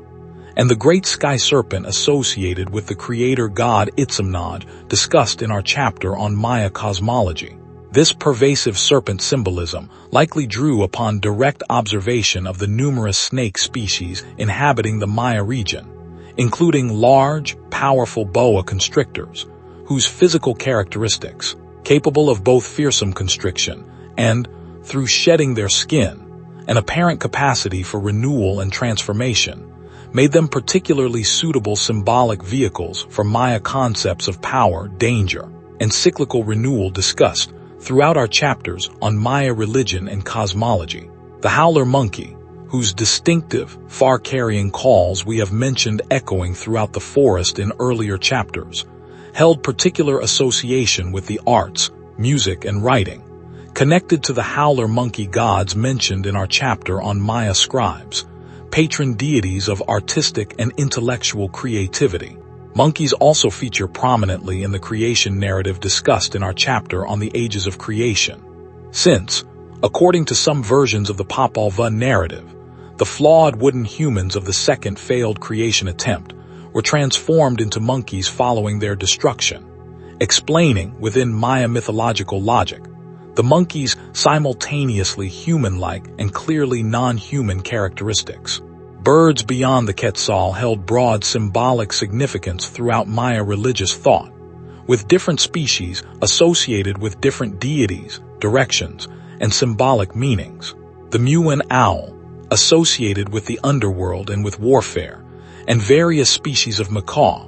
whose bright plumage and loud calls made them prominent figures in both practical trade, since their feathers were valued alongside Quetzal feathers, and in religious symbolism, particularly associated with fire and the sun in some regional traditions, add further richness and complexity to the extensive Maya symbolic vocabulary, built from careful, sustained observation of the natural world surrounding them. This close, detailed relationship between Maya civilization and its natural environment carried practical consequences as well as symbolic ones. As discussed in our chapter on the classic collapse, Maya agricultural and construction practices, when pursued at the intensive scale required to support the large urban populations we have described throughout this documentary, could place significant strain on the surrounding forest ecosystem, contributing to the environmental pressures that many scholars believe played a significant role in the political and demographic crises of the terminal classic period. This history offers a sobering, relevant lesson for our own contemporary moment. As modern societies grapple with remarkably similar questions about the sustainable relationship between human civilization and the natural environments that ultimately sustain it. As you rest here, imagine the dawn chorus of a Maya rainforest reawakening around an ancient city, just beginning to stir with human activity. The whooping calls of howler monkeys echoing through the canopy, a resplendent quetzal flashing brilliant green as it moves between fruiting trees, a boa constrictor moving with silent, deliberate grace along a low branch, the whole living, breathing forest continuing its ancient rhythms alongside and intertwined with the equally ancient rhythms of the human civilization that had made this landscape its home for so many centuries. Chapter 36. The Four Directions and the World Tree. Let your mind settle now into the deep structural logic that the ancient Maya used to organize their understanding of space itself, a conceptual framework as elegant and carefully considered as the calendrical systems discussed in our earlier chapters. The Maya understood the world as fundamentally structured around 4 cardinal directions, each associated with a specific color, specific deities, and specific symbolic qualities, all radiating outward from and connected to a central axis that linked the underworld, the earthly plane, and the heavens above. The very same cosmic structure, symbolically represented by the world tree, we first encountered in our discussion of Pakal's sarcophagus lid at Palenque. East, the direction of the rising sun, was typically associated with the color red and with life, birth, and renewal, while west, the direction of the setting sun, carried associations with the color black and with death and the underworld, a natural, intuitive symbolic mapping that connects the daily journey of the sun across the sky to the broader themes of life, death, and rebirth we have explored throughout this documentary, particularly in our chapters on Maya cosmology and the ages of creation. North was often associated with white and with the sky and ancestral spirits, while south carried associations with yellow and with the sun at its zenith. Those specific color and directional associations show some variation across different regions and periods of Maya history, reflecting the same rich internal diversity we have noted throughout this documentary regarding the many distinct communities and traditions that together constituted the broader Maya civilizational world. At the center of this 4-directional cosmic map stood the world tree, sometimes conceived specifically as a great ceiba tree, a genuinely massive, towering tree species native to the Maya region whose real physical presence, rising dramatically above the surrounding forest canopy,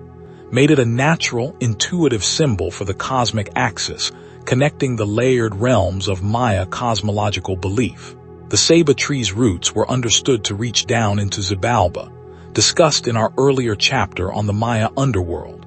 its trunk rising through the earthly plane inhabited by humans, and its branches extending upward into the heavens, providing a single, unified visual and conceptual image that elegantly tied together the entire vertical structure of the Maya cosmos. This 4-directional, center-focused cosmic structure was not merely an abstract philosophical concept, but was actively incorporated into Maya architectural and urban planning practice. Many Maya cities and individual temple complexes were deliberately oriented and organized according to cardinal directions, and according to the triadic and quadripartite symbolic patterns we have touched upon at various points throughout this documentary, including the triadic temple arrangement atop El Mirador's La Danta pyramid discussed in our 2nd chapter. Household shrines, and even the layout of agricultural fields sometimes reflected this same underlying 4-directional cosmic logic,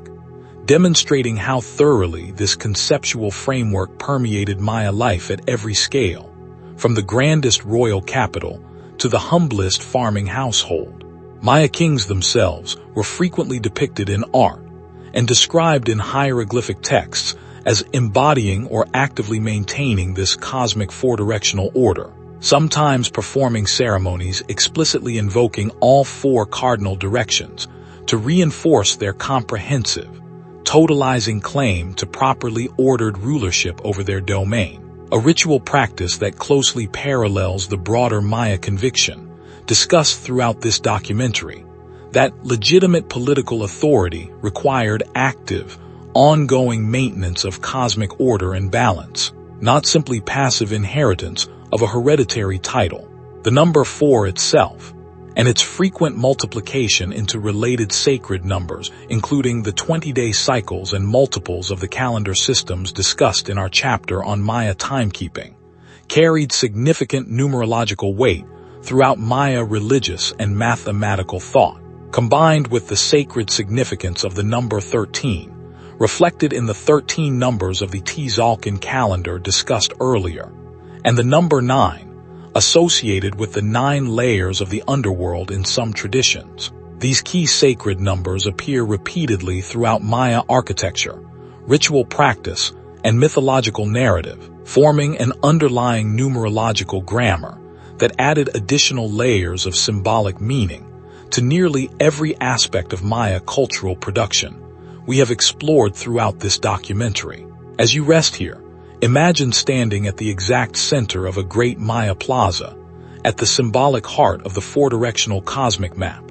a towering ceiba tree nearby, its roots reaching toward the unseen underworld below, its highest branches touching the sky far above. The surrounding temples and palaces arranged deliberately around you according to the same careful cosmic logic.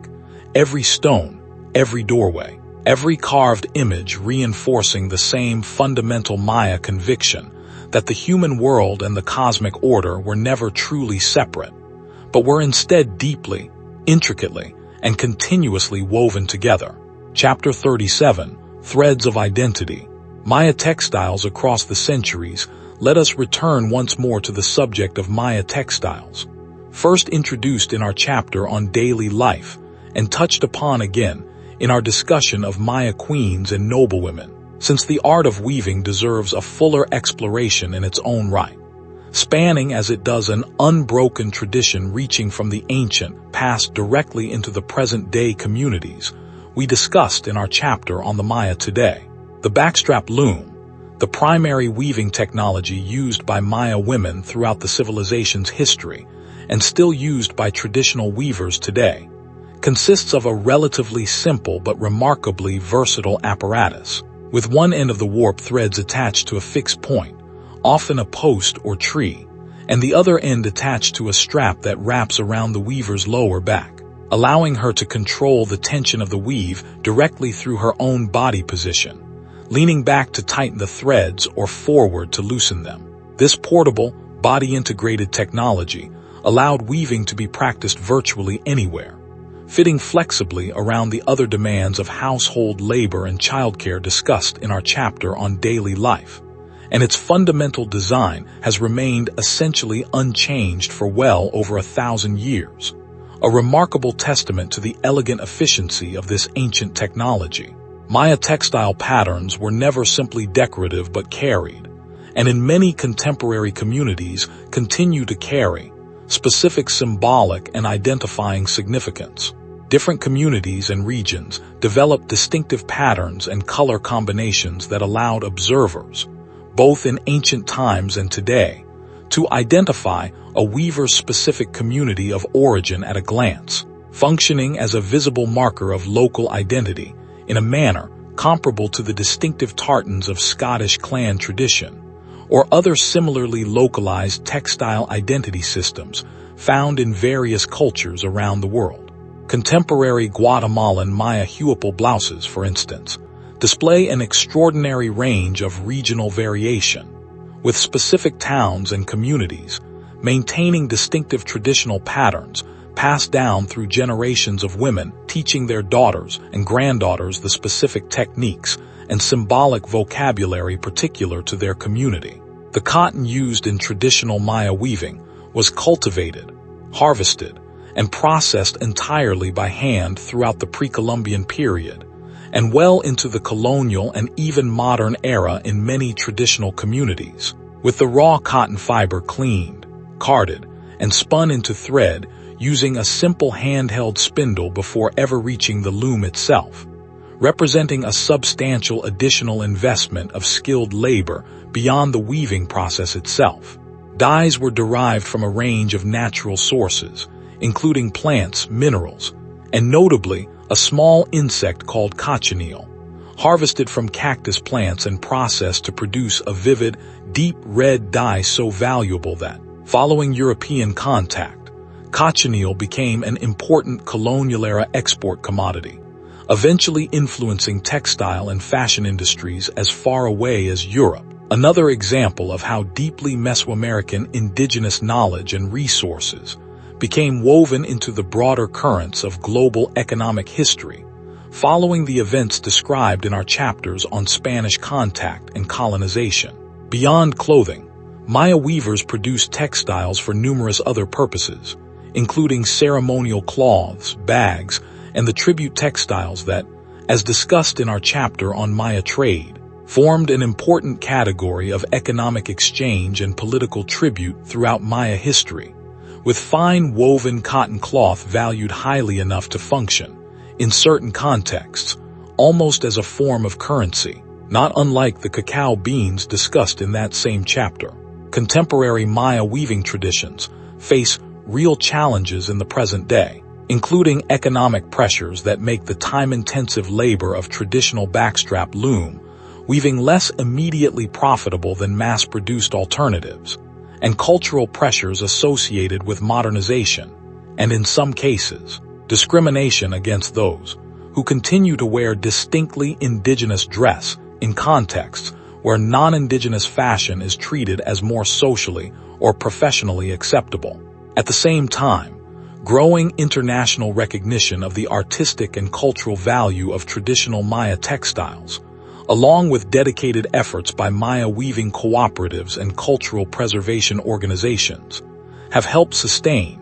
and in some cases, even revitalize this remarkable, ancient artistic tradition for new generations of Maya women. As you rest here, imagine a young Maya girl in a highland Guatemalan village, seated beside her grandmother, learning for the first time how to properly tension the backstrap loom's threads across her own lower back. Her small hands still clumsy with the shuttle and the weft threads, her grandmother's patient guidance carrying forward a technique and a set of symbolic patterns that stretch back, in an unbroken chain of teaching and learning. Well over 1,000 years into the ancient world, we have explored throughout so much of this documentary. Chapter 38, Yikin Chan Kayawil and Tikal's Second Golden Age. Let us return once more to Tikal,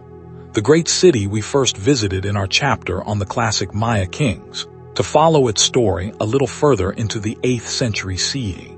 a period that saw the continuation of the remarkable resurgence begun by Jaso Chan Kayawil I, whose 695 CE victory over Calakmul we discussed earlier. Jaso Chan Kayawil's son and successor, Yikin Chan Kayawil, ascended to Tikal's throne in 734 CE and continued his father's work of restoring and even surpassing Tikal's former glory, presiding over what many scholars consider the absolute height of Tikal's power, wealth, and architectural achievement. Under Yikin Chan Kayawil, Tikal achieved a series of significant military victories against its remaining regional rivals, including a decisively recorded defeat of the city of El Peru in 743 CE and further campaigns against the long weakened, but still occasionally troublesome Calakmul alliance network discussed extensively in our earlier chapters. These military successes secured Tikal's position as the preeminent power of the Central Khitan region for the remainder of the 8th century, allowing the city's resources to be directed toward the kind of massive architectural investment that had characterized its earlier golden age under the preclassic and early classic rulers discussed in our 2nd and 3rd chapters. It was during this period that Tikal's skyline achieved its final, most dramatic form, including the completion of Temple IV, which, at approximately 230 feet in height, stands as the tallest pre-Columbian structure ever built in the Americas, a staggering architectural achievement that would have made it visible for miles across the surrounding rainforest canopy, a physical embodiment of Tikal's restored political and religious authority that any approaching visitor, ally, or potential enemy could see clearly long before reaching the city's central plazas. Yikin Chan Kayawil also commissioned numerous carved wooden lintels for Tikal's major temples, several of which survived in remarkably good condition due to the particular preservation qualities of the sapodilla wood used in their construction, providing valuable additional textual and artistic evidence documenting this ruler's military campaigns and religious ceremonies, complementing the stone stelae and altar monuments that form the primary source material for most of the dynastic history we have discussed throughout this documentary. The wealth and stability achieved during Yikin Chan Kayawil's reign,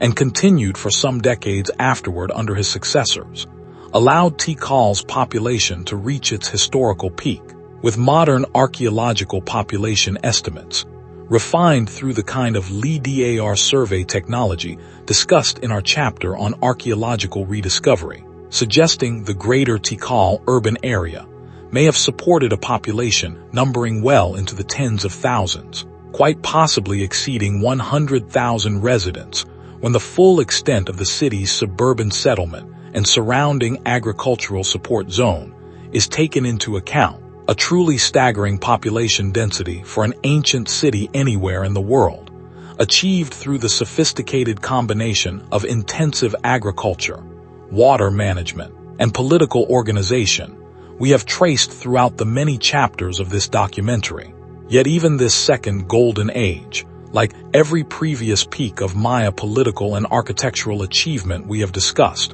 would not last indefinitely. Tikal's own dynastic and monumental record begins to grow sparse after the reign of Yikin Chan Kayawil's immediate successors in the later 8th century,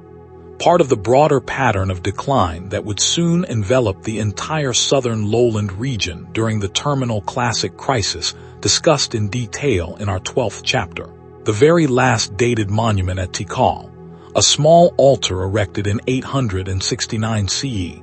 marks the quiet, largely undramatic end of a royal dynastic tradition that had shaped the city's history for well over 5 centuries, since the arrival of the mysterious Teotihuacan-linked figure Chkayak,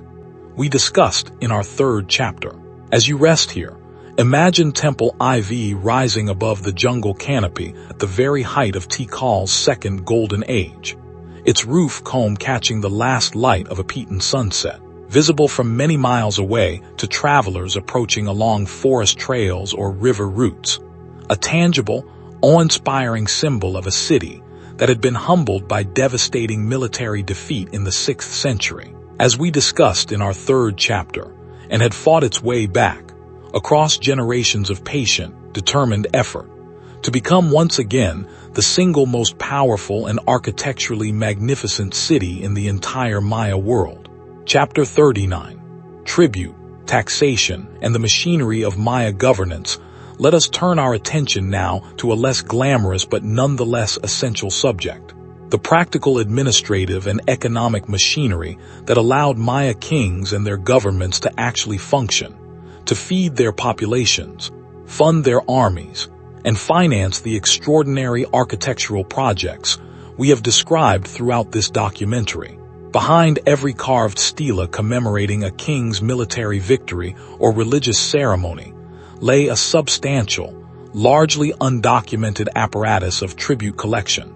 labor organization, and resource management that made such achievements materially possible. Maya political organization, as we have discussed at various points throughout this documentary, generally operated through a hierarchical system in which a paramount king,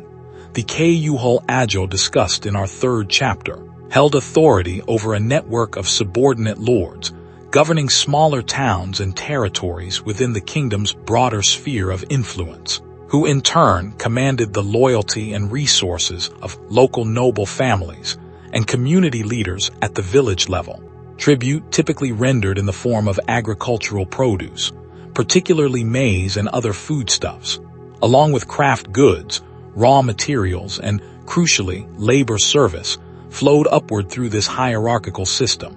ultimately supporting the royal court, the temple priesthood, and the various specialized craftsmen, scribes, and administrators whose work we have discussed throughout this documentary. Labor tribute,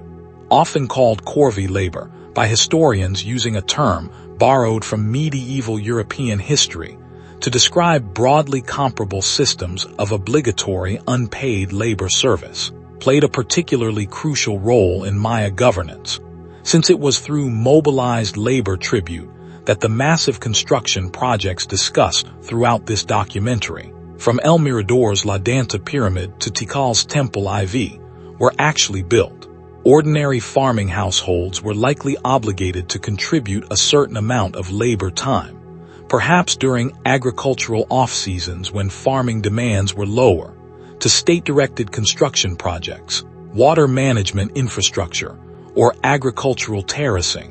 an obligation that, while burdensome, also provided at least some measure of shared communal benefit, or at minimum comprehensible religious and political justification. Given the deep religious significance the Maya attached to temple construction, as we discussed in our chapter on Maya religion, market regulation and support for the extensive trade networks discussed in our chapter on Maya trade, also fell within the practical responsibilities of Maya governance, with rulers likely playing a role in securing and maintaining the trade routes, causeways, and river transport systems that connected their kingdom to the broader Maya trading world, and potentially taking a direct interest in controlling access to particularly valuable trade goods, including the jade, cacao, and salt resources discussed in that earlier chapter, whose trade routes and production zones represented significant sources of potential wealth and political leverage. Record-keeping, closely connected to the scribal tradition discussed in our chapter on Maya writing, would have been essential to managing this complex system of tribute, labor obligation, and trade regulation. Though, unfortunately, the vast majority of surviving Maya hieroglyphic texts focus on royal dynastic history, religious ceremony, and military achievement, rather than the more mundane administrative record-keeping that must have existed in some form to manage these practical governmental functions, a significant gap in our historical knowledge that continues to challenge and interest researchers seeking a fuller picture of how Maya governance actually operated on a day-to-day basis. As you rest here, imagine a local Maya administrator, perhaps a minor noble serving a more powerful regional lord, standing at the edge of a village marketplace, carefully noting the quantities of maize and woven cloth being gathered as tribute, aware that this unglamorous, practical work of counting, recording, and organizing, though it left far less dramatic a mark on the historical record than the great military victories and religious ceremonies we have discussed throughout this documentary, was every bit as essential to the functioning and survival of Maya civilization as the more celebrated achievements of kings, priests, and warriors. Chapter 40, Rio Bec began, and the fortress cities. Let us travel now to the central Yucatan Peninsula, to a region straddling the modern border between Mexico's Campeche and Quintana Roo states, where a distinctive architectural tradition known as the Rio Bec style flourished during the late Classic period,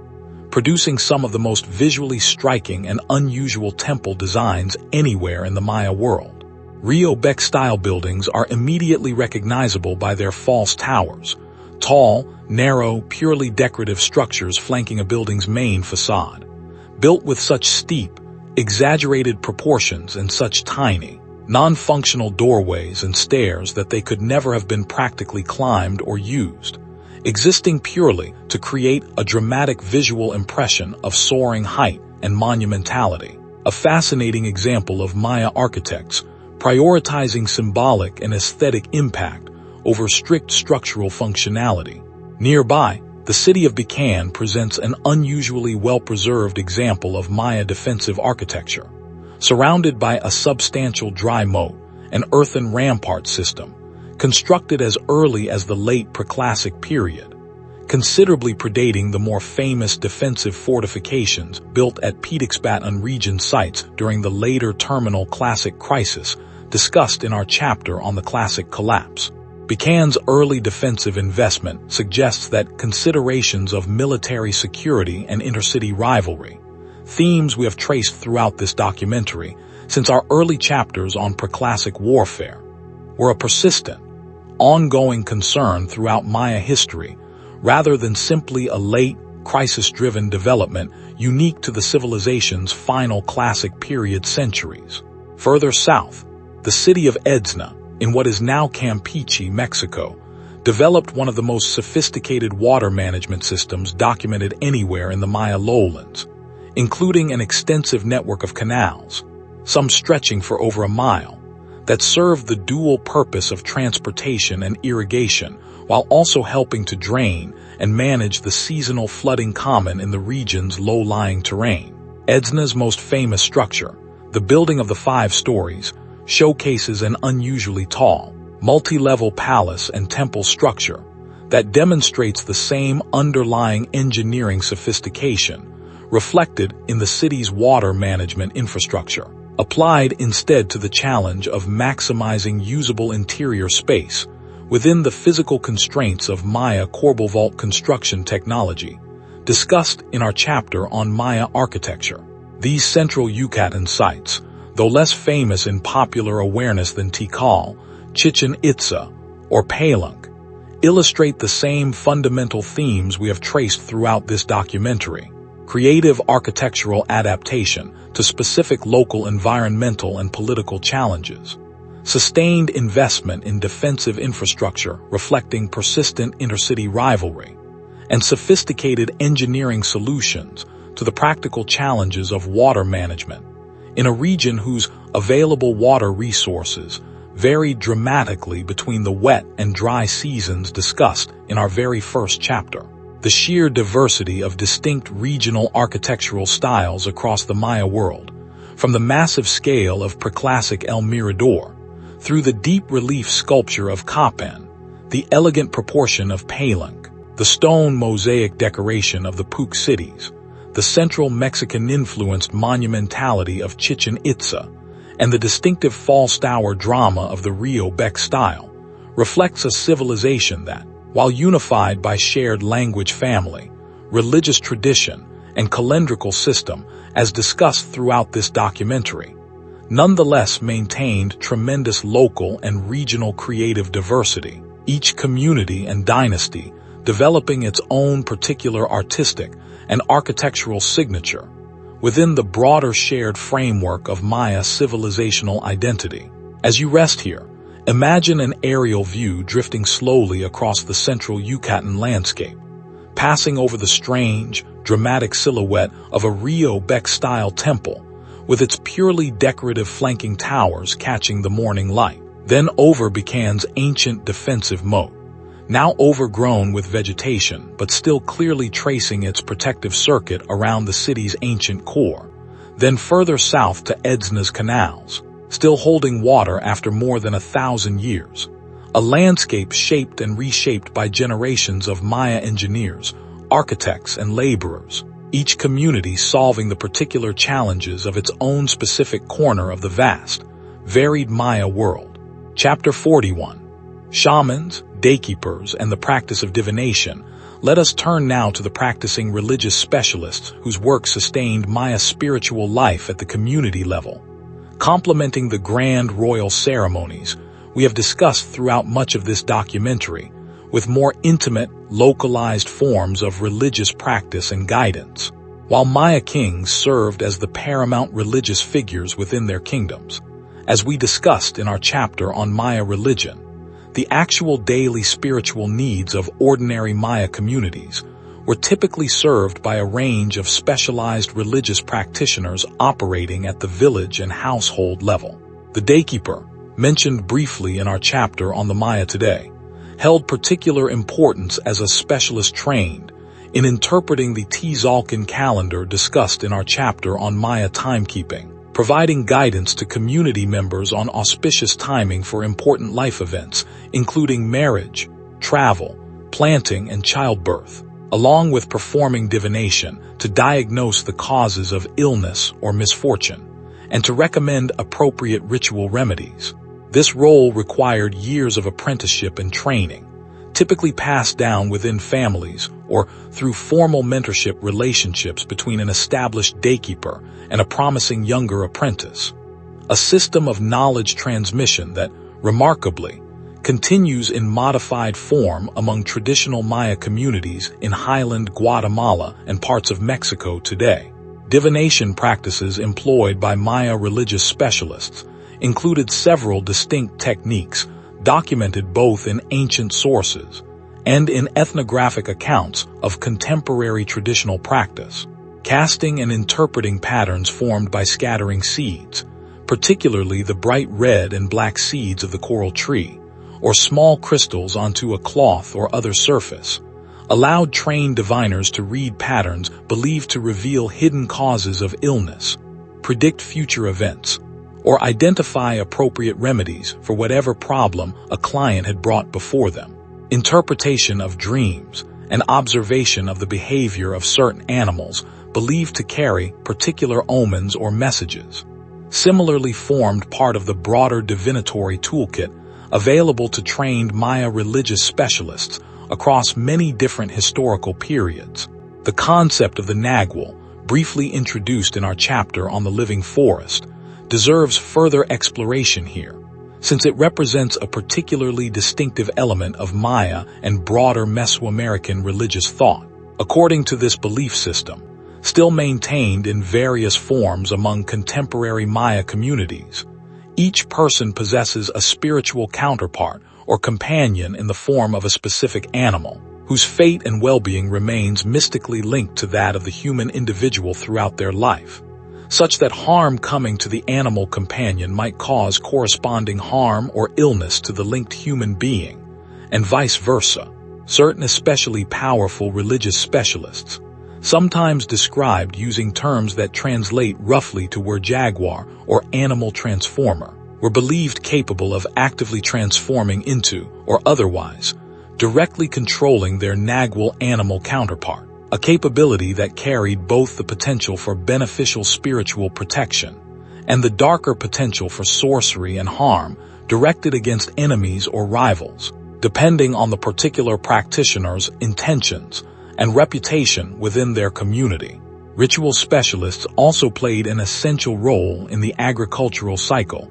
discussed throughout this documentary, performing ceremonies at the beginning of the planting season to request the blessing and cooperation of rain deities and earth spirits, and again, at harvest time to properly give thanks for a successful crop, ceremonies that frequently combined explicitly Christian elements, following the syncretic religious blending discussed in our chapter on colonial history, with underlying ritual structures and symbolic concerns reaching back, in modified but recognizable form, to the pre-Columbian agricultural ceremonies practiced by the farming communities we first encountered all the way back in our very first chapter. As you rest here, imagine a traditional Maya daykeeper today, in a small chapel or private household shrine somewhere in the Guatemalan highlands, carefully arranging a cloth marked with the symbols of the Tzolk'in calendar, casting small red and black seeds across its surface, reading the resulting pattern with the same careful attention and accumulated traditional knowledge that daykeepers have brought to this exact same practice for well over 2,000 years. A living, continuously practiced tradition connecting this present moment directly back to the ancient preclassic farmers, whose earliest calendrical observations we discussed at the very beginning of this long documentary. Chapter 42. The Putun Merchants and the Currents of Change. Let us turn now to a group whose activities bridged the world of commerce discussed in our chapter on Maya trade with the dramatic political transformations of the terminal classic period discussed in our chapter on the classic collapse. The Putun Maya, sometimes called the Chontal Maya, a Maya-speaking but culturally distinctive group based primarily along the Gulf Coast of Mexico and the lower Usumacinta River region, who developed a reputation, reflected in both archaeological evidence and later ethno-historical accounts, as unusually skilled and far-ranging maritime merchants, and, at certain points in their history, as mercenaries and political intermediaries, operating between the Maya world and the broader currents of central Mexican civilization. The Putun occupied a strategically significant position at the intersection of several important cultural and economic zones, controlling territory that connected the Maya lowlands to both the Gulf Coast trade routes leading towards central Mexico and the river systems providing access deep into the Maya interior, a position that allowed them to serve as crucial intermediaries in the long-distance trade networks discussed throughout this documentary, moving goods, and quite possibly also ideas, artistic styles, and religious concepts between these otherwise somewhat separate cultural zones. Some scholars have proposed that Putun maritime traders and warriors played a significant role in the dramatic political and cultural transformations that reshaped the northern Yucatan during the terminal classic and early post-classic periods. potentially including a role in the establishment of the distinctive Toltec-influenced culture we discussed at Chichen Itza in our 13th chapter.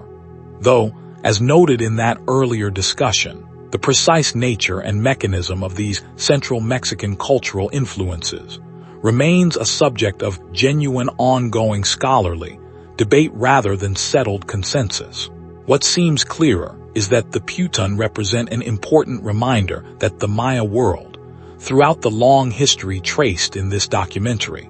was never hermetically sealed off from the broader currents of Mesoamerican civilization, trade, cultural exchange, and, at various points, direct political and even military interaction connected the Maya region to central Mexico, to the broader Gulf Coast cultural sphere, and to Central American cultures further south. Across the many centuries we have explored throughout this documentary, from the early Olmec-influenced preclassic period discussed in our first chapter, through the Toltec-influenced post-classic transformations discussed in our chapters on Chichen Itza and Mayapan. This broader Mesoamerican interconnection helps explain certain puzzling patterns in the archaeological and art historical record, including the sudden appearance of Central Mexican artistic and religious motifs at various points throughout Maya history, discussed at several points throughout this documentary, from the Teotihuacan-linked transformation of Tikal in 378 CE discussed in our third chapter, to the later Toltec-associated transformations at Chichen Itza. Rather than viewing the Maya as a wholly isolated, self-contained civilization, it is more accurate to understand them as one major participant, albeit an unusually distinctive and independently accomplished one in terms of writing, calendrical science, and monumental architecture, within the broader, deeply interconnected civilizational world of ancient Mesoamerica as a whole. As you rest here, imagine a Putun merchant fleet navigating along the Gulf Coast, substantial dugout canoes laden with goods drawn from across the breadth of Mesoamerica, obsidian and featherwork from the Central Highlands, cacao and jade from the Maya lowlands, salt from the Yucatan coast, moving steadily along established trade routes that had connected these distant regions for many centuries, carrying not just material goods, but also, inevitably, stories, artistic ideas, and religious concepts that would continue to shape and reshape Maya civilization throughout the many transformations we have traced across this long documentary. Chapter 43. Accession to the Sacred Throne. Let us look now more closely at one of the most consequential and elaborately ritualized moments in the life of any Maya kingdom, the accession of a new king to the throne, an event we have referenced throughout this documentary in discussing figures like Pakal at Palenque and Yikin Chan Kayawil at Tikal, but which deserves closer examination in its own right as a window into the deeper structure of Maya political and religious thought. Maya royal accession was never understood as a simple administrative transfer of political authority, but rather as a profound religious transformation, in which the new king was understood to take on a fundamentally different, semi-divine status, becoming the Kayuhul Ajo, the Holy Lord discussed in our third chapter, a living intermediary between human and divine realms. Accession ceremonies typically involved the new ruler receiving specific ceremonial regalia,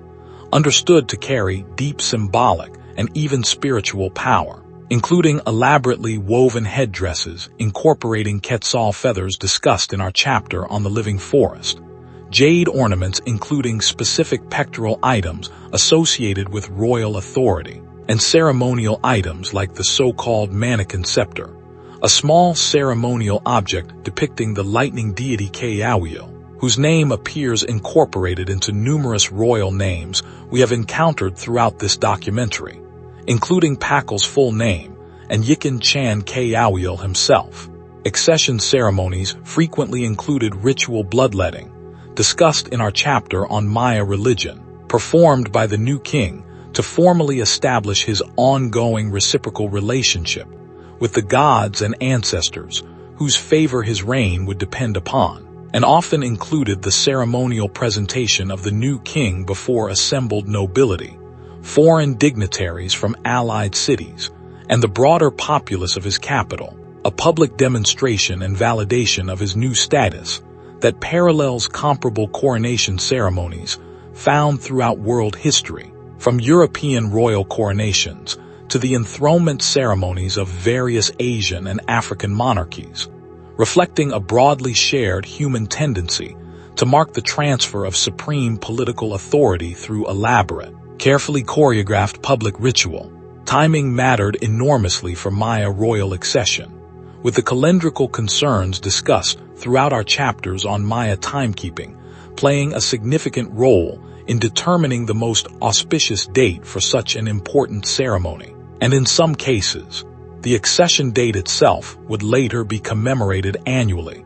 or on significant calendrical anniversaries throughout the remainder of a king's reign, reinforcing the deep connection between political legitimacy and cosmic, calendrical order that we have emphasized throughout this documentary. Following accession, new kings frequently undertook specific symbolic actions to formally establish their reign's character and priorities, including commissioning their first major monument or building project, often explicitly referencing their accession ceremony and their connection to royal ancestors and predecessors, and in some cases, undertaking an early military campaign or diplomatic initiative intended to demonstrate their capability and secure their political position relative to potential rivals, both within their own kingdom's nobility and among neighboring, potentially competitive city-states. The death of a king similarly triggered elaborate ritual and political processes,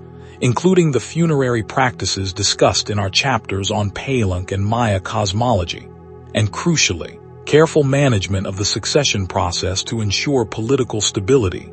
a challenge that, as we saw in our discussion of Sak Kayuk, at Palenque, and various other examples throughout this documentary, sometimes required creative political solutions when the designated heir was too young to immediately assume full ruling authority, or when succession disputes threatened to destabilize a kingdom already facing external pressures from rival cities. As you rest here, imagine the moment of a new king's formal presentation to his assembled court and city, standing atop the Great Pyramid staircase we have described so many times throughout this documentary, adorned in feathers, jade, and the sacred regalia of his office, the assembled crowd below falling silent as priests complete the final ceremonies, formally establishing his transformed, sacred status, a moment of profound political and religious significance that would shape the fate of his entire kingdom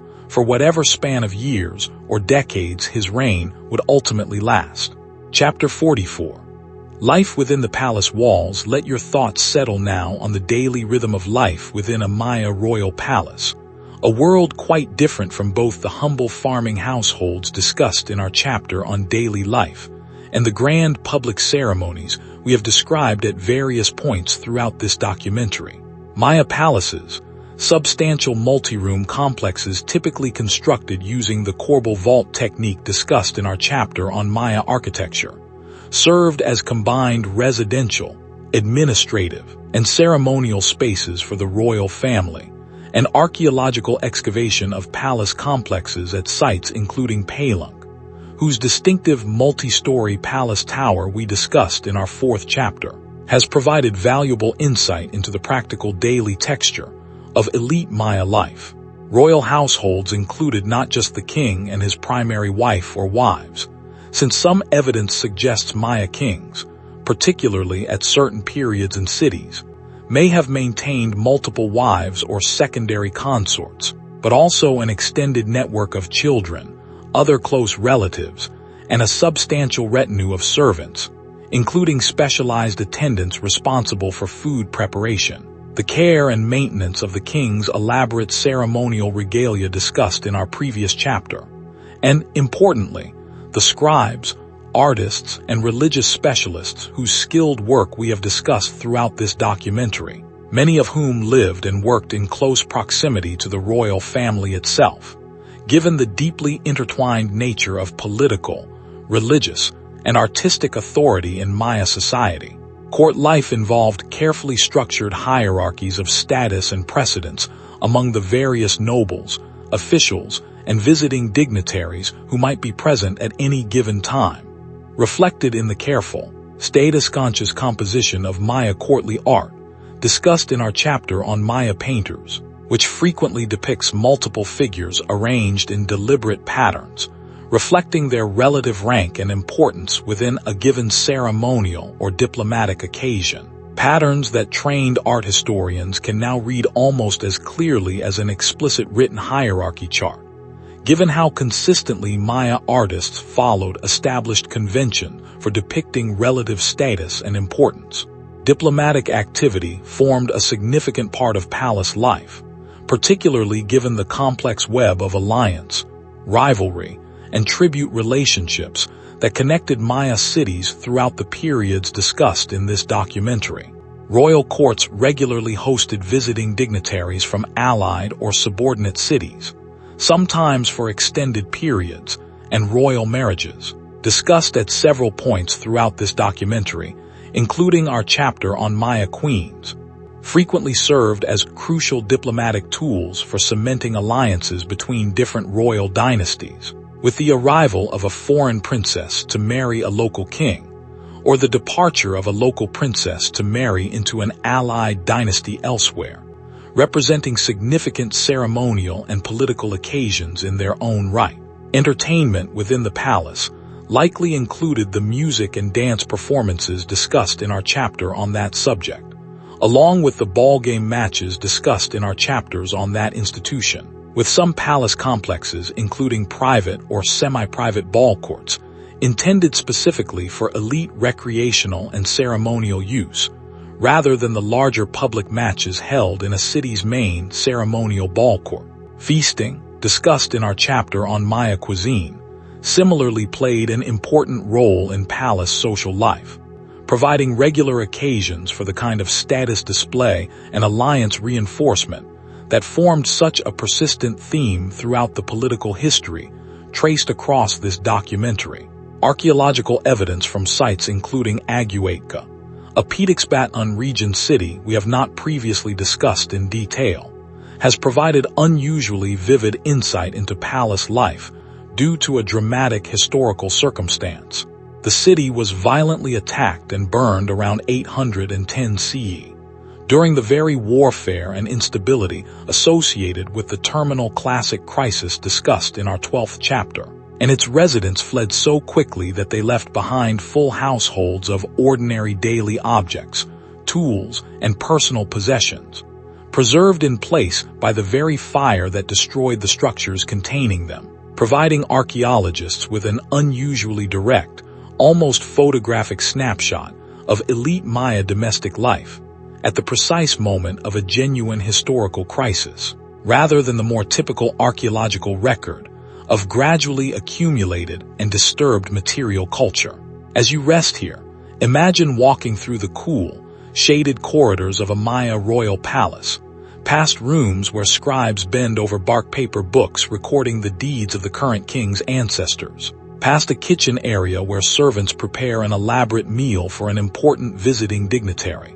past a private courtyard where the king's children practice the ceremonial dance steps discussed in our chapter on Maya music, the whole complex humming with the quiet, purposeful activity of a genuine seat of government, religious authority, and family life, all operating simultaneously within the same carefully constructed architectural space. Chapter 45.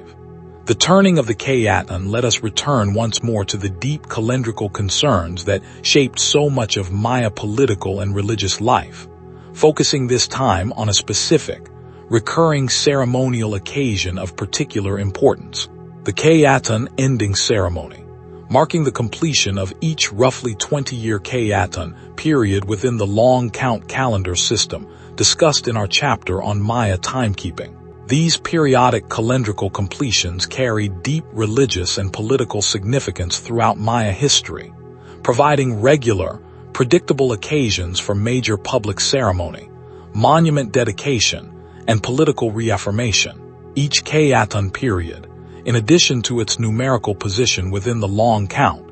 carried its own specific character and set of prophetic associations within Maya religious thought, recorded in sources including the books of Chilem Balem discussed in our chapter on colonial history, which preserve detailed prophetic almanacs associating each of the 13 numbered Khayatun periods within a recurring cycle, with specific favorable or unfavorable characteristics,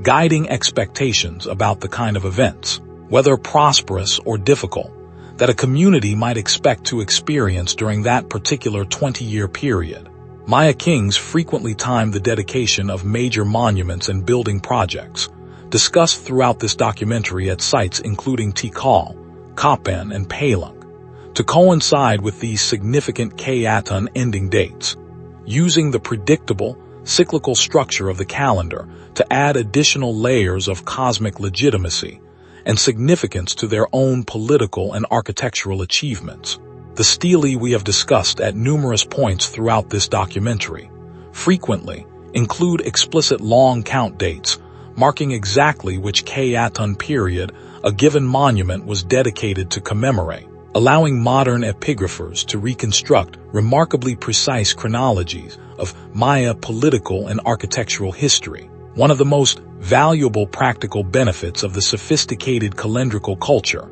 we have traced throughout this documentary. In the post-classic period, discussed in our chapters on Chichen Itza and Mayapan, Khayatun ending ceremonies took on additional political significance within the shifting, sometimes rotating systems of regional leadership that characterized the northern Yucatan during this era, with some scholars proposing that political authority within certain post-classic political systems may have rotated between different noble lineages or seats of power, according to a schedule linked to the completion of specific Khayatun periods. A fascinating, if still somewhat debated, proposal that would represent a remarkably sophisticated calendrical solution to the perennial challenge of managing peaceful political succession and power sharing among rival noble factions. The deep cultural significance of Khayatun endings persisted well into the colonial period and beyond, with the prophetic almanac traditions preserved in the books of Chilem Balem continuing to shape Maya communities' interpretation of major historical events, including, in some documented cases, the interpretation of Spanish conquest and colonial rule itself through the lens of specific Khayatun period prophecies, demonstrating yet again the remarkable persistence and adaptive continuity of Maya calendrical and religious tradition across the many dramatic transformations traced throughout this documentary. As you rest here, imagine the quiet, anticipatory tension building within a Maya community as a significant Khayatun ending approaches. Priests and astronomer scholars consulting accumulated calendrical records to confirm the precise date and to review the prophetic character associated with the coming period. Ordinary community members preparing for the ceremonies and celebrations that would mark this significant cosmic and calendrical milestone.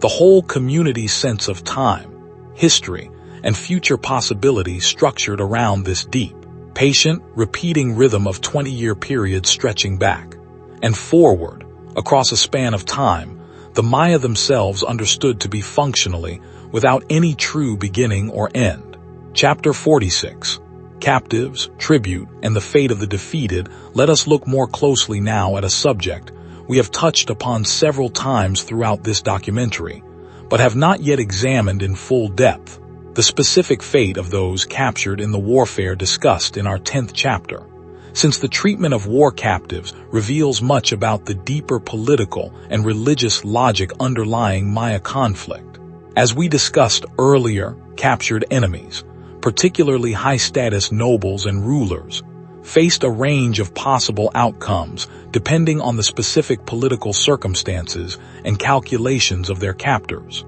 Ransom represented one common outcome, particularly for captives of relatively modest status whose home city or family might be willing and able to pay a substantial price in goods, tribute, or political concession. to secure their release, a practice that finds parallels in the treatment of captured nobility throughout much of world military history, from medieval European warfare to various other ancient and classical conflicts, reflecting a broadly shared human recognition that a living captive of negotiable value often served a captor's practical interests better than an immediately sacrificed one. For more significant captives, particularly rival kings or extremely high-status nobles captured in especially consequential conflicts, a different calculation often applied. As we discussed in our chapters on Kapen and Quirigua, the capture and subsequent sacrifice of Kapen's king Waxiclajun Ubake by Quirigua's ruler in 738 CE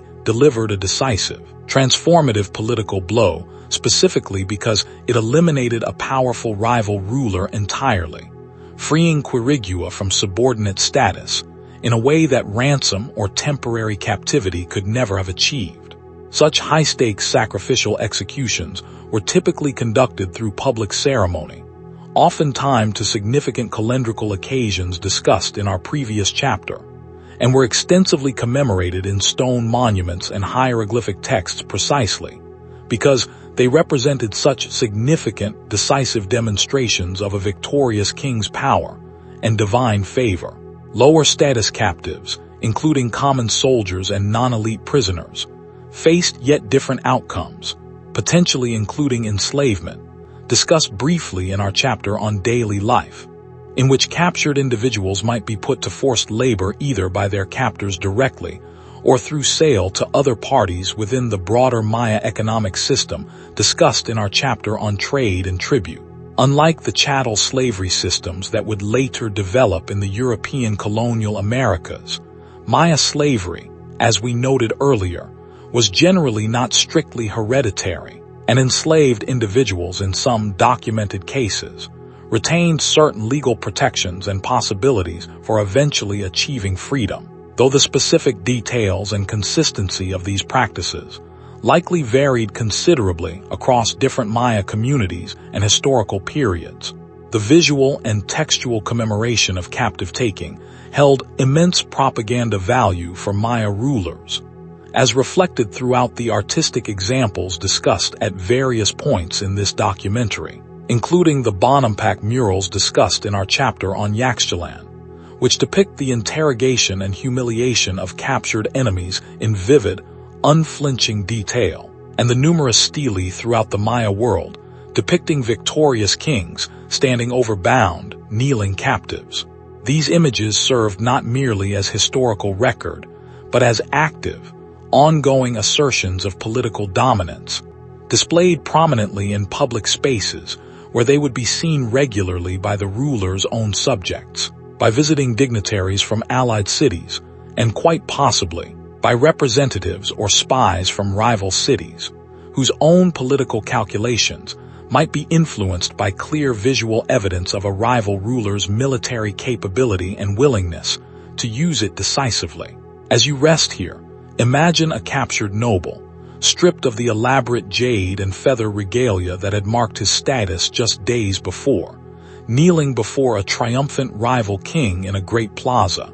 the assembled crowd watching in tense silence, aware that this single moment, whatever its outcome for the individual captive himself, carries consequences that will ripple outward through the complex web of alliance, rivalry, and political calculation connecting dozens of Maya cities across the wider region. A vivid, human reminder that the grand political history we have traced throughout this documentary was ultimately built from countless individual moments of triumph, loss, courage, and fear experienced by real people living real, consequential lives. Chapter 47.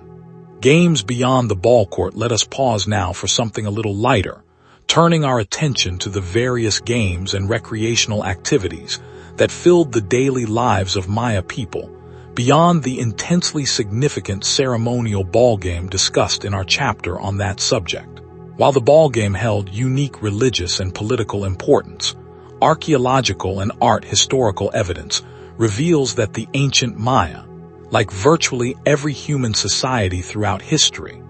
also enjoyed a range of simpler games and recreational activities woven into the ordinary rhythm of daily life discussed throughout this documentary. Board games appear to have been popular among the Maya,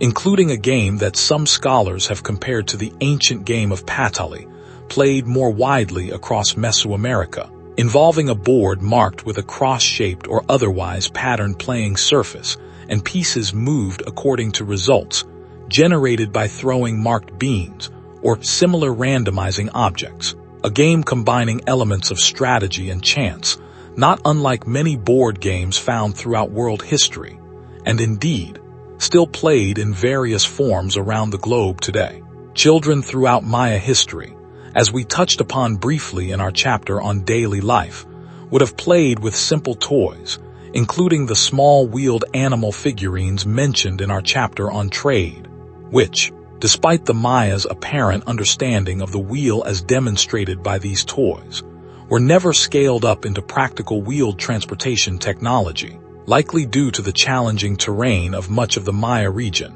and the absence of large domesticated draft animals capable of pulling wheeled carts, factors that made such transportation impractical regardless of the underlying mechanical concepts' availability. Clay whistle figurines, some crafted in whimsical animal shapes, provided both musical instruments and playthings,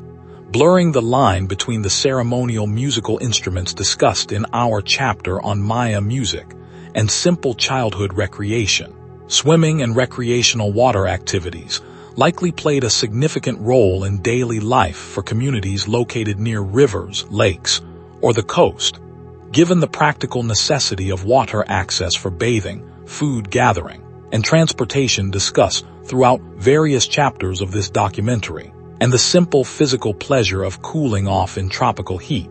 would presumably have provided motivation for recreational swimming quite apart from these practical considerations, even if this particular aspect of daily life left relatively little direct trace in the archaeological or art historical record, compared to more formally ceremonial activities. Storytelling itself deserves mention as a crucial recreational and educational activity, with the mythological narratives we have discussed throughout this documentary, including the Popol Vuh's account of the hero twins, and the various creation narratives discussed in our chapter on the ages of creation, likely serving not only formal religious and educational functions, but also simple evening entertainment, told and retold around household fires much as storytelling, has served this dual function of instruction and entertainment across virtually every human culture throughout history, a reminder that even a civilization as focused on grand religious and political achievement as the one we have traced throughout this documentary still made room for the simple, universal human pleasures of games, toys, and shared stories told at the end of a long day's work. As you rest here, imagine children playing a simple board game in the shade of a household courtyard, laughing as they throw marked beans to determine their next move, while nearby, an older relative recounts, perhaps for the 100th time but with undiminished enthusiasm, the story of how the hero twins outwitted the lords of Xibalba, weaving together entertainment, moral instruction, and the deep cosmological themes we have explored throughout so much of this documentary into a single, comfortable, familiar evening ritual, not so very different in spirit from a bedtime story told to a child anywhere in the world, in any historical period, including, perhaps, this very story being told to you right now. Chapter 48. Piedras Negras and the Rivals of the River. Let us return once more to the Usumacinta River region, discussed in our chapter on Yaxchilan, to examine more closely that city's great rival, Piedras Negras, located further upstream along the same important river corridor in what is now Guatemala. Piedras Negras holds a special place in the history of Maya studies, since it was here, as we discussed in our chapter on Maya writing, that Tatiana Proskouriakov made her landmark 1950s breakthrough, demonstrating that Maya hieroglyphic texts recorded genuine dynastic history, rather than purely abstract religious or calendrical content. a discovery that transformed the entire field of Maya epigraphy and archaeology. Piedras Negras developed a distinctive tradition of royal monuments called niche stelae, depicting the city's rulers seated within a carved niche representing a cave or mountain opening, evoking the sacred cave symbolism discussed in our chapter on the Maya underworld, and providing exactly the kind of consistent, comparable visual and textual pattern across multiple rulers' monuments that allowed Proskouriakov to identify the recurring birth, accession, and death patterns that cracked open the historical content of Maya inscriptions for the first time. The rivalry between Piedras Negras and Yaxchilan, documented extensively in both cities' hieroglyphic records, played out across multiple generations of the 7th and 8th centuries CE, involving military conflict, competition for control over the lucrative river trade routes discussed in our chapter on Maya trade, and the kind of shifting alliance patterns with other regional powers that characterized so much of classic Maya political history as traced throughout this documentary. Piedras Negras appears to have suffered a significant military defeat at the hands of Yaxchilan at one point in this long rivalry. Though, as with so much of classic Maya history, the surviving textual record naturally emphasizes each city's own victories and achievements, rather than providing a fully balanced, neutral account of the conflict's overall trajectory. Piedras Negras also provides valuable archaeological evidence regarding the final, violent end that befell many classic Maya cities during the terminal classic crisis discussed in our 12th chapter. Excavations have revealed evidence of deliberate, violent destruction at the site dating to around 850 CE, including a royal throne that appears to have been intentionally smashed, a symbolically potent act of destruction that many archaeologists interpret as evidence of an internal uprising or external conquest, specifically targeting the institution of divine kingship itself, rather than simply reflecting the more gradual, multi-causal decline processes discussed in our earlier chapter on the broader classic collapse. This dramatic, specific evidence from Piedras Negras offers a valuable reminder that the terminal classic crisis likely unfolded through a range of different specific local mechanisms and events across different cities, even as broader shared environmental and political pressures affected the region as a whole. As you rest here, imagine the throne room at Piedras Negras in its final days. The carved stone throne that had once supported generations of divine kings now lying shattered on the floor, a stark, physical manifestation of the broader collapse of the political and religious order that had structured classic Maya civilization for over 6 centuries.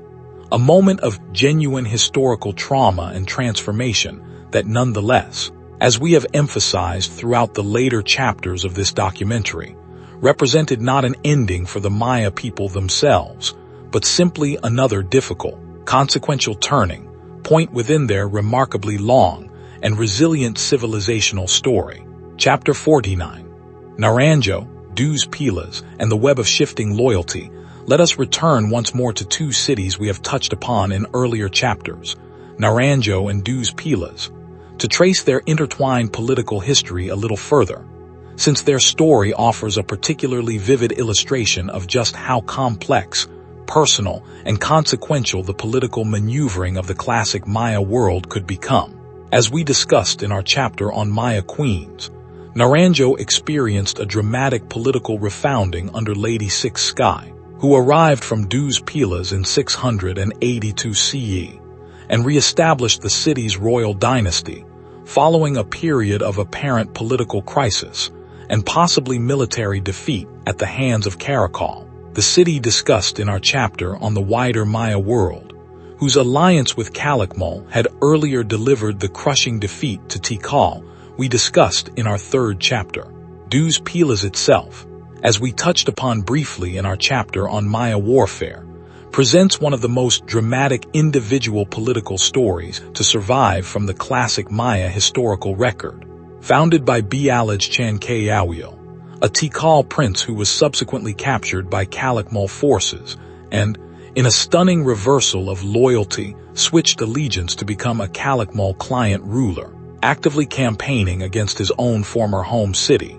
Dus Pilas developed into a significant regional power in its own right during the 7th century, its rulers skillfully navigating the complex, shifting web of alliance and rivalry connecting Tikal, Calakmul, and the various smaller cities of the Pitaxbatan region discussed in our chapter on Maya warfare. The relationship between Dus Pilas and its neighbor and sometime rival Tamarindido, along with other Pitaxbatan region cities,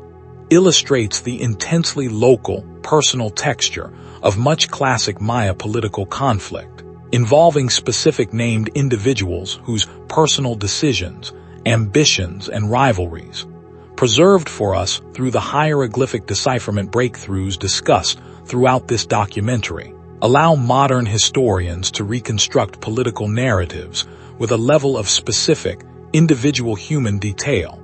that is often unavailable for other ancient civilizations, lacking comparably rich and readable textual records. Ultimately, Dus Pilas itself fell victim to the same terminal classic instability that affected Piedras Negras and so many other cities discussed throughout this documentary, with archaeological evidence indicating the construction of hasty, improvised defensive fortifications, including walls built using materials scavenged from earlier temple structures, suggesting a desperate, unsuccessful attempt to defend the city against attack during the escalating regional conflict of the 8th and 9th centuries, discussed in our chapter on the classic collapse. The rapid decline and abandonment of Dus Pilas and neighboring Pitaxbatan sites during this period provided some of the clearest, most concentrated archaeological evidence available anywhere in the Maya world for understanding the specific,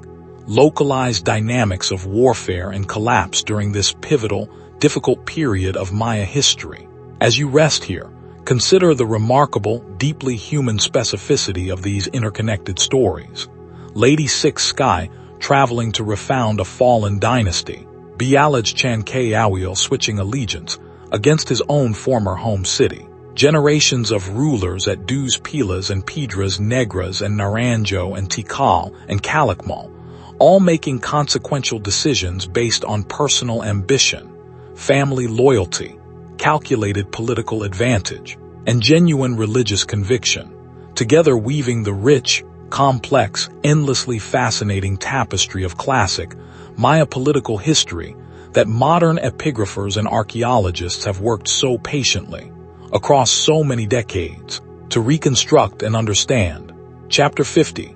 Calakmul, the Kingdom of the Snake. Let us turn our full attention now, at last, to the great rival power we have referenced constantly throughout this documentary, but have not yet examined in its own dedicated chapter. Calakmul, capital of the Khan or Snake dynasty, whose long rivalry with Tikal shaped so much of classic Maya political history, as we have traced across many previous chapters. Located deep in the forests of what is now the Mexican state of Campeche, Calakmul ranks among the largest Maya cities ever built, its central precinct dominated by Structure II, a massive pyramid complex whose total volume rivals the largest structures at Tikal and El Mirador discussed in our earlier chapters. The Snake dynasties rise to prominence during the 6th and 7th centuries. CE represented one of the most successful and far-reaching political achievements of the entire classic period, building a network of alliance and vassalage relationships that, at its height, extended across a remarkable portion of the Maya lowlands, reaching client and allied cities from Karakol in the east to Dus Pilas in the west, and applying sustained, often decisive pressure against Tikal and its own allied network for well over a century, as discussed extensively in our 3rd chapter on the classic Maya kings. Calakmul's specific strategy of political dominance, as reconstructed by modern epigraphers through careful comparative analysis of inscriptions across many different sites, appears to have relied heavily on installing or supporting client rulers in strategically important cities throughout the region, rather than pursuing the kind of direct territorial annexation and administrative absorption that characterize some other ancient imperial systems around the world. This approach allowed Calakmul to project influence across a genuinely vast territory,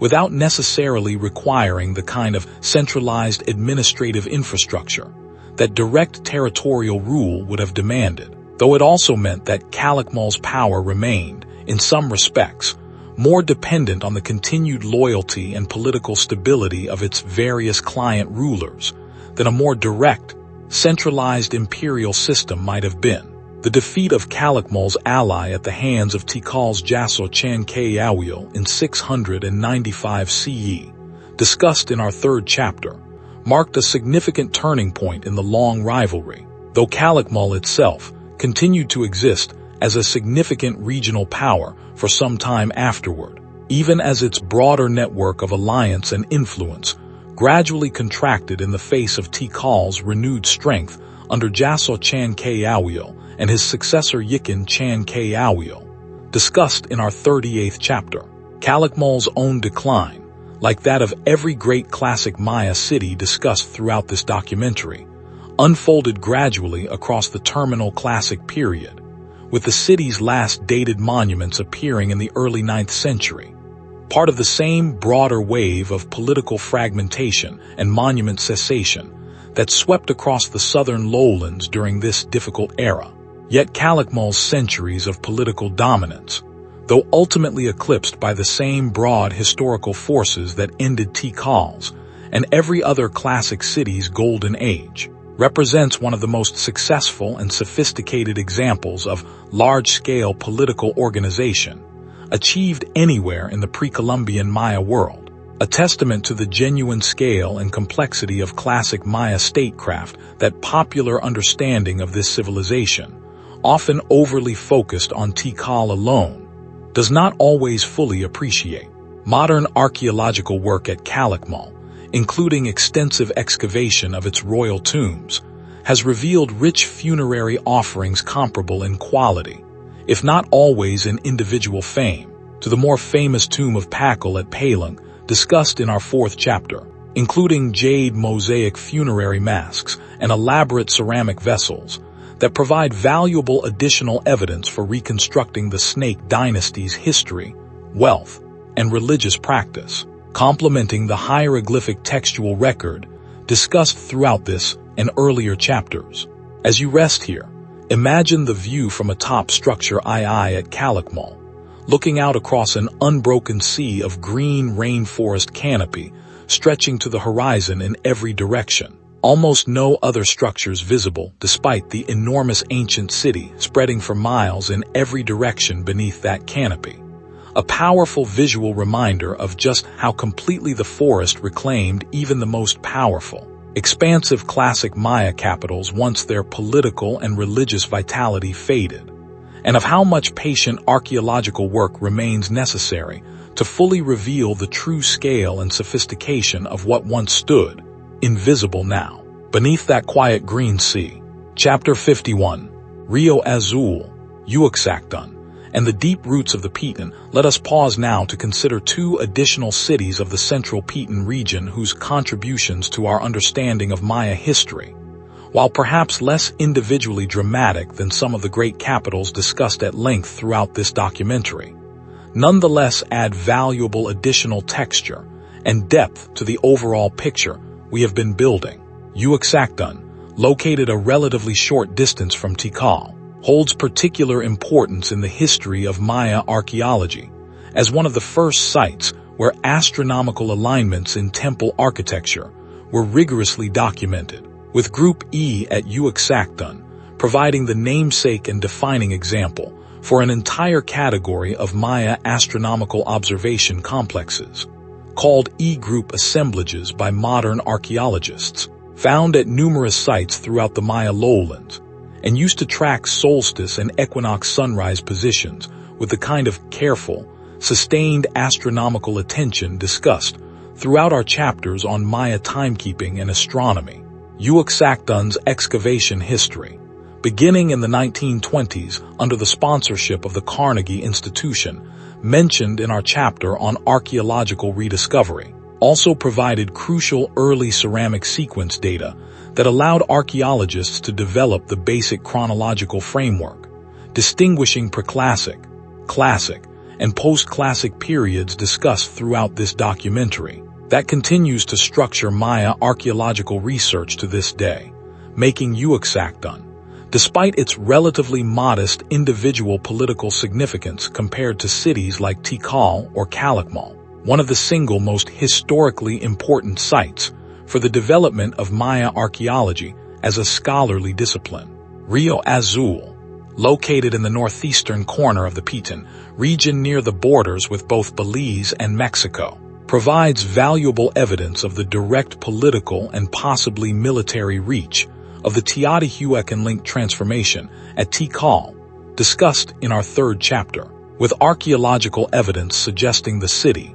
may have been directly conquered and incorporated into an expanding Tikal-Teotihuacan political and economic sphere during the late 4th century CE, potentially serving as a strategic node securing valuable trade routes, including access to cacao-growing regions, discussed in our chapter on Maya trade, that would have been of considerable economic interest to the ambitious rulers installed at Tikal during this pivotal period of external influence and political transformation. Rio Azul's tombs have also provided valuable evidence for understanding elite burial practice and the material culture of the early classic period, including painted tomb chambers decorated with hieroglyphic texts and religious imagery that, while less famous than the spectacular later tomb of Pakal at Palenque discussed in our 4th chapter, nonetheless offer valuable comparative evidence for understanding how classic Maya elite funerary practice developed and varied across different regions and periods of the civilization's long history. These somewhat less famous sites remind us, as we approach the later portions of this long documentary, that the full picture of Maya civilization emerges not from any single spectacular discovery or any single famous city, however impressive, but from the patient, cumulative work of many generations of archaeologists working across dozens and indeed hundreds of individual sites throughout the Maya region, each contributing its own particular piece to the broader, endlessly complex and fascinating puzzle of Maya history that this documentary has attempted to convey across its many chapters. As you rest here, imagine a team of archaeologists in the 1920s working at Uaxactun under difficult, humid field conditions, carefully excavating and cataloging ceramic fragments that would eventually allow them to construct the basic chronological framework still used by Maya archaeologists today. Patient, unglamorous work that nonetheless provided an essential foundation for everything we have discussed throughout this entire documentary. A quiet reminder that grand historical narratives are always built, ultimately, from countless hours of careful, detailed, patient scholarly labor. Chapter 52. The sacred cenotes and the waters below let us descend once more into the watery, subterranean landscape of the Yucatan Peninsula, returning to a subject touched upon in our earlier chapter on Chichen Itza, but deserving fuller exploration here. The cenotes, those dramatic natural sinkholes formed when the porous limestone bedrock underlying much of the Yucatan collapses to reveal pools of clear, often startlingly deep groundwater beneath. Given the near total absence of above-ground rivers across much of the northern Yucatan, a stark contrast to the river-rich landscape of the southern lowland discussed in our chapters on Yaxchilan and Piedras Negras, cenotes served as absolutely essential, sometimes the only available, sources of fresh water for many northern Maya communities, making them simultaneously vital practical infrastructure, and given their mysterious, dramatic natural character, powerful sites of deep religious significance. The sacred cenote at Chichen Itza, mentioned in our 13th chapter, has yielded, through underwater archaeological investigation beginning in the early 20th century, and continuing with more sophisticated methods through to the present day, an extraordinary wealth of ritual offerings, including gold and copper ornaments, many originating from as far away as central Mexico and even further afield, jade carvings, ceramic vessels, and, significantly, human skeletal remains, providing dramatic physical confirmation of the historical accounts, including those recorded by Diego de Landa, discussed in our chapter on colonial history, describing this cenote as a site of significant pilgrimage and ritual sacrifice throughout the post-classic period. Beyond Chichen Itza, cenotes and other cave and sinkhole features throughout the Yucatan Peninsula and broader Maya region served similar ritual functions, connected to the deep cultural association between caves, water sources, and the underworld realm of Xibalba discussed in our chapter on Maya cosmology. Archaeologists and specialized cave diving researchers have documented ritual deposits, including ceramic offerings and, in some cases, human remains, in numerous cenotes and cave systems throughout the region, confirming that this pattern of subterranean ritual activity extended far beyond the famous example at Chichen Itza to constitute a broad, pervasive feature of Maya religious practice across many different communities and historical periods. The practical water management challenges posed by the northern Yucatan's unusual hydrogeology, discussed briefly in our very first chapter, shaped settlement patterns throughout the region's history, with major post-classic cities including both Chichen Itza and Mayapan, discussed in our earlier chapters, developing specifically around the locations of significant cenotes, capable of reliably supporting substantial urban populations, even through the seasonal dry periods that affected water availability throughout the broader Maya region. Contemporary cenotes across the Yucatan Peninsula continue to hold deep cultural and religious significance for local Maya communities, even as many have also become significant recreational tourism destinations, attracting visitors from around the world eager to swim in their famously clear, strikingly blue-green waters, creating an interesting, sometimes tension-filled contemporary intersection between ongoing traditional religious significance, valuable practical water resource management, and the economic opportunities and pressures associated with international tourism, a pattern that echoes similar tensions discussed in our earlier chapter regarding the archaeological sites themselves and their relationship to contemporary Maya communities. As you rest here, imagine peering down into the still, impossibly clear waters of a great Yucatan cenote, sunlight filtering down through the opening above to illuminate the water in shifting shades of blue and green, the surface calm and inviting, while somewhere below, hidden in the depths, lie centuries of ritual offerings, precious objects, and solemn history, a physical, tangible connection between the visible world above and the sacred, mysterious underworld the ancient Maya believed to exist just beneath the surface of the ordinary, everyday landscape they called home. Chapter 53, Obsidian Flint, and the Toolkit of Everyday Survival. Let us turn our attention now to the humble but absolutely essential stone tools that made virtually every aspect of Maya daily life and monumental achievement physically possible since, as we have mentioned at several points throughout this documentary, the Maya, like other pre-Columbian Mesoamerican civilizations, never developed metal tools for practical cutting, shaping, or construction purposes, relying instead on carefully worked stone technology throughout the entirety of their civilization's long history. Obsidian, a naturally occurring volcanic glass capable of being worked into extraordinarily sharp cutting edges, sharper in fact than most modern steel surgical blades when properly prepared, held particular value throughout Mesoamerican history, though, since obsidian deposits occur only in specific volcanic regions of highland Guatemala and Mexico, obtaining this valuable material required the kind of long-distance trade networks discussed extensively in our chapter on Maya trade,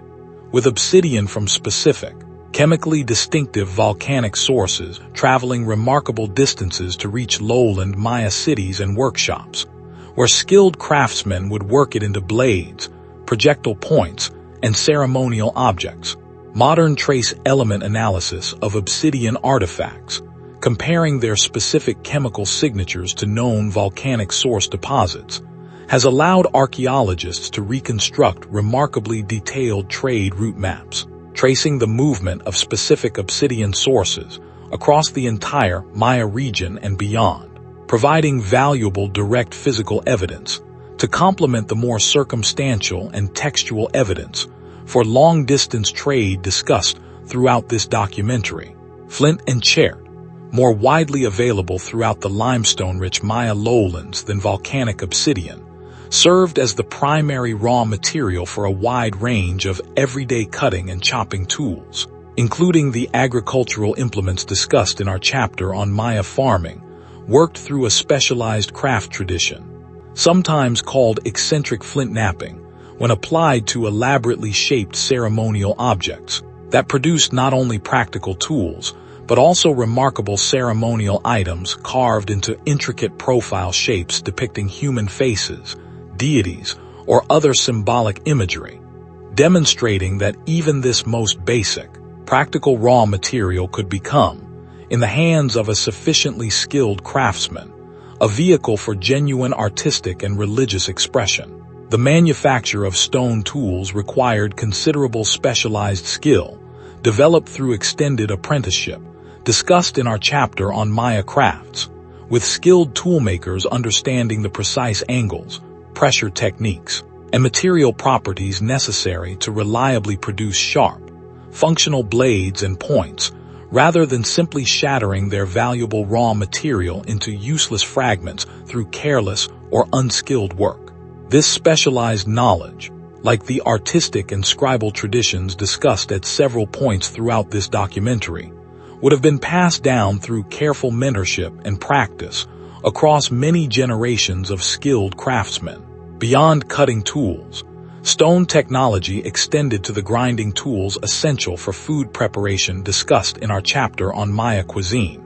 including the metates and hand stones used for grinding maize into the flour needed for tortillas, and the other maize-based foods that formed the essential foundation of Maya diet throughout the civilization's long history, along with the mauls, chisels, and other specialized tools that made possible the remarkable architectural and sculptural achievements discussed throughout this documentary, from the massive limestone blocks of El Mirador's pyramids to the finely detailed relief carving found at Copan and Yaxchilan. As you rest here, imagine a skilled Maya toolmaker seated in the shade outside his workshop, a pile of raw obsidian cores before him, striking each core with precise, practiced force to detach long, impossibly sharp blade flakes, each strike the product of years of accumulated skill and careful attention to the particular properties of the material in his hands, producing, through this patient, skilled craft, the essential cutting tools that would find their way into farming households, scribal workshops, and religious ceremonies throughout his community, and, through the trade networks discussed throughout this documentary, into communities many hundreds of miles beyond his own home city. Chapter 54. The rain god's many faces let us return once more to the realm of Maya religion, focusing this time on the deity whose favor mattered perhaps more urgently to ordinary Maya farmers than any other. Chak, the rain god, whose blessing or withholding of seasonal rainfall could determine, in the most direct and immediate way possible, whether a community's maize harvest would succeed or fail. A matter of literal life and death for the agricultural society we have described throughout this documentary. Chak was typically depicted with distinctive reptilian features, including a long, often upturned snout, and was frequently shown wielding a stone axe understood to represent lightning, since thunder and lightning, as the dramatic heralds of approaching rainstorms, naturally became closely associated with this vital deity throughout Maya religious iconography, given rainfall's absolutely critical importance to agricultural success. Chak received consistent, dedicated ritual attention throughout the Maya region and across every period of the civilization's long history, with specific ceremonies performed at the beginning of the planting season, discussed briefly in our chapter on shamans and daykeepers, intended to secure the rain god's favor for the coming agricultural cycle. In some regions and periods, Chak appears to have been understood not as a single unified deity, but as four related aspects or manifestations, each associated with one of the four cardinal directions discussed in our chapter on that subject, reflecting the same broader Maya tendency toward quadripartite cosmological organization found throughout so many aspects of Maya religious and calendrical thought. The Chakab, as these four-directional rain deities were sometimes called, were believed to reside in different cardinal locations, and specific ceremonies might invoke one or more of these directional aspects, depending on the particular ritual need or agricultural concern at hand, whether requesting rain to begin a planting season, requesting relief from excessive rain that might damage a growing crop, or giving thanks following a successful, well-timed harvest that had benefited from favorable rainfall throughout the growing season. Cave ceremonies, discussed in our chapter on Maya cosmology, held particular importance for rain-related ritual, since caves, as points of contact with the watery underworld realm of Xibalba, were understood as natural gateways through which requests for rain might most effectively reach Chak and his underworld domain. Archaeological evidence from caves throughout the Maya region, including elaborate ceramic offerings and, in some documented cases, evidence of human sacrifice specifically associated with rain petitioning ceremonies during periods of severe drought,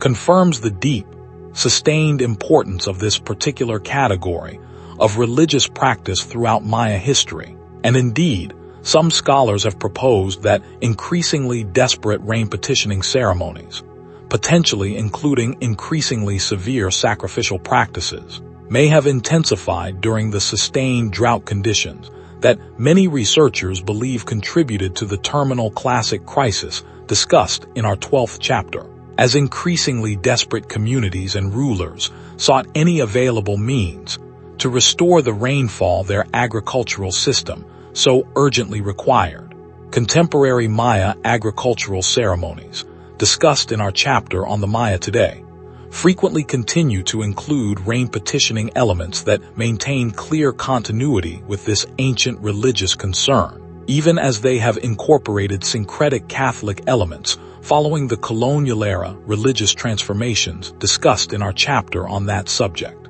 With rain ceremonies in some traditional communities today invoking both Chak, sometimes under a somewhat modified name, or in combination with Catholic saints, associated with rain and agricultural fertility, reflecting the same remarkable pattern of religious continuity and adaptive syncretism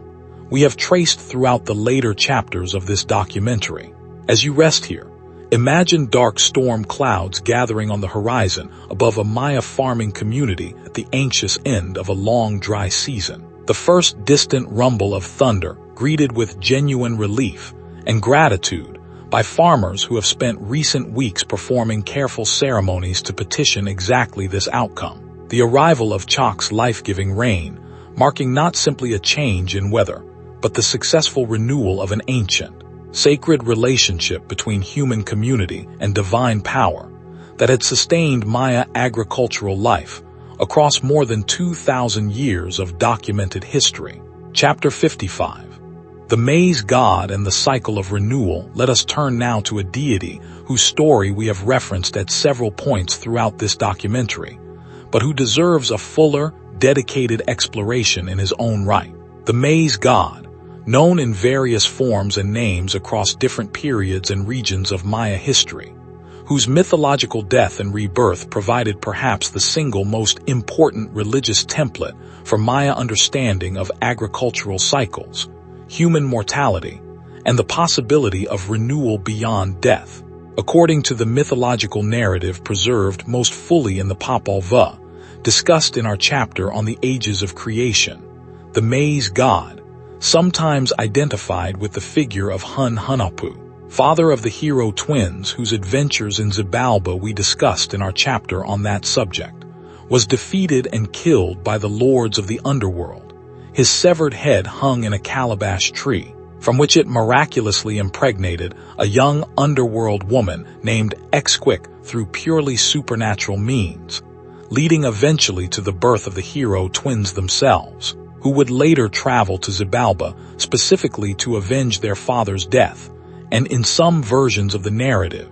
to accomplish his eventual resurrection. This mythological cycle of death, burial, and eventual resurrection maps with striking directness onto the practical agricultural cycle of maize cultivation itself, discussed throughout this documentary since our very first chapter. The maize seed, itself understood as a kind of death and burial when planted into the earth, eventually sprouts and grows into new life, precisely echoing the maize god's own mythological death and eventual return. Maya artists frequently depicted the maize god as a youthful, beautiful figure,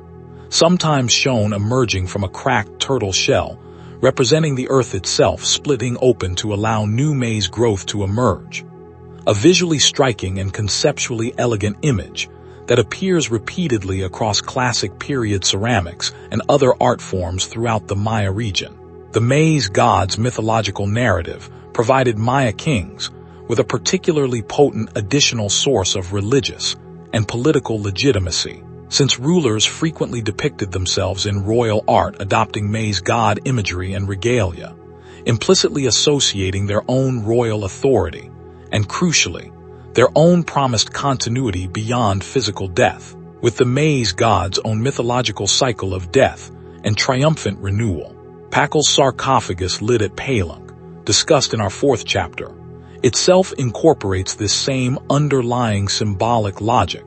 depicting the deceased king positioned at the moment of transition between death and rebirth in a manner that draws directly upon this same maize god mythological template. The deep, sustained connection between maize cultivation and fundamental religious meaning, running throughout Maya history from its earliest preclassic agricultural origins discussed in our 1st chapter, through to the sophisticated theological elaboration,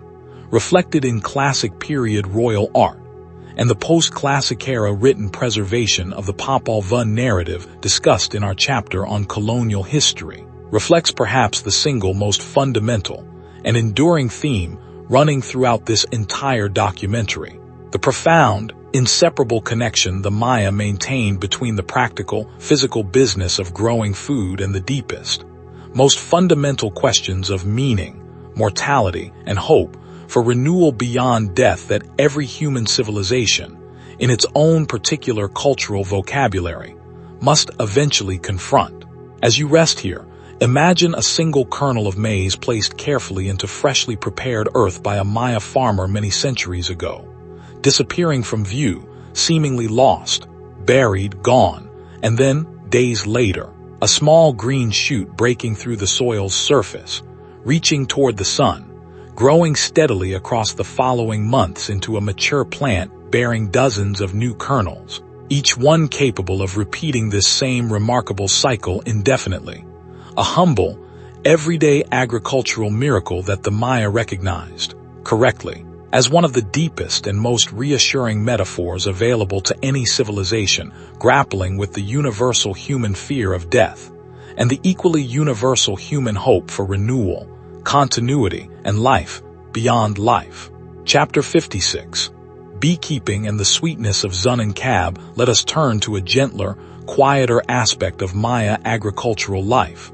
one easily overlooked amid the grand narratives of kings, warfare, and monumental architecture that have filled so much of this documentary: the ancient Maya practice of beekeeping, particularly the careful cultivation of a small, stingless native bee species known as Zun-en-Cab, whose honey and wax played a valued role throughout Maya economic, religious, and medicinal life. Unlike the familiar honeybee species used in most beekeeping traditions around the world today, Zun-en-Cab bees are entirely stingless, making their cultivation a gentler, safer practice than beekeeping traditions relying on defensive, stinging bee species. Maya beekeepers historically maintained these bees in hollowed-out log hives, carefully sealed at each end with stone discs, arranged in stacks or rows within a dedicated apiary space, often set somewhat apart from the main household, but still within convenient reach for regular tending and periodic harvesting. The Madrid Codex, discussed in our chapter on the surviving codices, includes almanac content specifically devoted to beekeeping activities, associating favorable and unfavorable days for hive maintenance and honey harvesting, with the Tzolk'in calendar, discussed throughout our chapters on Maya timekeeping, confirming that this practice carried enough cultural and economic importance to warrant dedicated calendrical and religious attention, alongside the agricultural and hunting activities also covered in that same codex. Honey served numerous practical purposes throughout Maya daily life, functioning as a valued sweetener, discussed briefly in our chapter on Maya cuisine, as an ingredient in the production of a fermented ceremonial beverage called balch, made by combining honey with the bark of a specific tree, and used in religious ceremonies to induce altered states of consciousness appropriate to certain ritual contexts, and as a valued ingredient within Maya medicinal practice, discussed in our chapter on healing and the body, where honey's genuine antibacterial and wound healing properties, now well understood by modern medical science, made it a valuable practical treatment for wounds and certain illnesses, quite apart from any purely symbolic or religious significance attached to its use. Beeswax similarly held practical value, used in the production of certain dyes and in the lost wax casting process, employed for producing metal ornaments during the later periods of Maya history when metalworking, primarily using gold and copper, obtained through trade with regions further south in Central America, became more widespread, as discussed briefly, in connection with the offerings recovered from the sacred cenote at Chichen Itza in our previous chapter on that subject. Amuzen-Cab, a bee deity depicted in the Madrid Codex, received specific religious veneration connected to the beekeeping practices discussed throughout this chapter,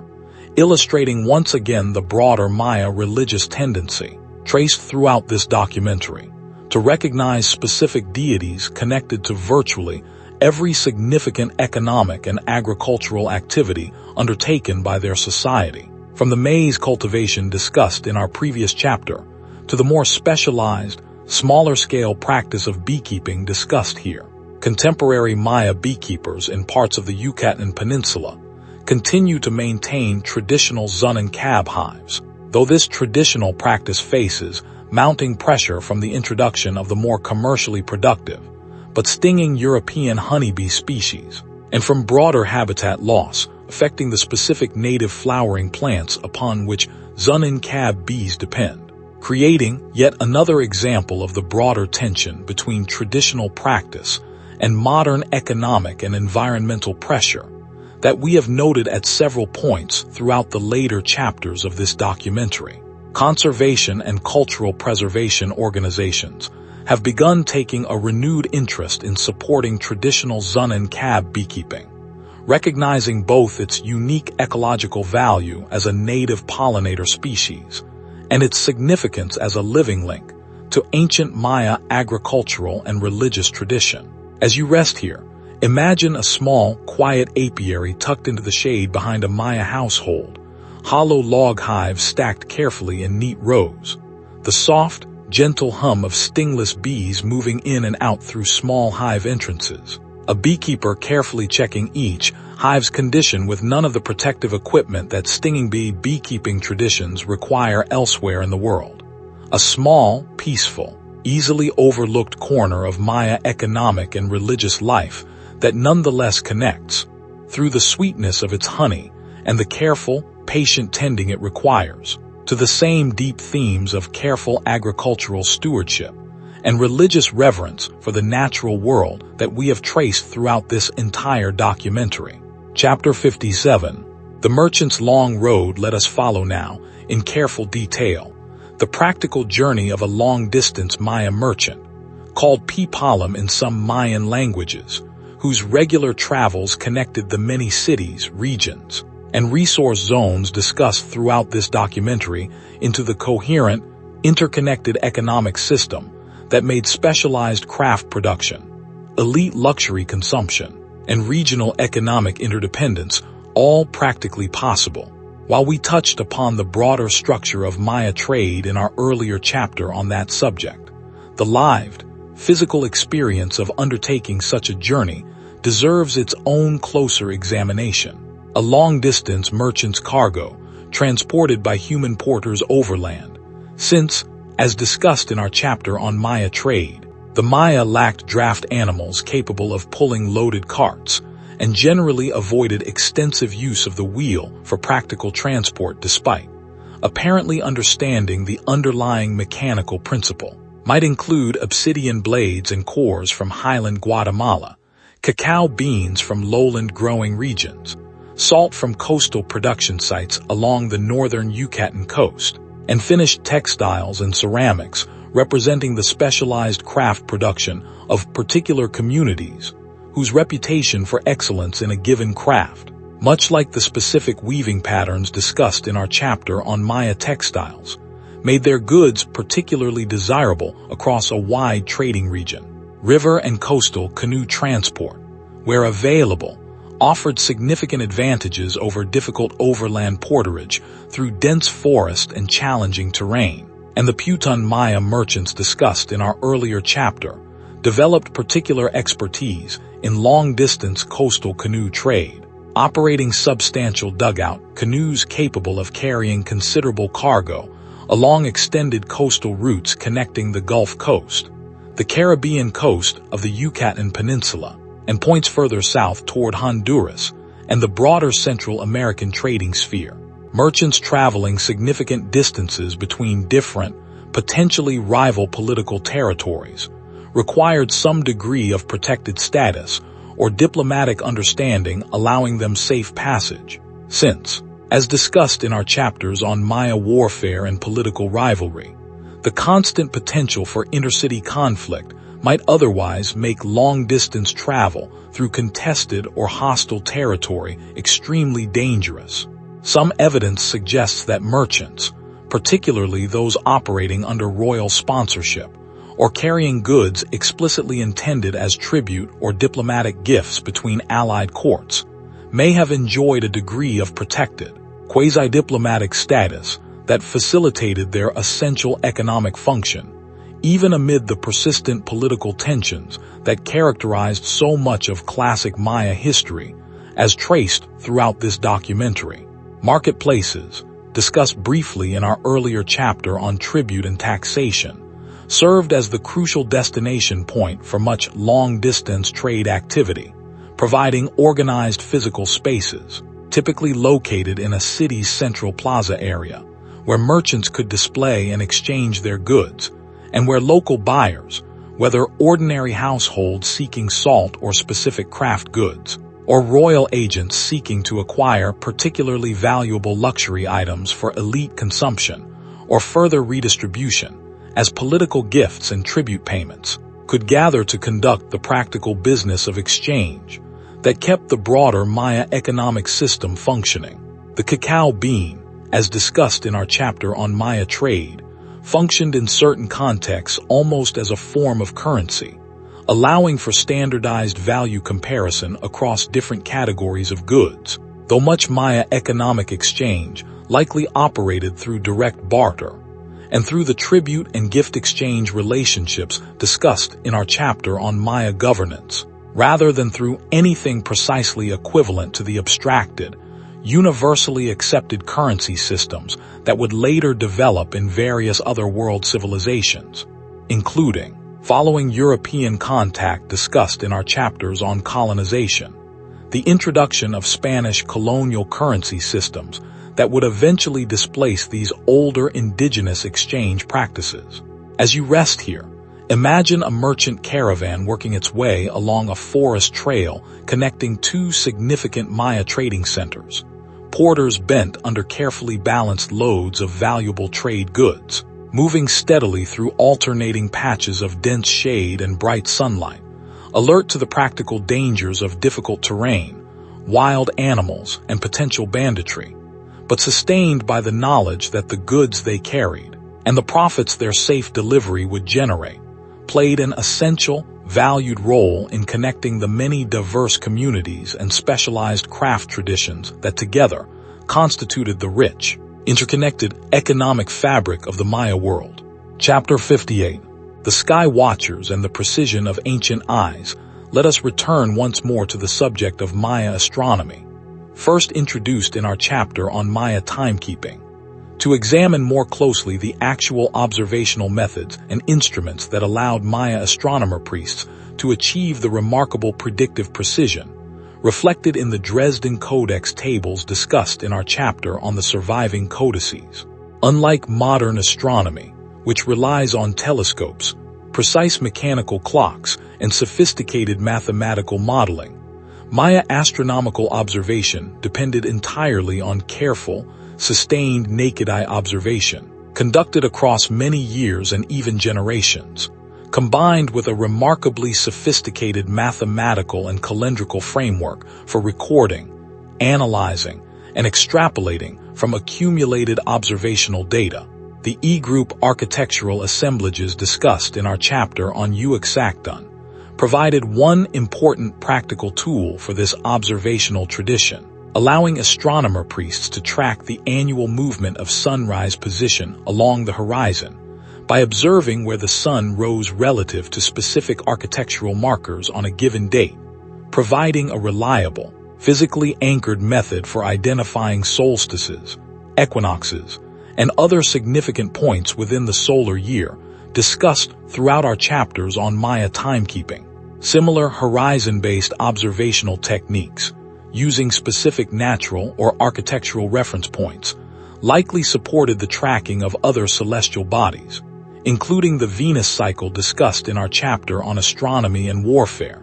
and the complex lunar and eclipse cycles reflected in the Dresden Codex tables. Cross-shaped sighting devices, referenced in a small number of surviving ethnohistorical and iconographic sources, may have provided an additional practical tool for precisely tracking the position of celestial bodies relative to fixed reference points, allowing for more precise observation than unaided naked-eye viewing alone could achieve, though the specific details of exactly how such devices were constructed and used remain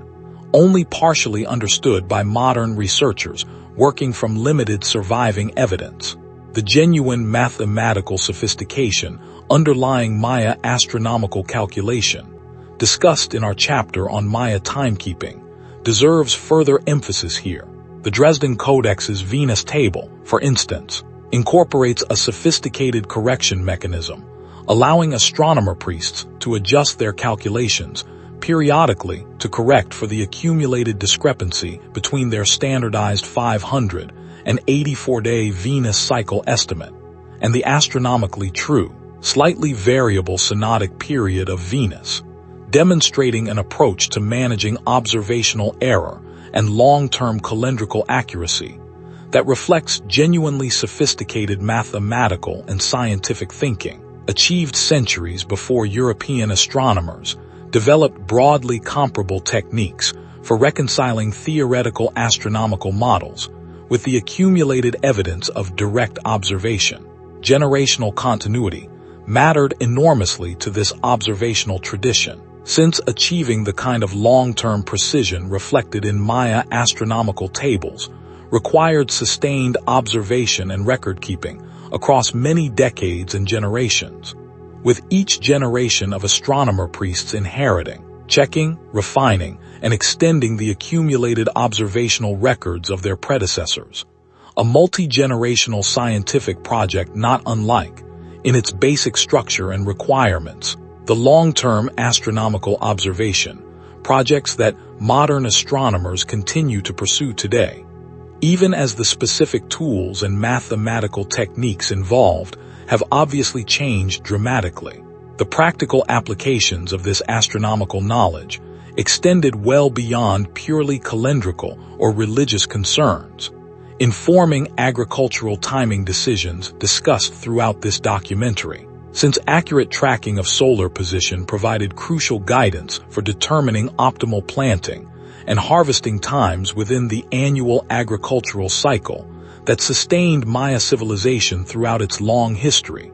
And, as discussed in our chapter on Venus and warfare, informing significant political and military decision-making, with the timing of major military campaigns and other significant political actions, sometimes deliberately coordinated with specific astronomically significant dates, believed to carry particular strategic or religious advantage. As you rest here, imagine a Maya astronomer priest standing atop a temple platform in the deep, quiet hours before dawn, patiently watching the eastern horizon for the reappearance of Venus as a morning star following its period of invisibility, comparing the exact observed position and timing against carefully maintained written records extending back through many previous cycles.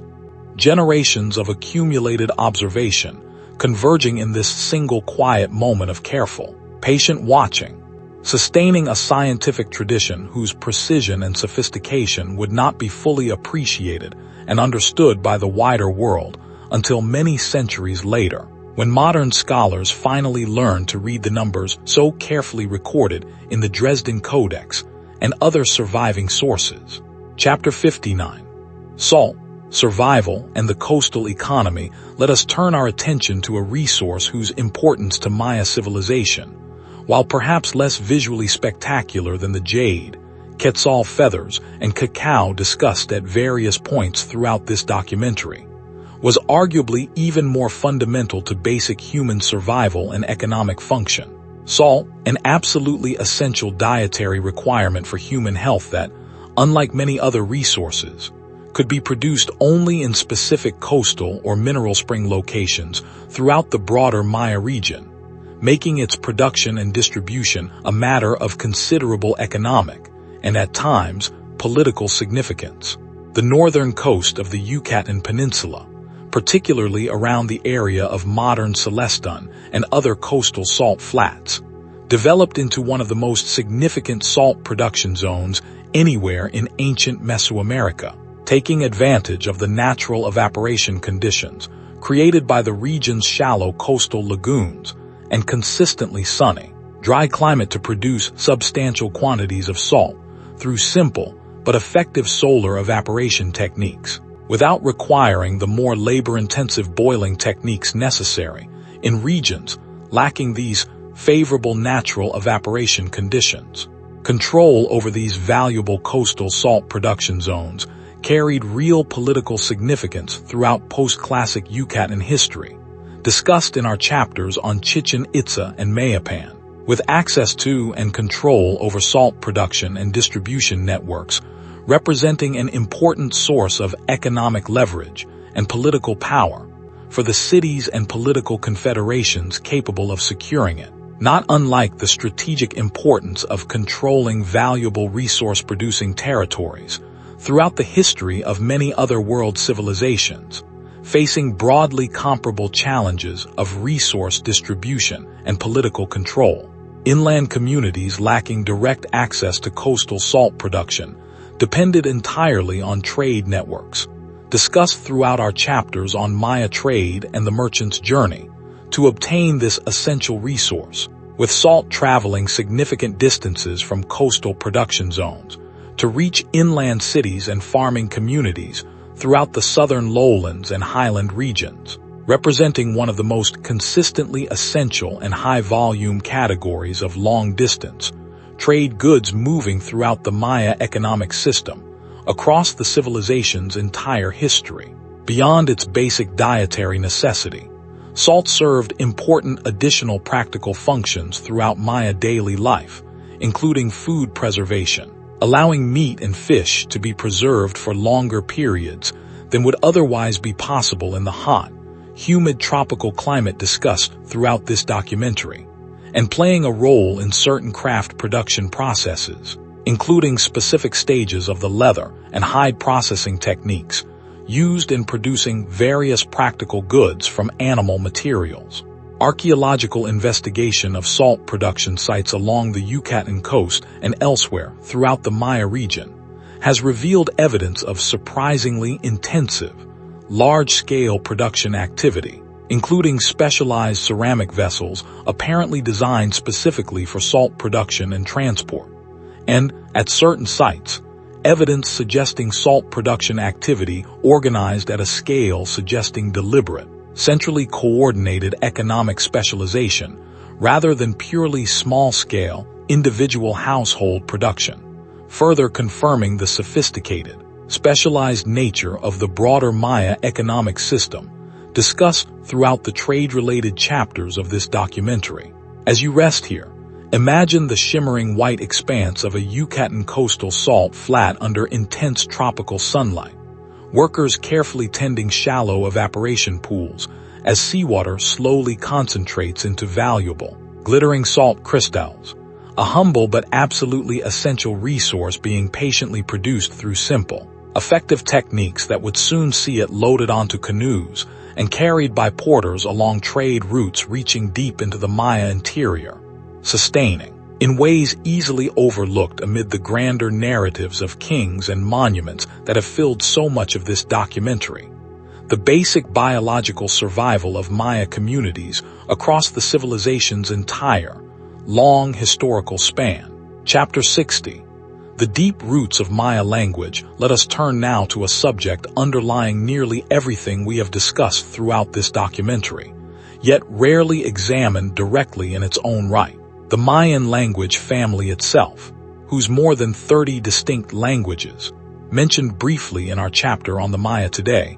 provide the essential linguistic foundation upon which the hieroglyphic writing system, religious vocabulary, and oral traditions discussed throughout this documentary were all originally built. Linguists who study the Mayan language family have reconstructed a probable Proto-Mayan ancestor language, believed to have been spoken somewhere in the highland region of what is now Guatemala several thousand years before the classic period achievements discussed throughout much of this documentary, with this ancestral language gradually diverging as speakers migrated and settled across the broader Maya region over many centuries into the distinct branches and individual languages that characterize the Mayan family today, including Yucatecan languages spoken across the Yucatan Peninsula, Chalan languages closely associated with the hieroglyphic script used in most classic period monumental inscriptions discussed throughout this documentary, and Quichean languages spoken across much of the Guatemalan highlands, including Quiche, the specific language in which the Popol Vuh, discussed in our chapters on Maya mythology and colonial history, was originally recorded using European alphabetic script following Spanish contact. This linguistic diversity, comparable in its internal structure to other well-documented language families found throughout the world,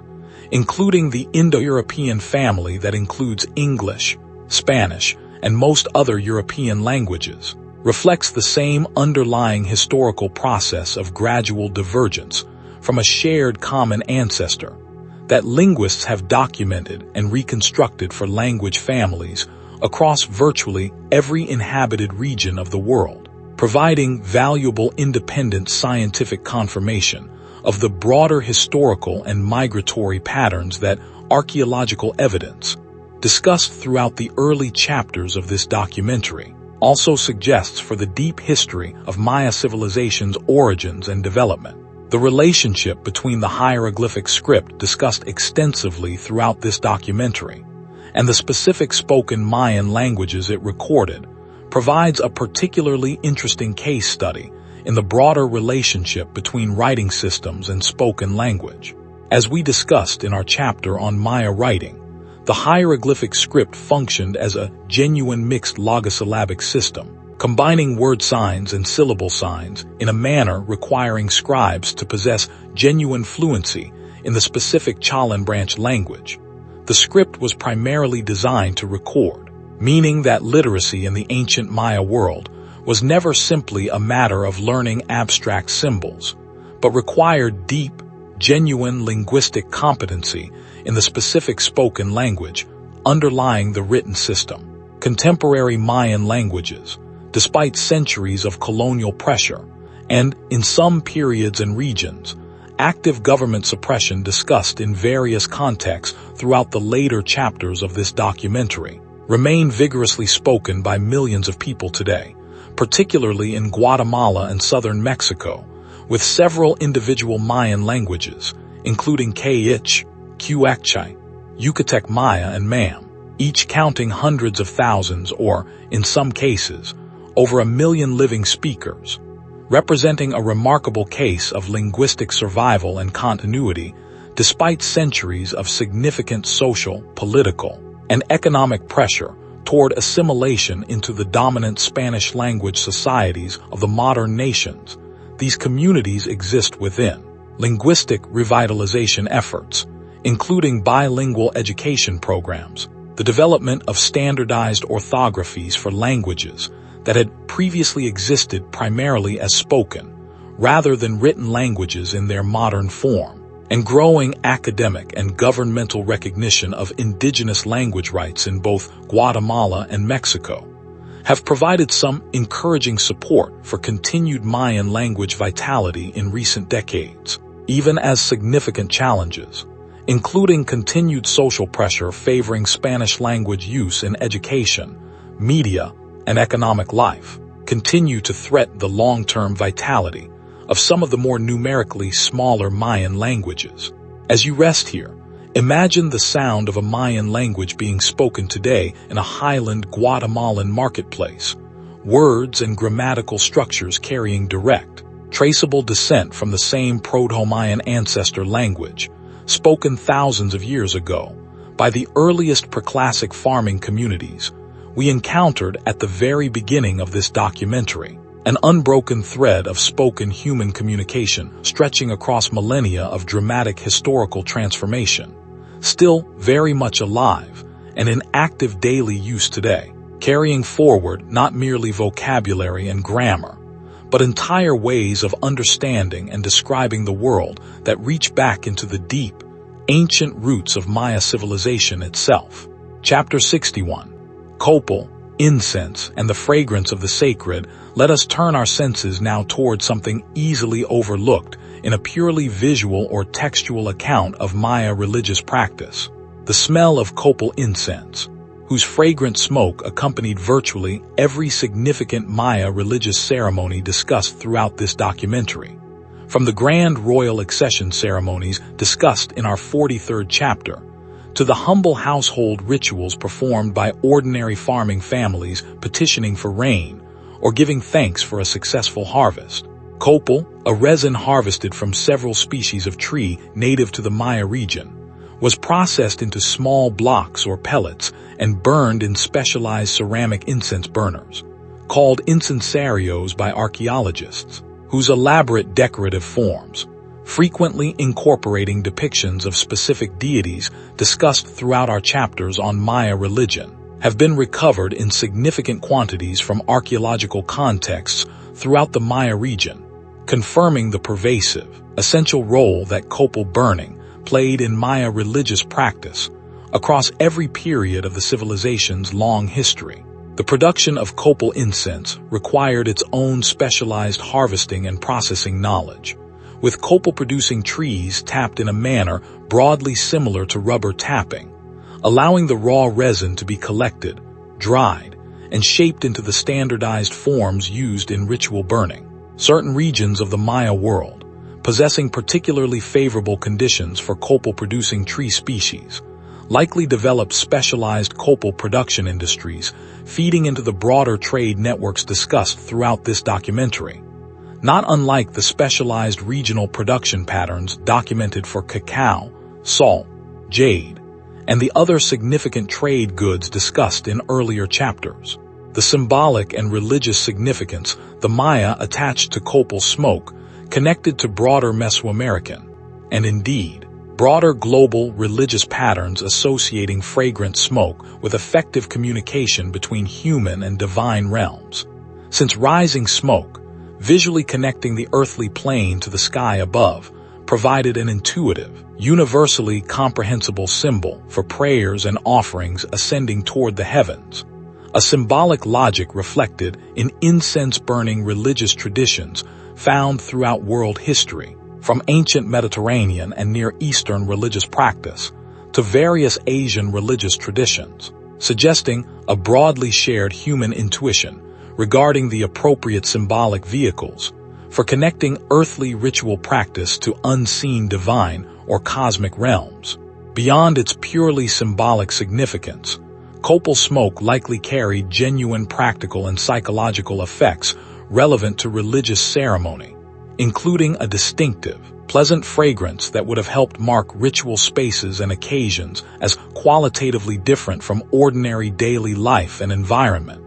and in sufficiently concentrated and prolonged exposure, potentially mild psychoactive effects that some researchers have suggested may have contributed to the altered states of consciousness sought during certain, particularly intense ceremonial contexts, complementing the other techniques, including the ceremonial bouch beverage discussed in our chapter on beekeeping, and various forms of ritual bloodletting discussed throughout this documentary, that Maya religious specialists employed to achieve the kind of transformed spiritual awareness believed necessary for effective communication with the divine and ancestral realms. Contemporary Maya religious practice, including both traditional ceremonies maintained within indigenous communities and syncretic Catholic ceremonies incorporating indigenous elements, continues to make extensive use of copal incense, maintaining an unbroken,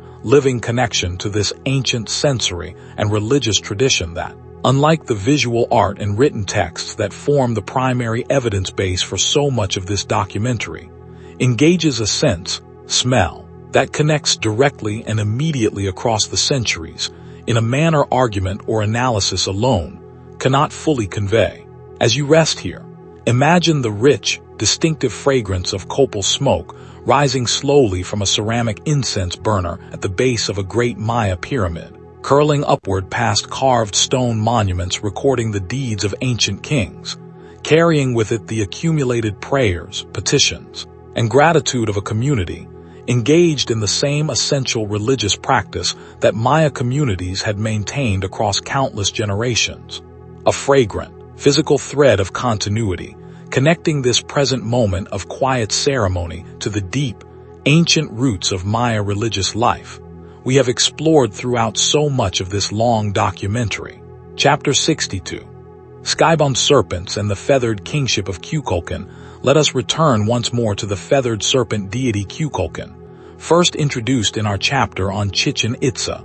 to trace this powerful religious symbol's deeper roots and broader significance across the Mesoamerican world. The feathered serpent concept, far from being a purely local Maya invention,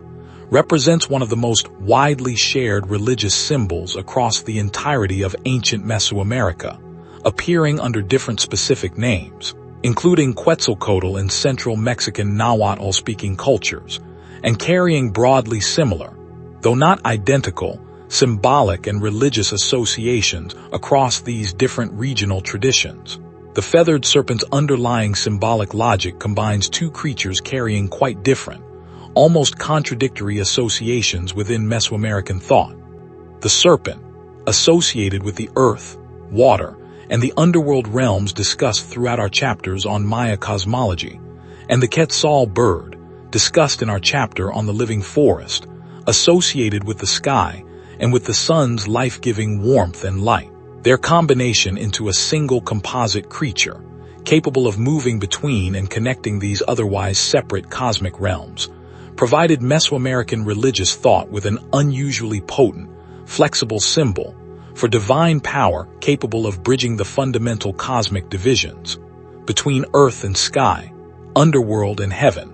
that structured so much of Maya and broader Mesoamerican religious cosmology. At Chichen Itza, as discussed in our 13th chapter, Kukulkan received particularly prominent architectural commemoration through the Temple of Kukulkan, whose famous equinox shadow serpent effect, in which carefully calculated architectural design causes a shadow pattern resembling a serpent's body to appear to descend the pyramid's staircase at sunset on the spring and fall equinoxes. represents one of the most visually spectacular and precisely engineered astronomical alignments anywhere in the ancient Maya world,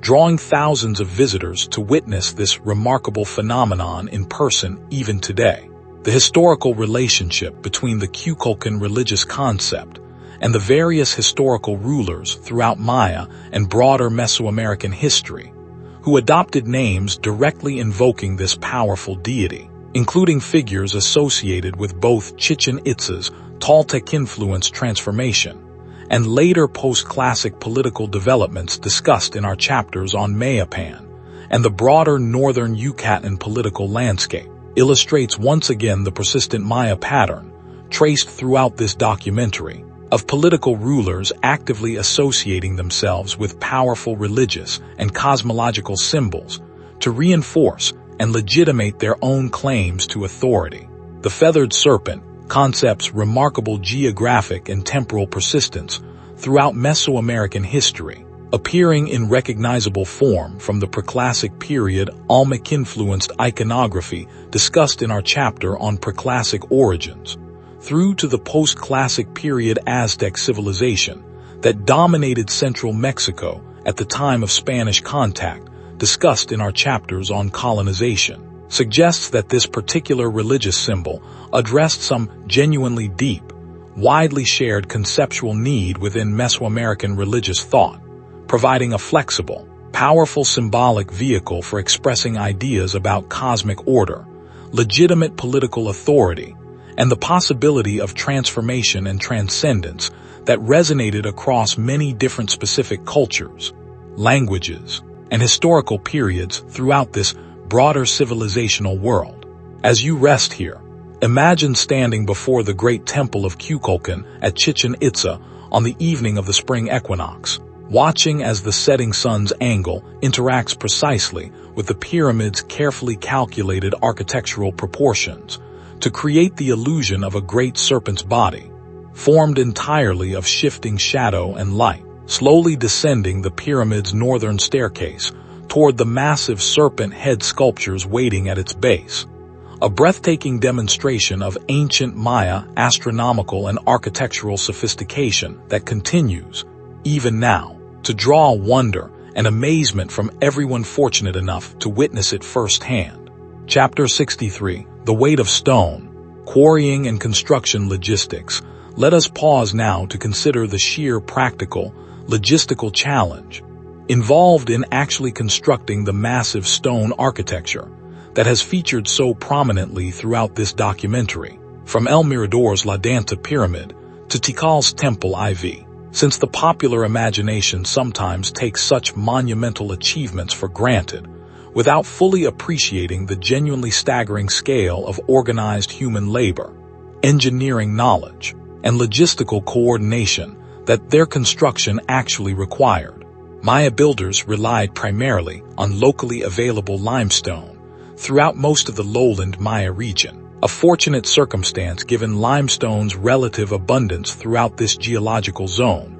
and its workability using the stone tool technology discussed in our chapter on obsidian and flint. Since limestone, while still requiring considerable skilled labor to properly quarry and shape, is significantly softer and more workable than many other stone types that might otherwise have been available, quarries were typically located as close as practically possible to a given construction project,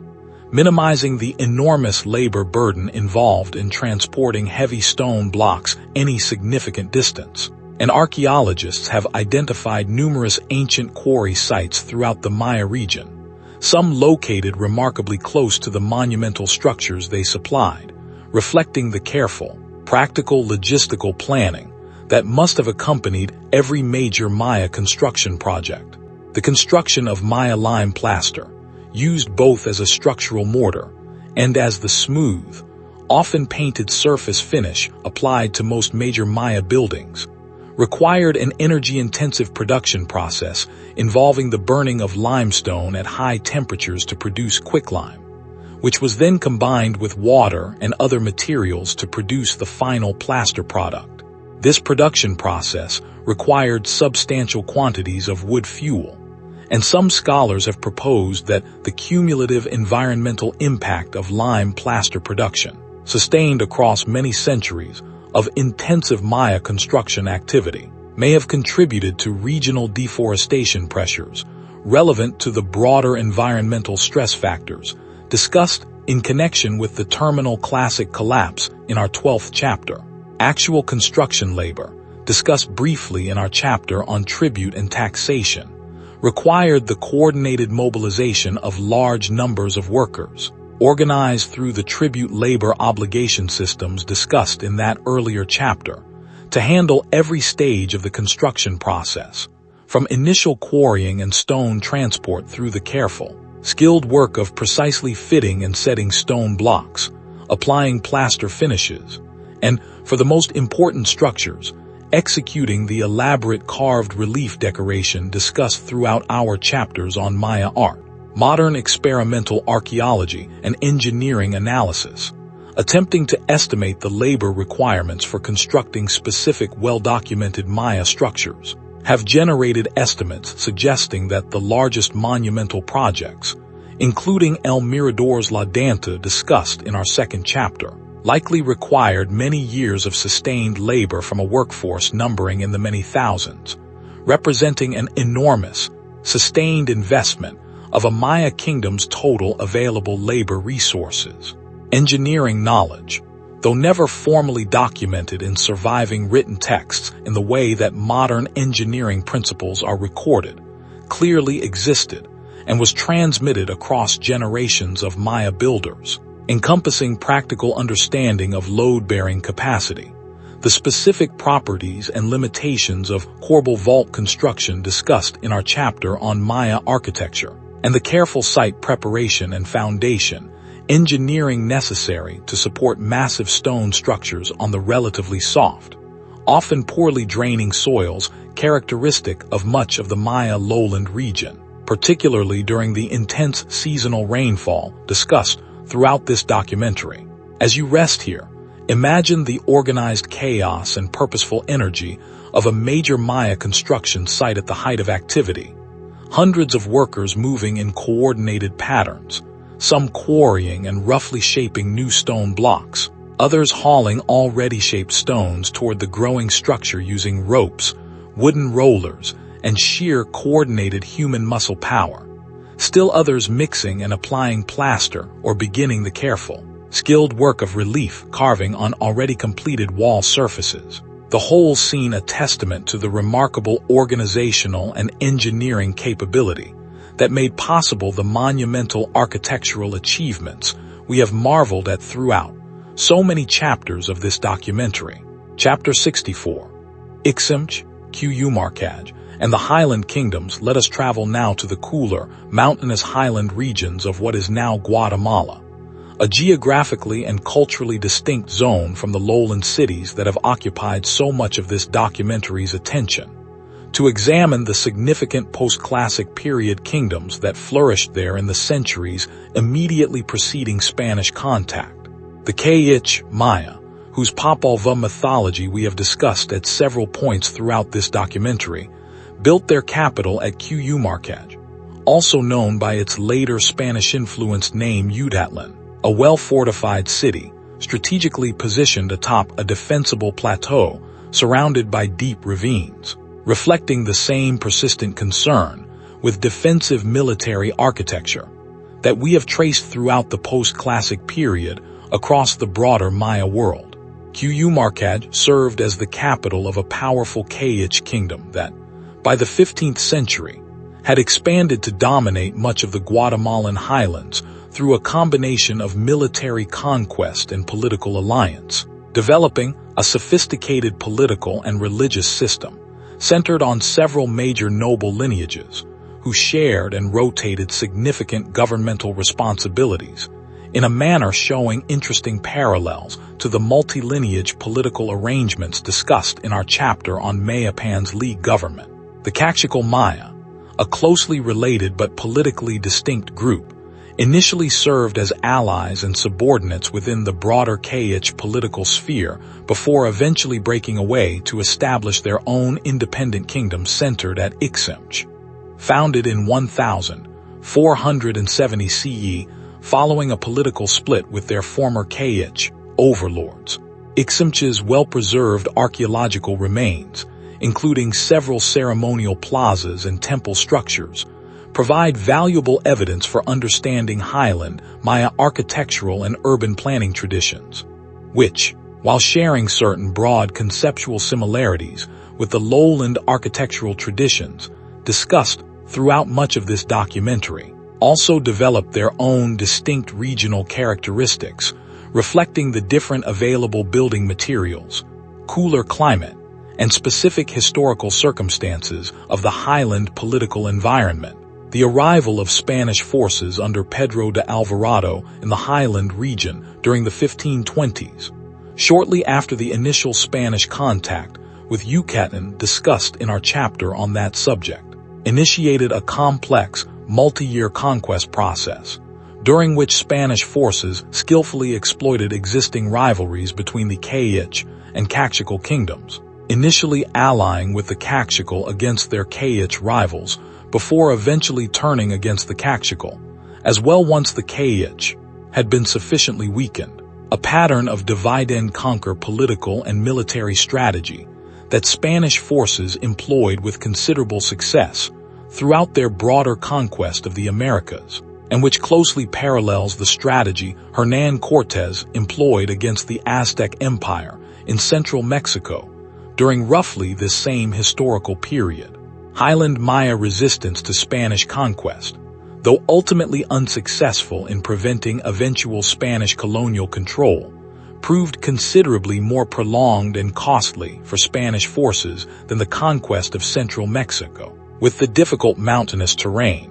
the continued political fragmentation among numerous distinct Highland Maya political units, and the sheer determination of Highland Maya resistance combining to make the Highland conquest process stretch across several difficult years of sustained conflict, disease, and eventually, the same catastrophic demographic collapse discussed in our chapter on colonial history that devastated indigenous populations throughout the broader Americas following European contact. Contemporary Highland Guatemala remains home to a particularly large proportion of Guatemala's substantial indigenous Maya population, discussed in our chapter on the Maya today, with Kayich and Caxical communities maintaining significant linguistic and cultural continuity with the post-classic period kingdoms discussed throughout this chapter, even as the region has also experienced significant additional historical trauma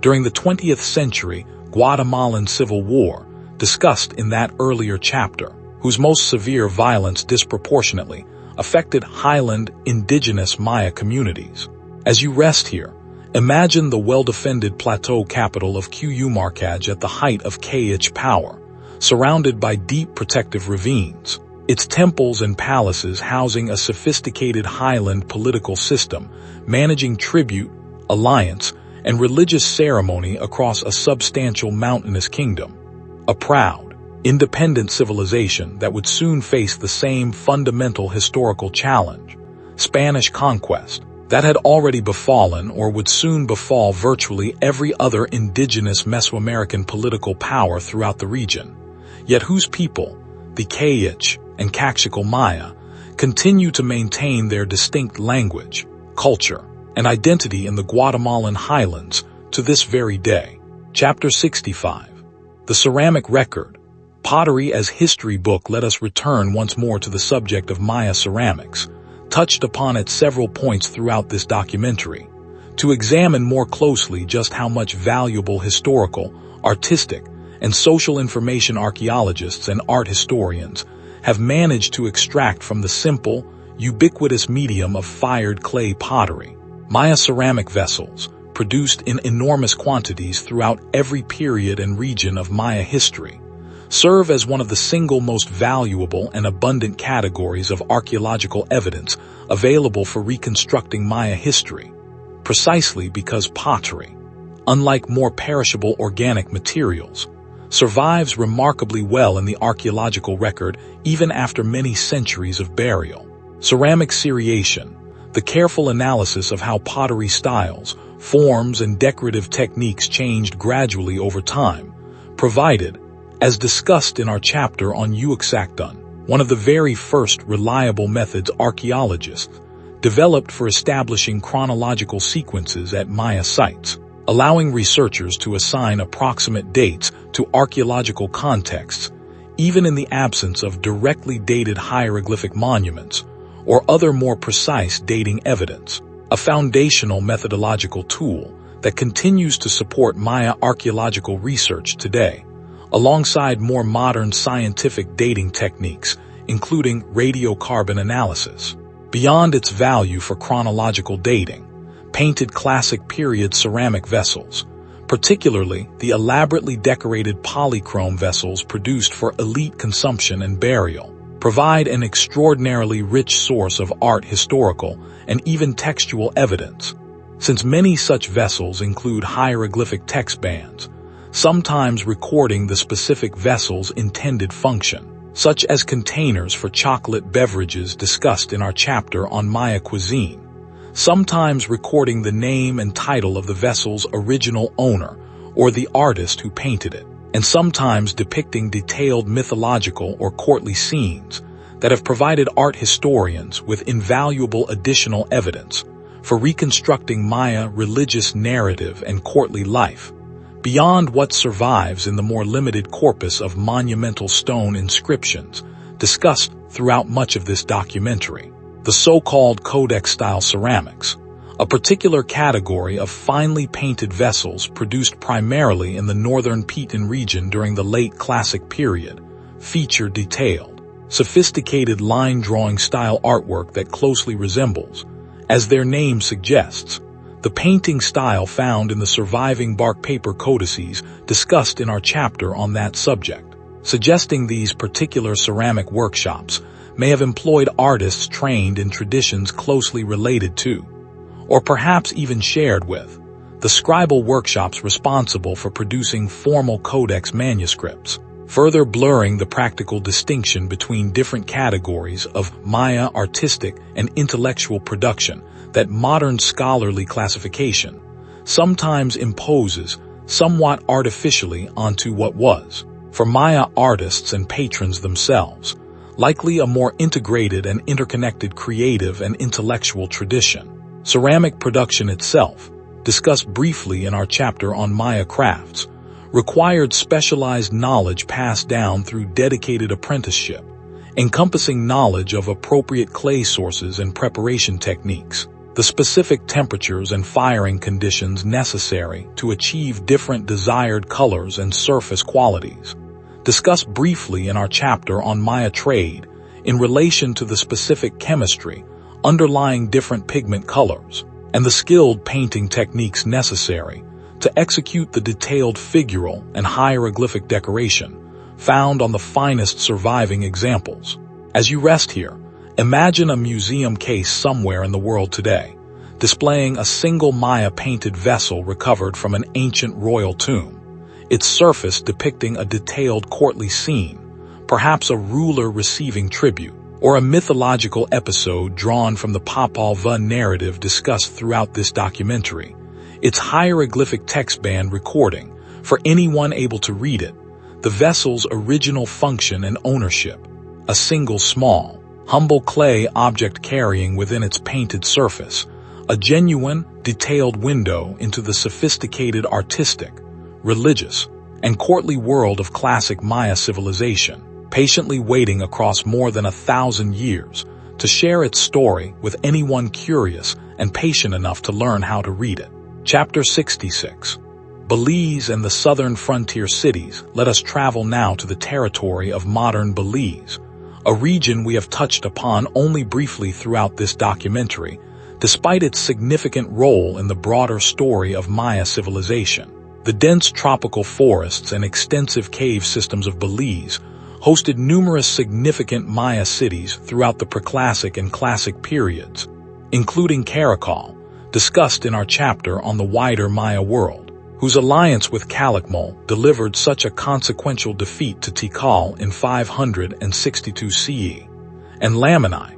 a city notable for its unusually long continuous occupation, with archaeological evidence indicating settlement and activity continuing at Lamini well into the post-classic period, and even, remarkably, into the early Spanish colonial period, making it one of the relatively few Maya sites where archaeologists have documented a Spanish colonial mission church, constructed directly among the ruins of pre-Columbian temple structures. Xunantunich, another significant Belize site, features a notable astronomical frieze decoration on one of its major temple structures, incorporating solar and Venus symbolism, consistent with the broader astronomical concerns discussed throughout our chapters on Maya timekeeping and astronomy, while the site of Altan Ha, closer to the Belize coast, has yielded one of the largest carved jade objects recovered from anywhere in the ancient Maya world, a substantial carved head representing the sun god, weighing nearly 10 pounds, providing dramatic physical testament to the value and craftsmanship the Maya invested in jade working, discussed in our chapter on Maya trade and material culture. The extensive cave systems found throughout Belize's karst limestone landscape,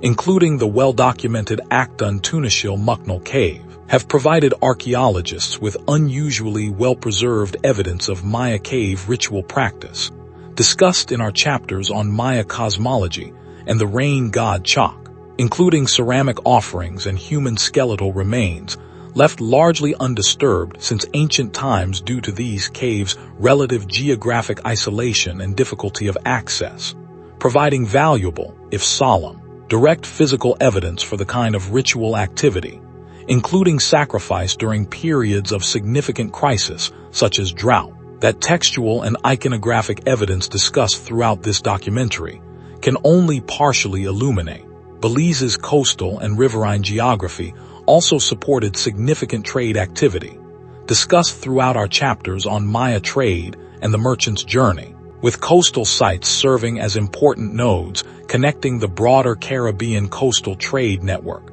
discussed in relation to the Putun Maya merchants, to inland cities throughout the Belize River Valley and beyond, demonstrating once again the deeply interconnected nature of the broader Maya economic and political world that this documentary has traced across so many different regions and historical periods. Modern Belize maintains a significant contemporary Maya population,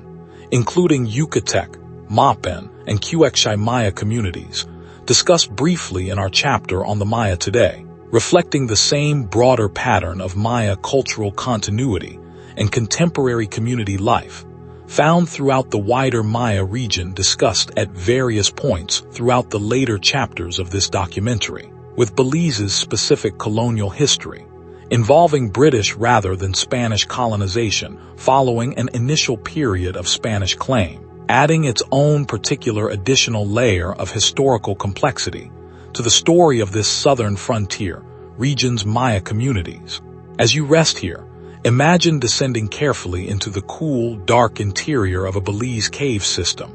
the sound of dripping water echoing off limestone walls, a guide's careful light illuminating ancient ceramic vessels, and deeper still, carefully positioned human remains left undisturbed for over 1,000 years. A solemn, powerful physical connection to the depths of Maya religious practice and belief, protected and preserved by the very geological isolation that once made these spaces such powerfully significant sites for ancient ritual communication with the underworld realms discussed throughout so much of this documentary. Chapter 67.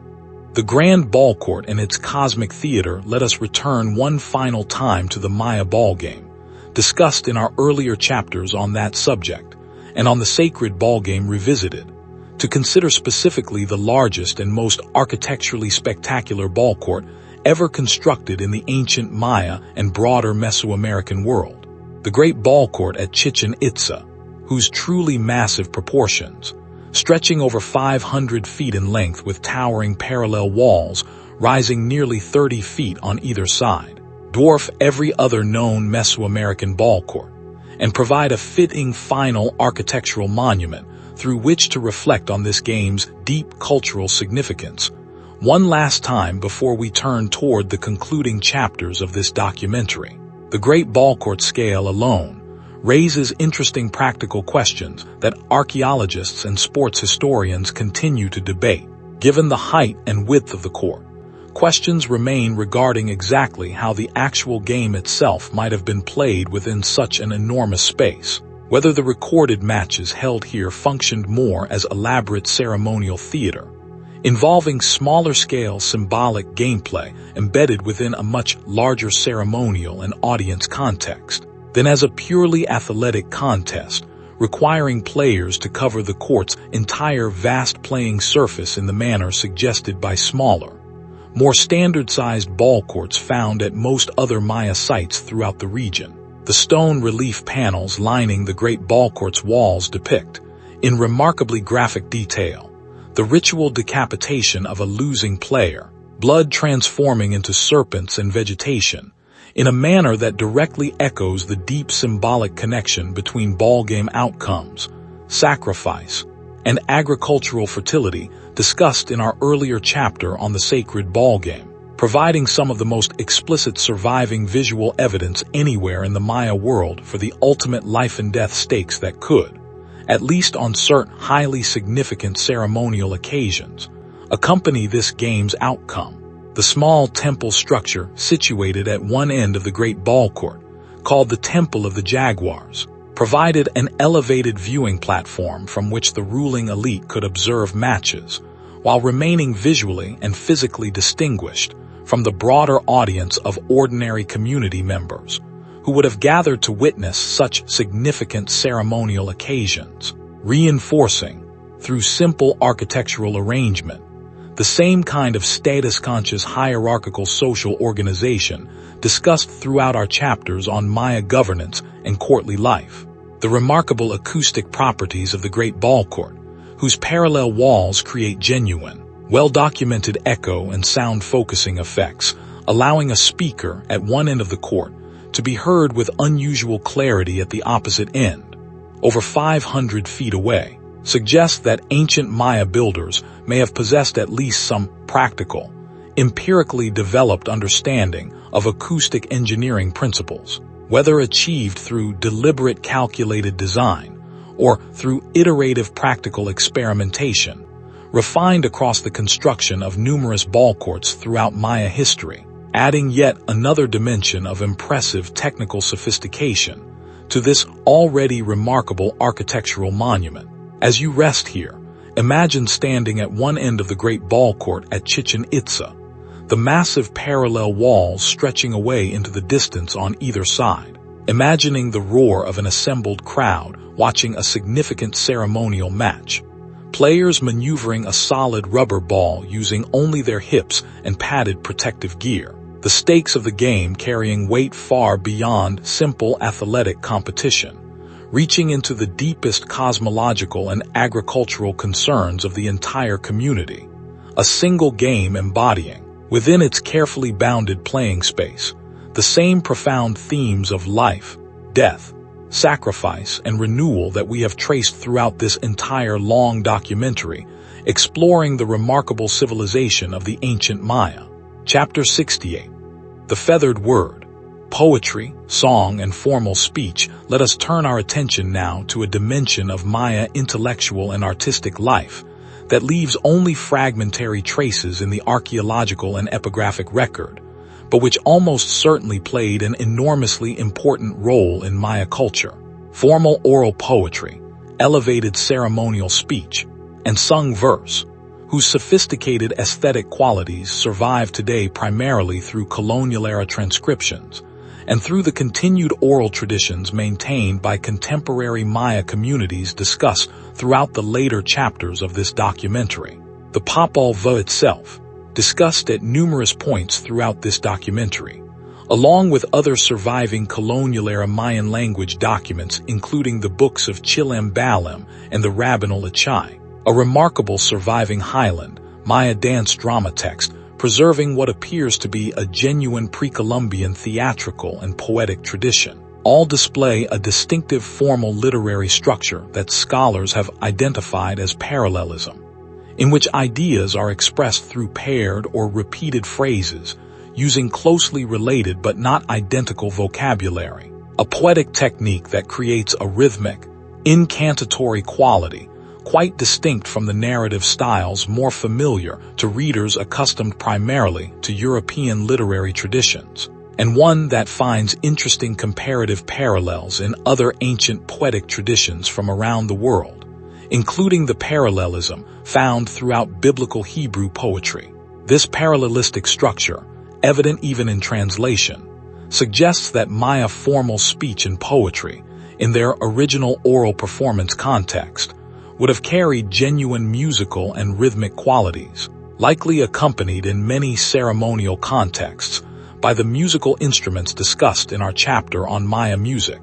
creating an integrated multisensory ceremonial performance combining formal poetic language, music, and quite possibly the elaborate costume and dance elements also discussed in that earlier chapter,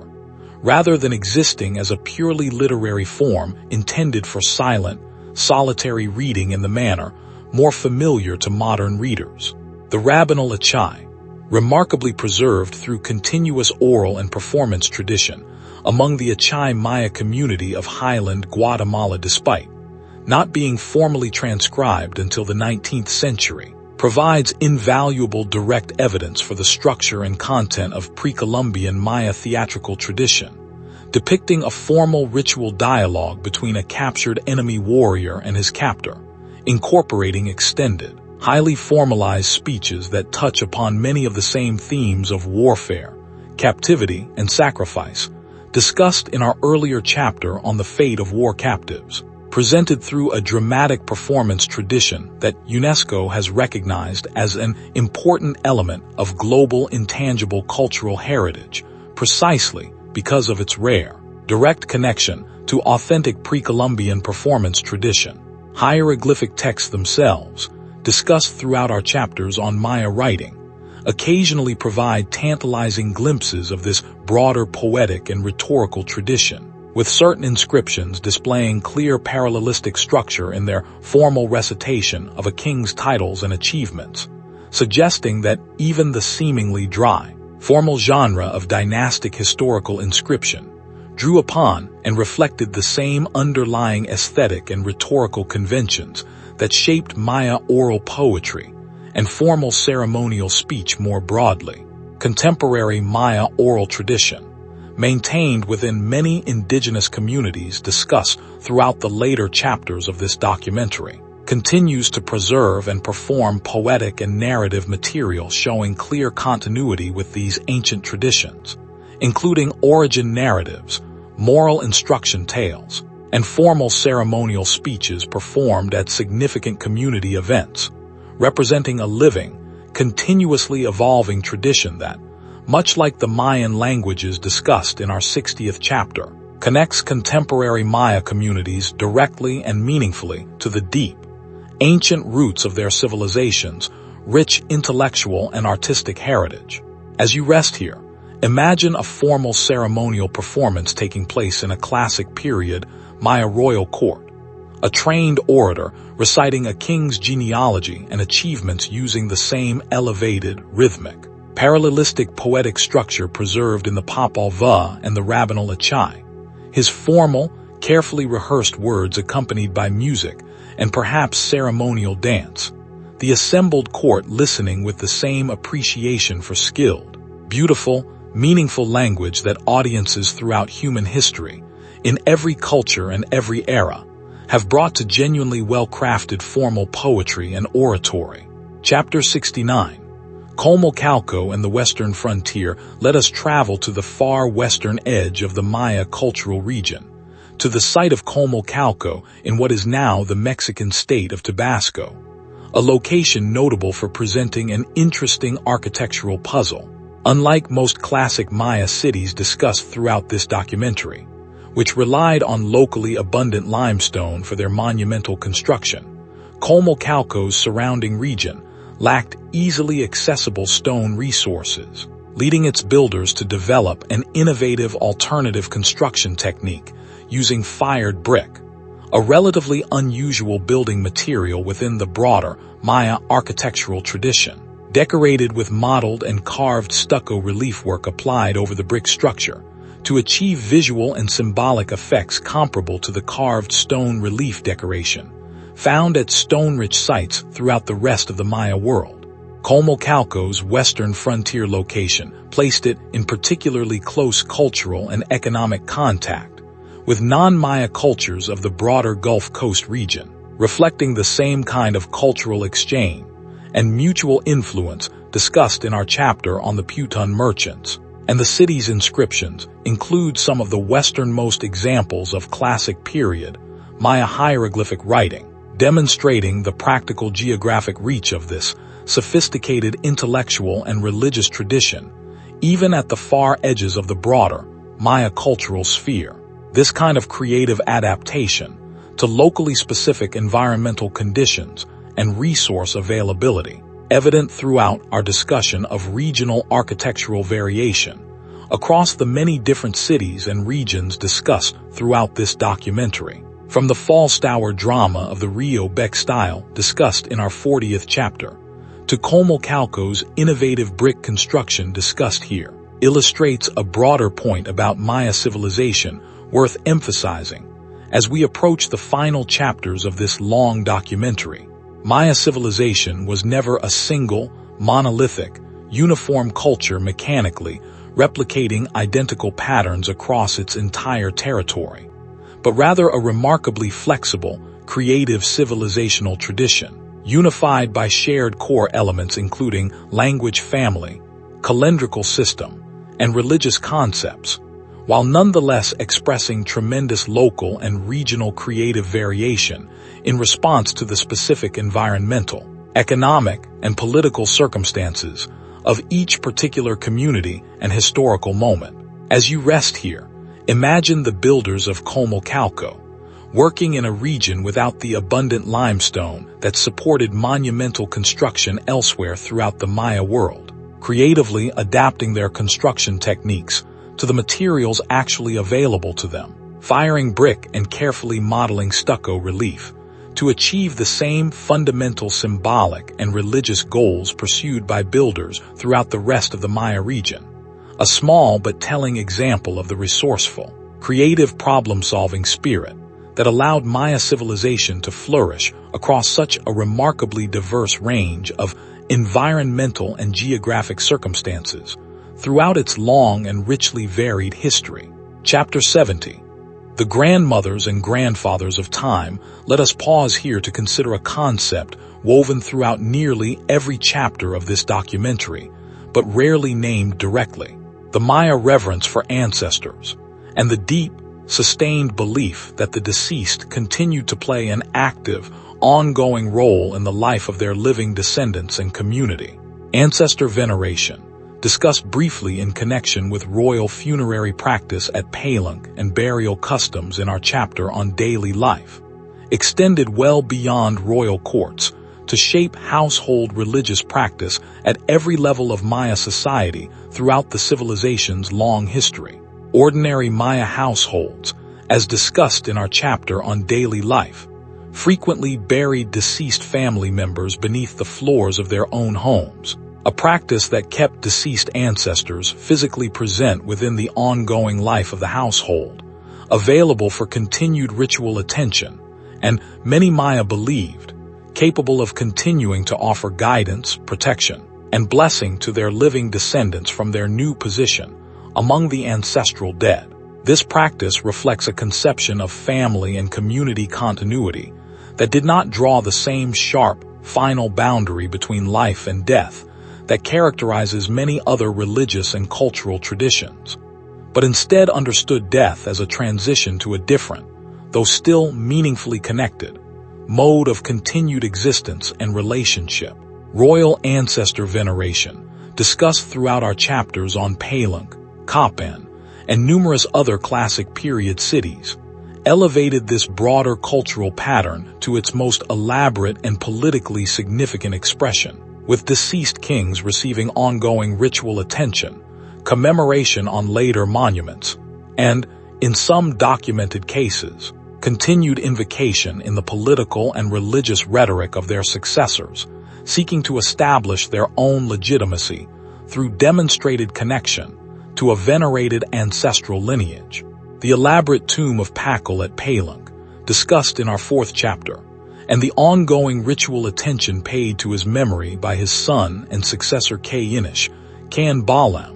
exemplify this broader pattern of royal ancestor veneration at its most architecturally and artistically elaborate. The concept of ancestral time itself, deeply embedded within the calendrical systems discussed throughout our chapters on Maya timekeeping, reflected this same underlying cultural orientation toward continuity between past and present. With the long count calendar's capacity to record and calculate dates, stretching back across vast spans of mythological and historical time, reflecting a civilization deeply concerned with situating its present moment within an unbroken, continuous relationship to its ancestral past, a concern that, as we have emphasized throughout the later chapters of this documentary, continues to shape contemporary Maya cultural identity and practice today. Contemporary Maya communities, discussed throughout our chapter on the Maya today and in numerous other later chapters of this documentary, continue to maintain strong traditions of ancestor veneration, including specific ceremonies conducted on the Day of the Dead and other significant calendrical occasions, syncretically blending indigenous ancestor veneration traditions with Catholic All Souls Day and All Saints Day observances in a manner that exemplifies, once again, the remarkable pattern of religious continuity and creative syncretic adaptation traced throughout the later chapters of this documentary. As you rest here, imagine a Maya household at the end of a long day. A small offering of food and copal incense placed quietly beside a household shrine, marking the resting place of a beloved deceased grandparent. The living family continuing to include their ancestor within the ongoing rhythms of daily life and seasonal ceremony,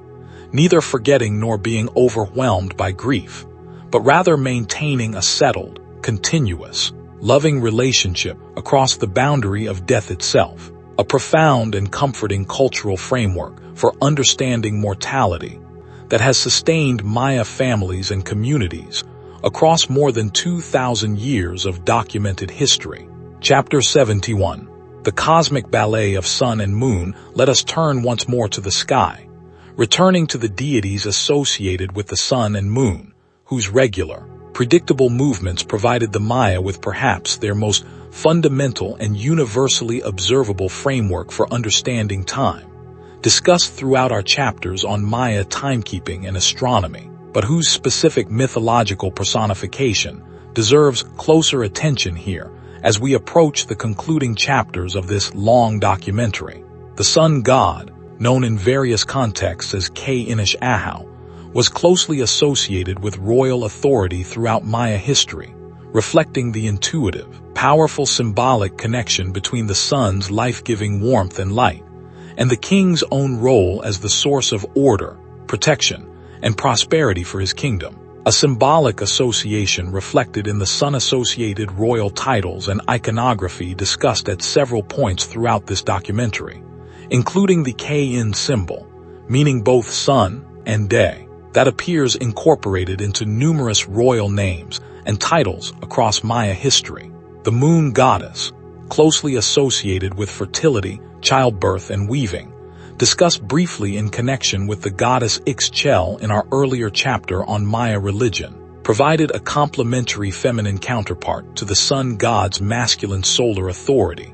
and the moon's own regular waxing and waning cycle offered the Maya an intuitive, directly observable model for understanding broader cycles of growth, fullness, decline, and renewal that resonated throughout Maya religious and agricultural thought discussed at numerous points throughout this documentary. Maya mythology preserved various narratives explaining the relationship between the sun and moon, including stories describing their mythological origin as transformed human or divine figures, and stories explaining the specific, observable astronomical relationship between solar and lunar movement, including eclipse phenomena, discussed in our chapter on Maya astronomy, which some narrative traditions interpreted as moments when the sun and moon deities were engaged in conflict,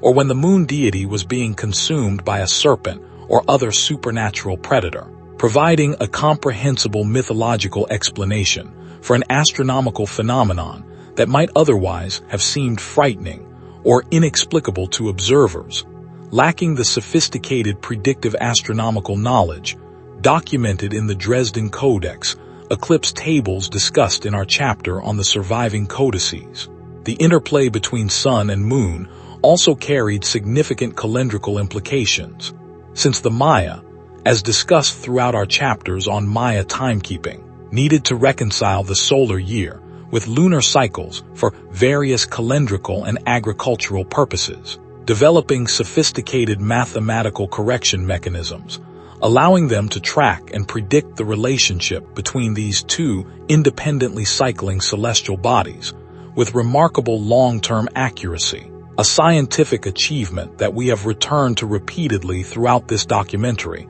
as one of the clearest, most compelling demonstrations of genuine Maya scientific sophistication. As you rest here, imagine the sun setting slowly over the western horizon beyond a great Maya pyramid, its dying light giving way gradually to the rising moon, itself perhaps waxing toward fullness on this particular night. The two great celestial bodies engaged in their eternal, predictable, endlessly reassuring cosmic dance, a dance the ancient Maya watched, recorded, and understood with a precision and dedication that connected their daily agricultural and religious life directly to the deepest, most fundamental rhythms of the universe itself, rhythms that continue, unchanged, above our own heads tonight, just as they did above the heads of Maya astronomer priests watching from temple platforms so very many centuries ago. Chapter 72. San Bartolo and the Preclassic murals let us travel back once more to the deep Preclassic period, discussed in our earliest chapters, to consider a relatively recent archaeological discovery that dramatically extended our understanding of just how early Maya artistic and religious sophistication had already developed. The murals of San Bartolo, a relatively small site in the Petén region of Guatemala, where archaeologists in the year 2001 uncovered a buried chamber containing extraordinarily well-preserved mural paintings dating to approximately 100 BCE, making them, at the time of their discovery, the earliest known intact Maya mural paintings, predating even the great Preclassic achievements at El Mirador discussed in our second chapter, by only a relatively modest span of time, yet displaying already fully developed artistic and religious sophistication. The San Bartolo murals depict scenes directly connected to the maize god mythology discussed in our 55th chapter, including imagery of divine figures presenting offerings and engaging in ceremonies of world creation and renewal, along with what may be one of the earliest surviving depictions of a Maya ruler undergoing a formal accession ceremony, discussed in our 43rd chapter, complete with recognizable regalia and ceremonial elements that would remain recognizable throughout the many centuries of classic period royal accession ceremony that followed. The sophistication of the San Bartolo murals, both in their technical artistic execution and in the complexity of the religious and mythological content they depict, provided compelling evidence that core elements of Maya religious cosmology, artistic convention, and political ceremony, which might otherwise have been assumed to represent later classic period developments, were already substantially established many centuries earlier than previously appreciated, pushing back scholarly understanding of the deep roots of Maya civilization's intellectual and religious achievement, discussed throughout the early chapters of this documentary. Hieroglyphic text fragments accompanying the San Bartolo murals, though not yet fully deciphered given their early, less standardized form of the writing system discussed throughout our chapters on Maya writing, nonetheless confirm that a recognizable version of Maya hieroglyphic script was already in active use by this early preclassic period, providing valuable additional evidence regarding the deep antiquity of the writing tradition, whose later, more fully developed classic period form we have discussed extensively throughout this documentary. The San Bartolo discovery exemplifies a broader pattern we have touched upon at several points throughout this documentary. Our understanding of Maya civilization continues to evolve and deepen as new archaeological discoveries, from the LIDAR survey revelations discussed in our chapter on archaeological rediscovery,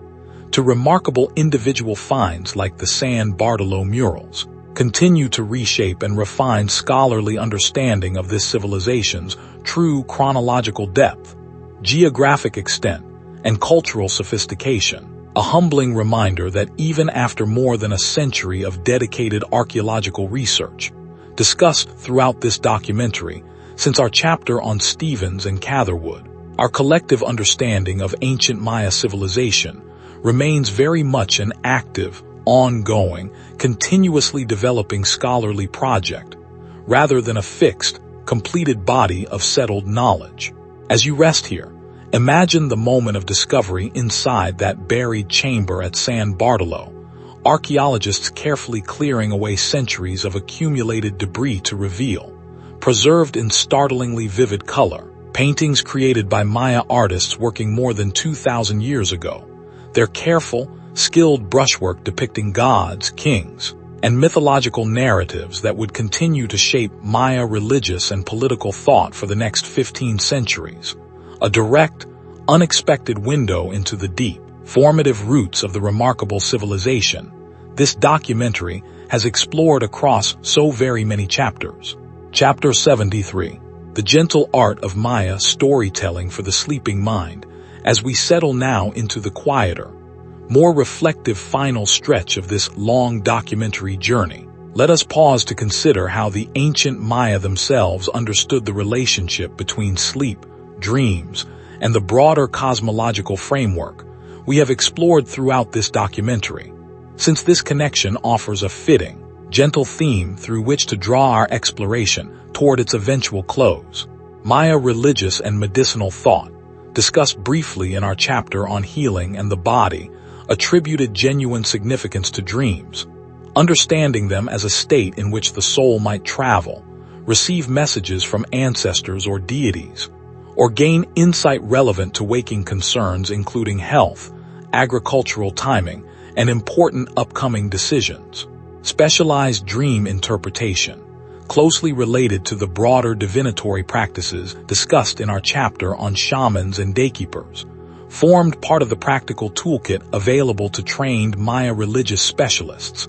who might be consulted specifically to help interpret a particularly vivid or troubling dream, drawing upon accumulated traditional knowledge linking specific dream imagery and narrative patterns to particular meanings and appropriate responses, not unlike dream interpretation traditions found throughout many other cultures across world history. The nightly cycle of sleep itself held natural symbolic resonance within the broader Maya cosmological framework discussed throughout this documentary, with the sun's nightly journey through the underworld, discussed in our chapter on Maya cosmology, providing a natural, intuitive metaphor connecting the ordinary daily experience of falling asleep and waking again to the deeper mythological themes of death, underworld journey, and eventual rebirth and renewal that we have traced throughout so much of this documentary, particularly in our chapters on Xibalba and the Maize God's mythological cycle. This documentary itself, framed from its very beginning as a Sleepy Channel presentation intended to accompany its listeners into restful sleep,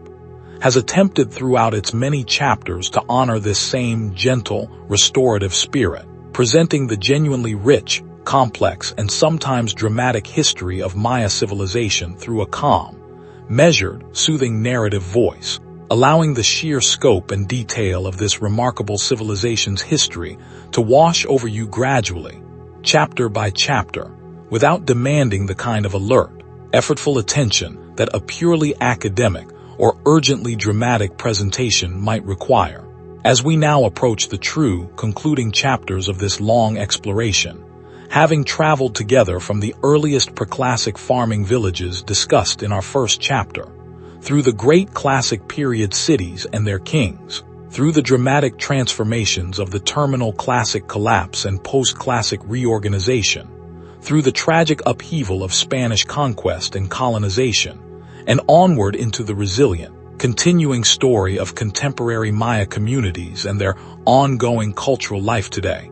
Let yourself rest easily in the knowledge that this remarkable civilization story, far from ending, continues to unfold in the millions of Maya people living their lives today, and in the ongoing work of archaeologists, epigraphers, and Maya community members themselves who continue, patiently and carefully, to recover, preserve, and celebrate this deep and endlessly fascinating civilizational heritage. As you rest here, breathing slowly and easily, let the accumulated weight of everything we have explored together settle gently into restful, peaceful sleep. The great pyramids and their kings, the careful astronomer priests and their star charts, the patient farmers and their maize fields, the skilled weavers and their backstrap looms, all of it now simply a warm, rich tapestry of story carrying you gently toward your own peaceful rest, exactly as intended, here on Sleepy Channel. Chapter 74.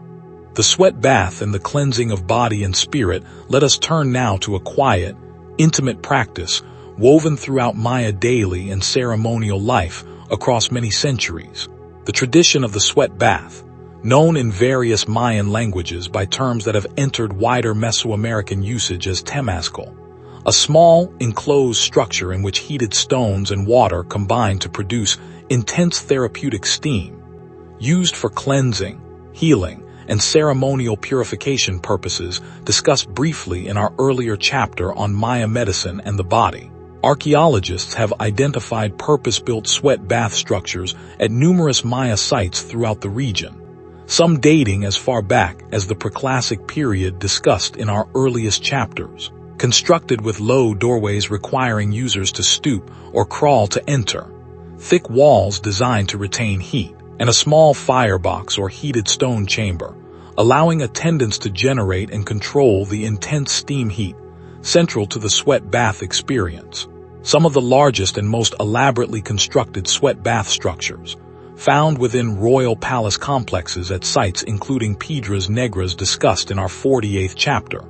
suggest that this practice carried significant ceremonial and elite status dimensions beyond its more ordinary, everyday therapeutic uses among the broader population. Women giving birth, discussed briefly in our chapter on daily life,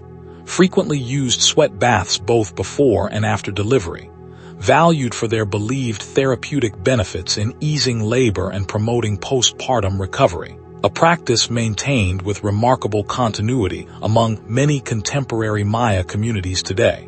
where traditional midwives continue to incorporate sweat bath treatment into their established birthing practices, demonstrating yet another example of the deep continuity between ancient and contemporary Maya,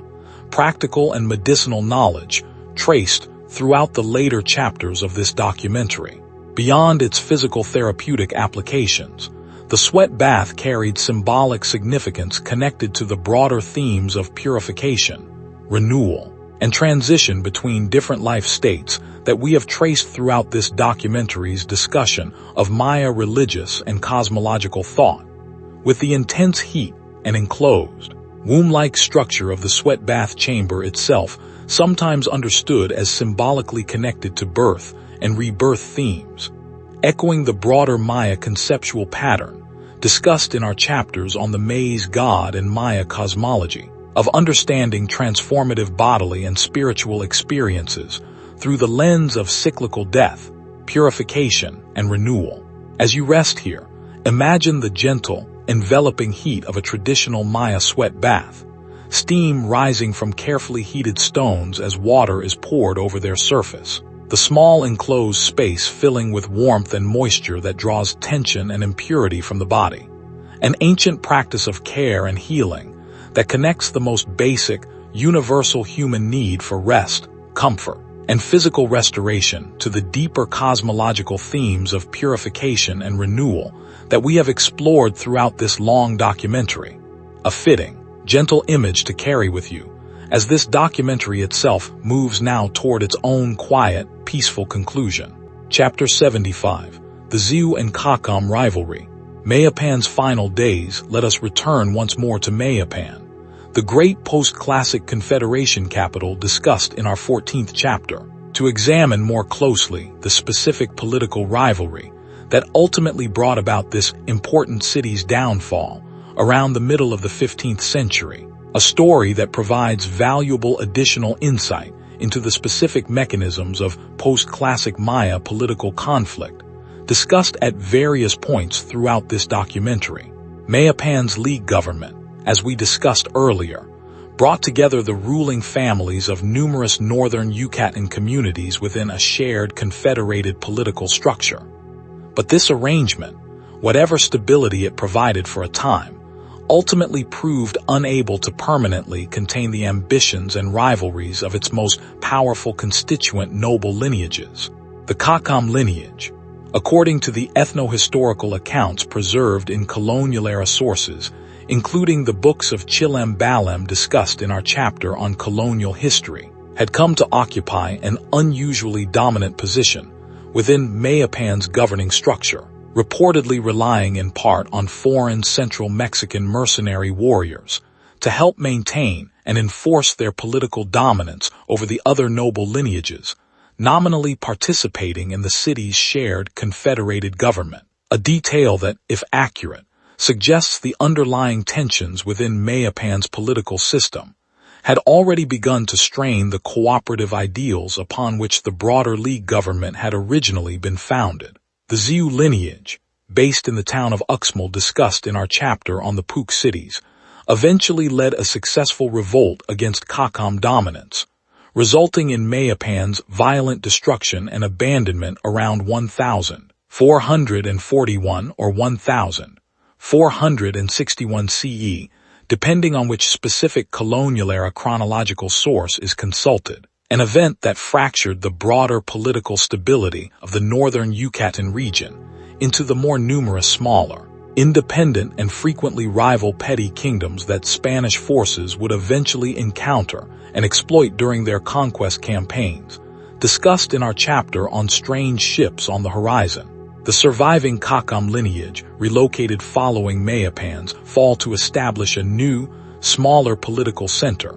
while the Xiu established their own successor polity based in the town of Mani, and the ongoing rivalry between these two prominent noble lineages continued to shape northern Yucatan politics right up until, and even beyond the period of initial Spanish contact with both lineages, according to colonial-era historical accounts, at times pursuing quite different, sometimes conflicting strategies regarding how to respond to the growing Spanish presence in the region, including notably differing levels of willingness to accommodate Spanish missionary and political overtures. This specific historical episode illustrates, once again, a pattern we have traced throughout this documentary's later chapters. The northern Yucatan political landscape at the time of Spanish contact was never a unified, coordinated Maya political entity capable of mounting fully unified resistance, but rather a fragmented collection of independent and often actively rival political powers, still working through their own internal disputes and rivalries, a political fragmentation that, as discussed in our chapters on Spanish contact and the Highland kingdoms, Spanish forces proved skillful at recognizing and exploiting throughout their broader conquest of the Maya region. As you rest here, imagine the dramatic, violent end of Mayapan, the great confederation capital's temples and palaces burning as Xiu forces overthrow generations of Kakam political dominance, an ending that, like so many endings we have traced throughout this documentary, from the fall of classic period Tikal and Calakmul to the eventual Spanish conquest itself, represents not a final termination of Maya political and cultural life, but simply another difficult, consequential transition within an endlessly adaptive, resilient civilizational story that would continue finding new forms and new centers of political and cultural life for centuries still to come. Chapter 76. The twin heroes and the meaning of cleverness. Let us return once more, gently, to the hero twins, Hunahpu and Xbalanque, whose adventures in Xibalba we explored in an earlier chapter, to reflect one final time on what their story reveals about deeper Maya values and ways of understanding the world. Unlike heroic narratives from many other traditions around the world that celebrate raw physical strength or overwhelming supernatural power above all else, the Popol Vuh consistently celebrates the twins' cleverness, patience, and careful strategic thinking as their true, defining heroic qualities, repeatedly showing them outthinking, rather than simply outfighting the various lords of Xibalba and other supernatural adversaries they encounter throughout their mythological journey. When faced with the deadly tests and trials of Xibalba, including the various named houses of trial such as the House of Cold, the House of Jaguars, and the House of Bats, each designed by the underworld lords to destroy any who entered them,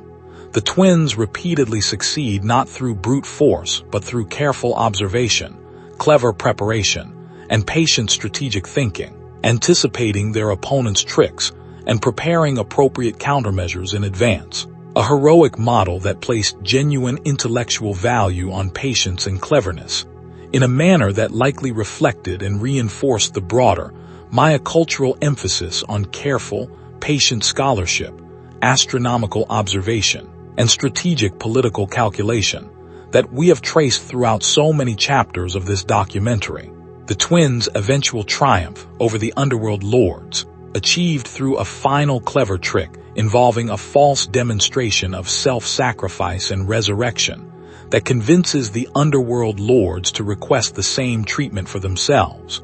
only to be permanently destroyed rather than resurrected, provides a satisfying narrative resolution that simultaneously entertains and instructs, delivering appropriate justice to the antagonists while showcasing the twins' cleverness one final, decisive time. This narrative structure, combining entertainment, moral instruction, and cosmological explanation within a single unified story,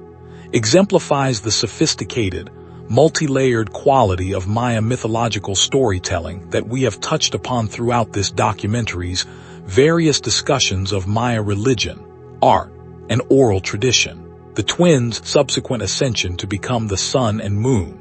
or in some versions of the narrative the sun and Venus, discussed in our chapters on Maya astronomy, ties their personal heroic narrative directly back into the broader cosmological and calendrical framework that has run throughout this entire documentary, demonstrating once again the deeply integrated nature of Maya mythology, astronomy, and religious thought, in which even the most entertaining individual adventure narrative ultimately connects back to the fundamental cosmic order that the Maya understood as underlying and structuring the entirety of observable reality. As you rest here, imagine the hero twins standing at last before the ball court of Xibalba, having outwitted every trap and trial the underworld lords could devise, not through overwhelming force, but through patient cleverness and careful preparation.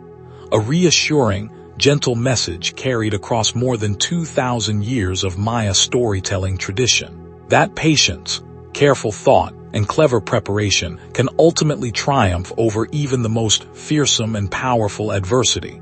A comforting thought to carry with you as sleep continues to gather gently around the edges of your awareness. Chapter 77. Closing reflections from Sleepy Channel. And so, dear listener, we arrive at last at the close of this long journey together, having traveled across more than 3,000 years of remarkable human history, from the earliest preclassic farming villages taking root along the rivers and forests of the Yucatan Peninsula and the Guatemalan highlands, through the astonishing rise of El Mirador and its towering pyramids, through the golden ages and bitter rivalries of Tikal and Calakmul, through the artistic elegance of Palenque and Copan, through the innovative brilliance of Maya writing, mathematics, and astronomy, through the sacred ball game and the deep cosmology of Xibalba, through the dramatic transformations of the terminal classic collapse and the vibrant new cities of the post-classic North, through the tragedy and resilience of Spanish contact and colonization,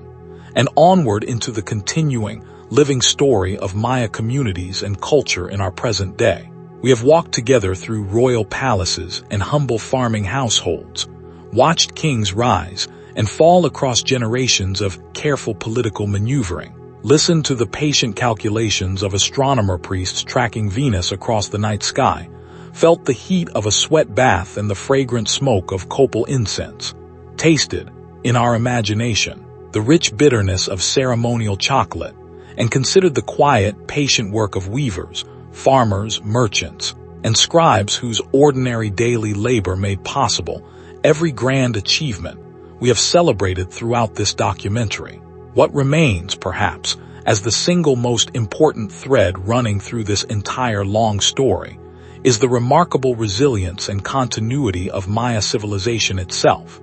a civilization that never simply vanished or disappeared, despite popular misconceptions sometimes suggesting otherwise, but rather continuously adapted, transformed, and persisted across every challenge history placed before it, from environmental pressure and internal political rivalry to devastating foreign conquest and centuries of colonial suppression, emerging into our present day as a living civilization of more than 7 million people, speaking more than 30 distinct languages, maintaining traditions of weaving, agriculture, calendrical observation, and religious practice that connect directly, in an unbroken thread, back to the ancient world we have explored together across these many chapters. As you drift now toward your own well-earned rest, let the great pyramids of El Mirador and Tikal settle quietly into the soft darkness of your closing eyes. Let the patient astronomer priests complete their final nightly observations and retire to their own rest. Let the farmers of the Yucatan and the Piton set down their tools as the sun sinks below the horizon one final time for tonight. And let this long, rich, remarkable story of the Maya people carry you gently, softly, completely into a deep and peaceful sleep. Thank you for spending this time with us tonight. This has been Sleepy Channel. Sleep well, and we will see you again next time.